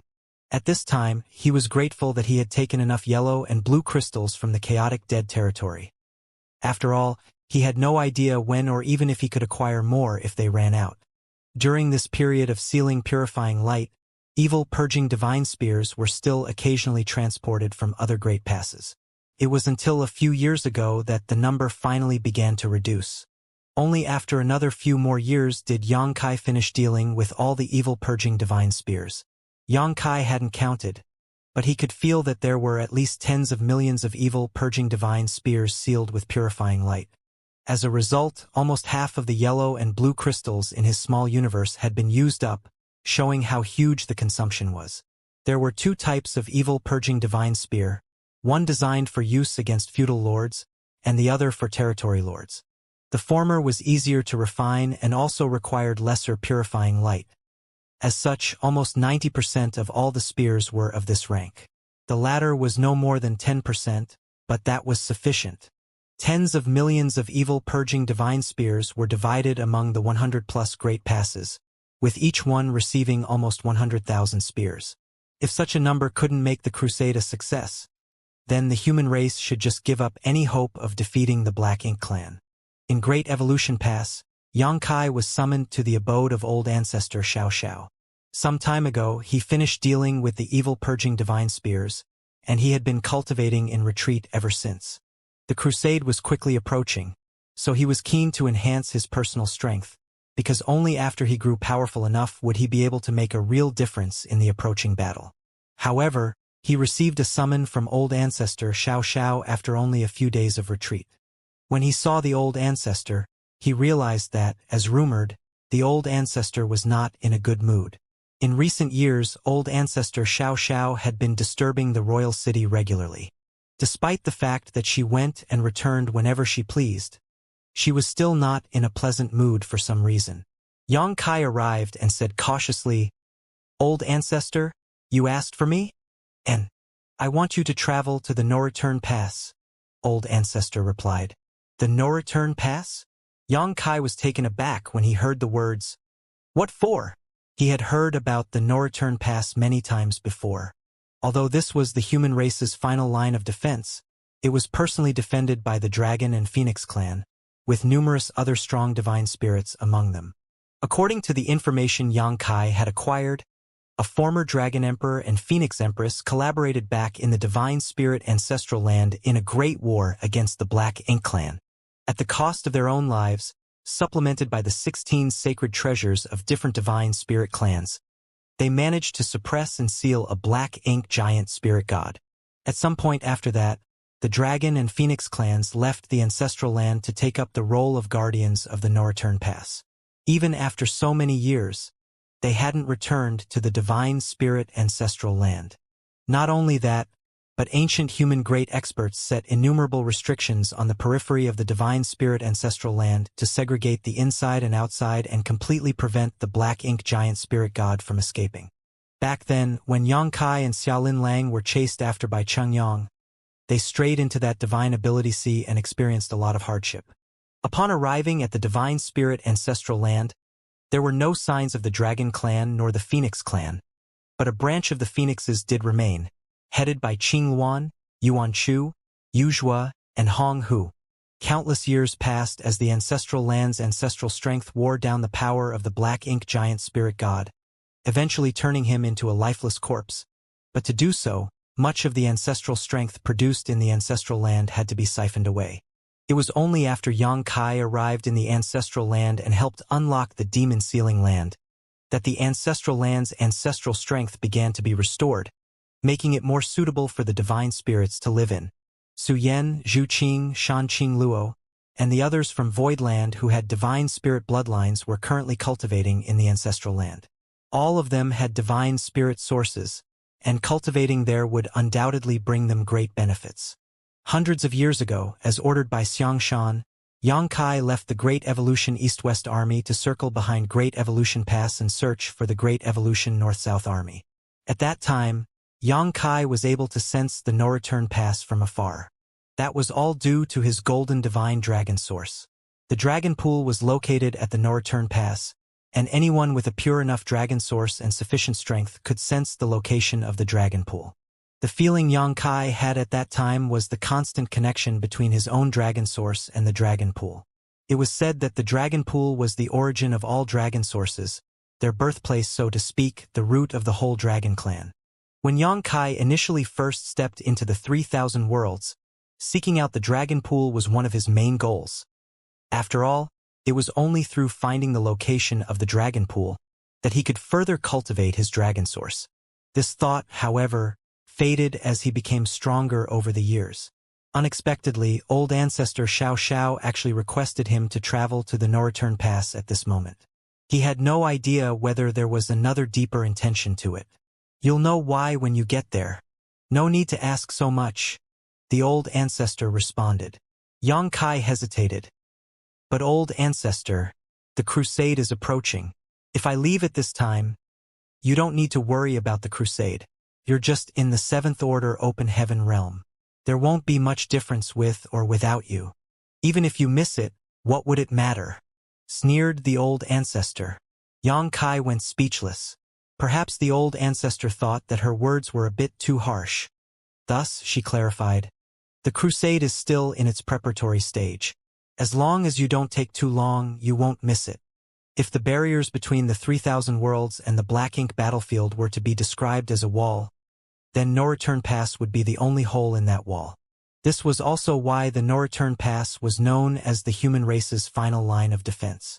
If the Black Ink clan managed to break past this barrier, they would be able to access the 3,000 worlds, and if that really happened, it was destined that all living beings there would be plunged into misery. The whole 3,000 worlds would be destroyed and remade according to the Blank Ink clan's will. The no-return pass was the last line of defense, while the Great Passes were the outer line of defense. If one were to stand high enough above and connect each Great Pass, one would notice that they could be arranged to form a kind of semicircle. This semicircle acted as a barrier to split off the 3,000 worlds from the Black Ink battlefield, with the center of it being the no-return pass. As long as the Great Passes were not broken, though, the no-return pass would never be disturbed, keeping the 3,000 worlds safe. This was why Great Evolution Pass had to be reclaimed before the crusade could begin. A pass seized by the Black Ink clan would leave an opening in their entire defense line. If Great Evolution Pass was not retaken, the Black Ink clan might exploit this flaw and proceed directly to the no-return pass while the humans were busy with their crusade. At that point, would the human race armies retreat to defend or continue the crusade? The situation was bound to fall into a dilemma. In order to eliminate this potential risk, Great Evolution Pass had to be retaken. Fortunately, the Great Evolution Army had worked hard for more than 100 years and had achieved this objective after enormous sacrifice. There were actually no east, south, west, or north in the vast universe, as there were no fixed reference points, and the terms such as Eastern Army, Southern Army, Western Army, and Northern Army in each Great Pass were just helpful titles. If directions were to be taken note of, there were only up, down, forward, and backwards according to one's own point of view in the massive void. In a certain sense, the no-return pass lay behind all the Great Passes. This last line of defense, defended by the Dragon and Phoenix clan, could be considered as a kind of support to the human race. Yang Kai was perplexed in his early years when he learnt that the no-return pass was personally guarded by the Dragon and Phoenix clans, as the Divine Spirit had always been haughty regardless of their origins. Something he knew from over 1,000 years of experience. And these were the leaders of the Divine Spirit, the Dragons and Phoenixes. How could such supreme divine spirits voluntarily assist the human race in guarding their final line of defense? It should be impossible. After all, they were of different races and held no goodwill towards the other. The only plausible explanation was that the Black Ink clan was simply that great a threat. The divine spirits also understood the proverb, "Without the lips, teeth would go cold." In the ancient past, a Dragon Emperor and Phoenix Empress did not hesitate to sacrifice themselves to seal and suppress a Black Ink giant spirit god. How could their descendants possibly disregard the sacrifices of their ancestors? This was most likely why the divine spirits had defended the no-return pass for so long. Yang Kai had no idea if there was some other reason or explanation, and it wasn't an issue he had to be concerned about either. Although going to the no-return pass at this time was a bit hasty, he might at least fulfill a long-cherished dream and see what the mythical dragon pool looked like. In the void, space principles flashed, and in the blink of an eye, Yang Kai's figure flickered in and out of existence. It was possible to use the hyperspace array to directly travel from Great Evolution Pass to the no-return pass, which was convenient and fast. However, the restoration of Great Evolution Pass over the past 200 years had been a huge drain on resources. Additionally, materials were tight during preparations for the crusade. Thus, Yang Kai could only choose to fly over.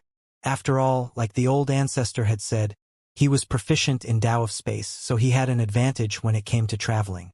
There was no need to waste resources unnecessarily. What else could Yang Kai say to that? He could only obey and go. Before he left, he notified Dawn, telling them he was going out on a mission. Until now, Feng Ying had not come out from retreat, causing him to worry a little. After she observed Su Linggong advance to the Eighth Order some time ago, she had an epiphany and chose to enter retreat. With her strength and foundation, her breakthrough shouldn't be much of an issue. However, there was no update from her even after so long, which was somewhat surprising and concerning. Nobody else could provide any help in this situation. There were masters that would guide a cultivator through the early stages of their journey on the martial Tao, but one could only rely on themselves after one reached the high-rank open heaven realm. After all, at this point, others' methods would no longer be appropriate for another person. Normally, it would take at least 3 years for a 7th Order Open Heaven Master to travel from Great Evolution Pass to the No-Return Pass, but Yang Kai covered that distance in less than half a year. The journey was extremely dull and uneventful.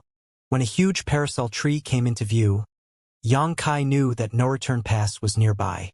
This was the renowned Phoenix Nest, the ancestral home of the Phoenix clan. Yang Kai had always wanted to see what the Phoenix Nest looked like.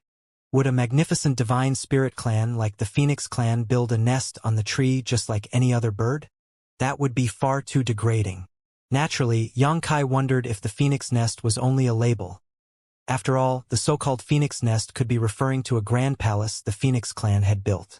After thinking about it for some time, though, Yang Kai felt that he was being too nosy.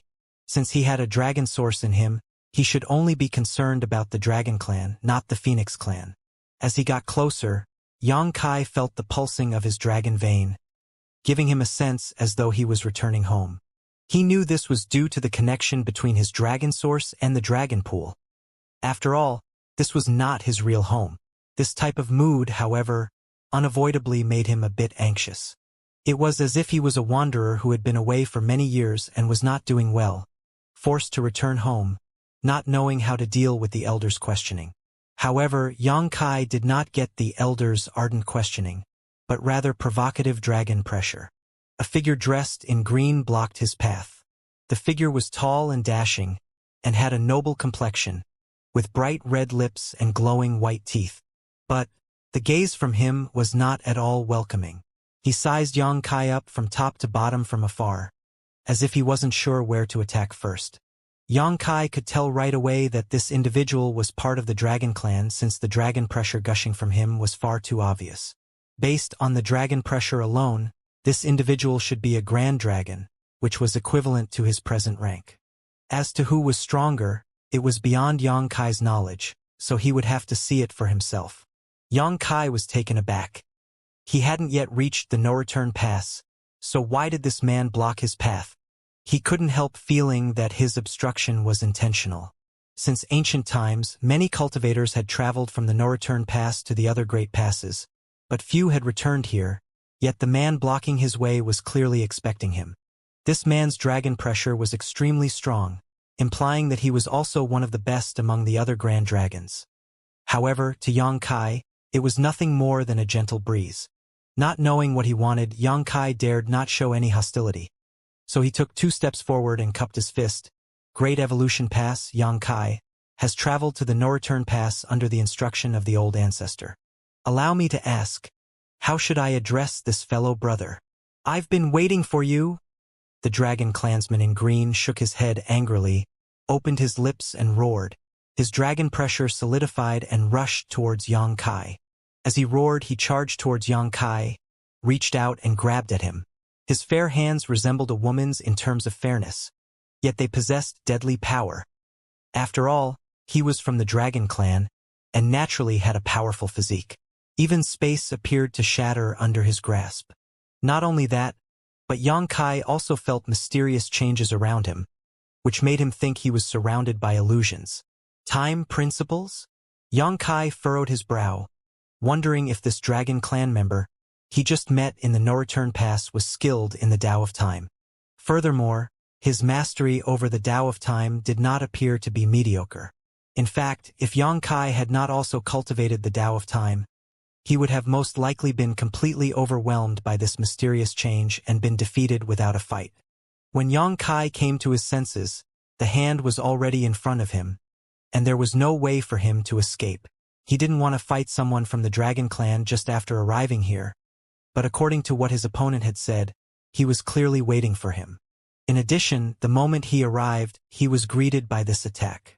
Thus, was all of this the result of some kind of grudge? But why? There's no resentment or conflict between the two of us. Yang Kai couldn't figure it out, but all living beings acted for the sake of their benefit. If the other party was pursuing him in this manner, he must have a reason for doing so. Even so, in what way could Yang Kai have offended him? Was it because he was not a pure-blood dragon? Yang Kai couldn't help but sigh. Old ancestor Xiao had ordered him to go to the no-return pass, and it now appeared that there was going to be nothing pleasant to be expected from this trip. It was no surprise the old ancestor didn't tell him anything. He could no longer dodge the hand, so he extended his palm to resist it. On a branch of the parasol tree at the no-return pass sat a young woman in a colorful attire. Her legs dangled slowly in an extremely relaxed manner. A young man stood alongside her, with both of them staring into the void. Ji Lao San still has such a short temper, the woman stated when the man in green made his move. After all, that guy was sent here by the human race's old ancestors. How is Ji Lao San supposed to explain it to the humans if anything happens to that man? The old ancestors of the human race can't control the no-return pass. What's more, this matter involves the dragon pool.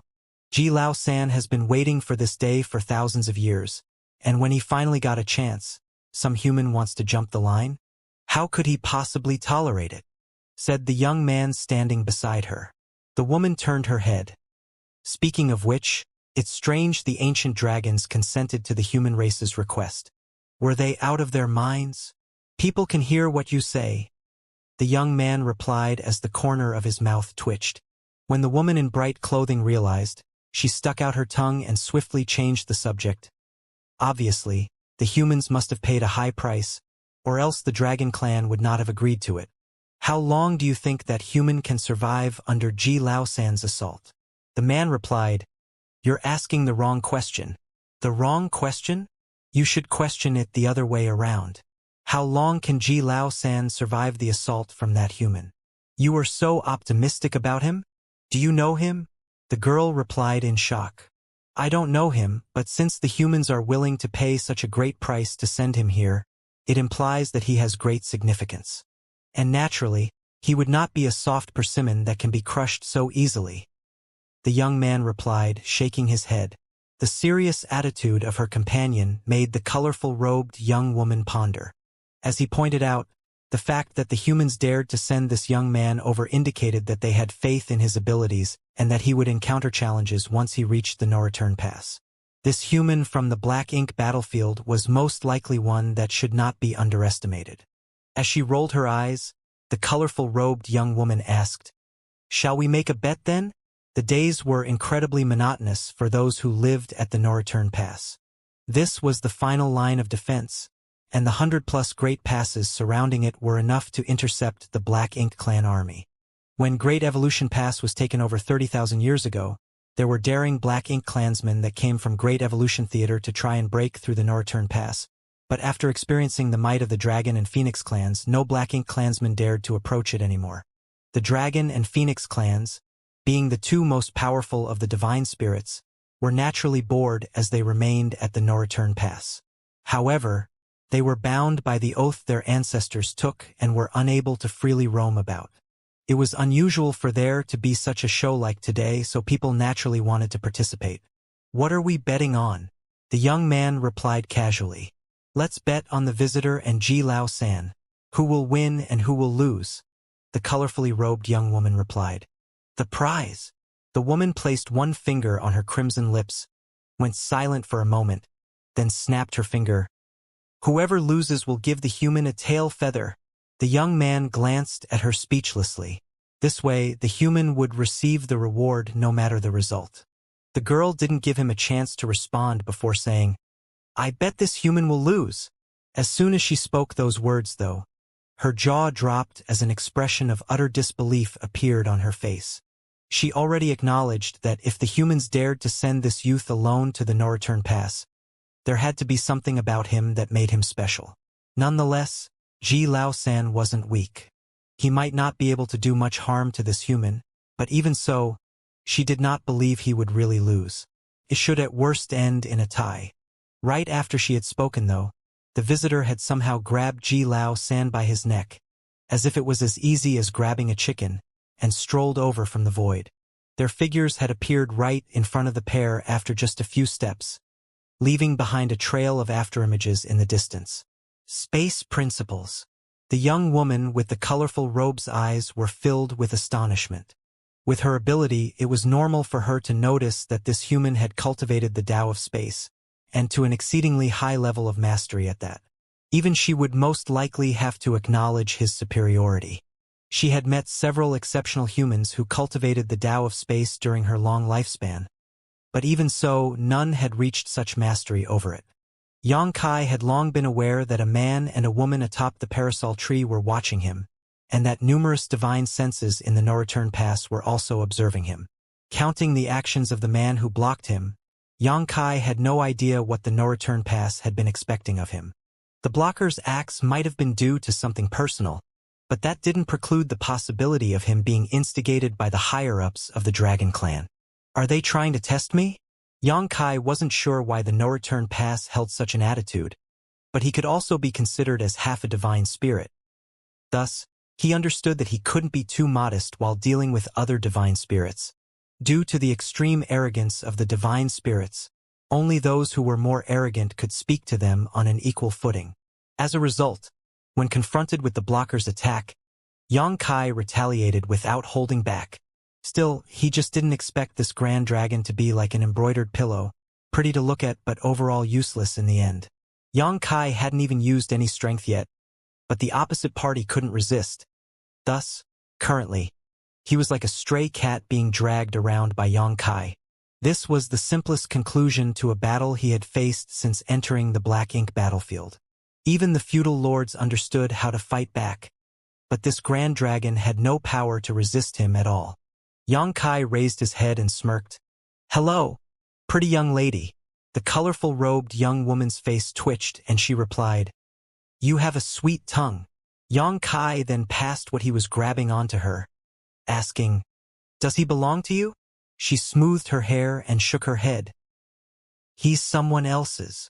"Oh," Xianxia simply said, recognizing that the female in front of him should be from the Phoenix clan, which was not surprising given that she was perched on the parasol tree. Ji Lao San, on the other hand, who was grabbed by Yang Kai, was exceedingly embarrassed and enraged.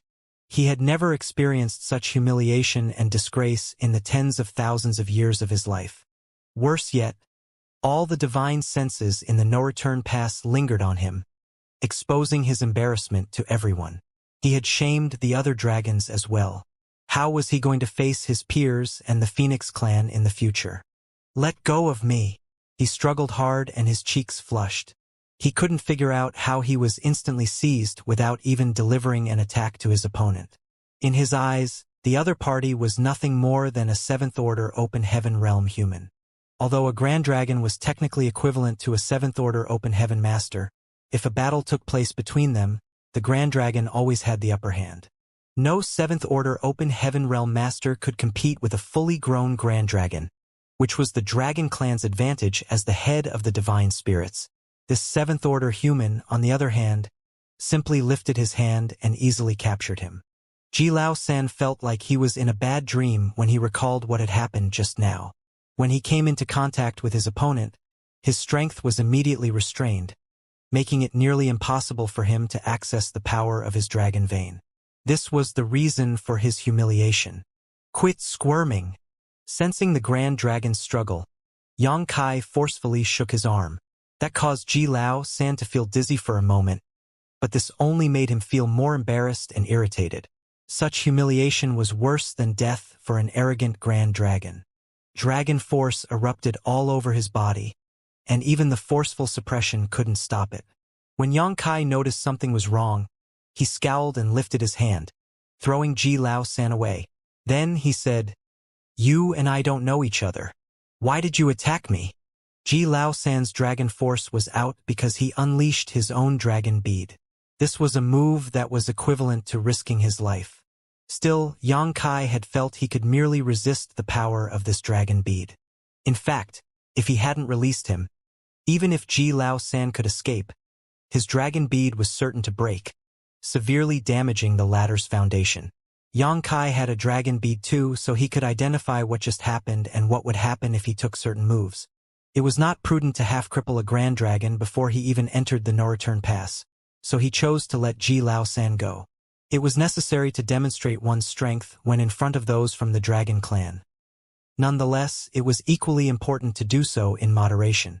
When a high-pitched dragon roar erupted, Ji Lao San suddenly transformed into a Grand Dragon close to 50,000 meters long. The Grand Dragon's head was held high, and his dragon eyes glared at Yang Kai as if staring at an ant on the ground. His whole body was full of thick dragon scales, as he was clearly inflamed with rage. Yang Kai was as small as dust in the face of this Grand Dragon. "Trivial human, you dare?"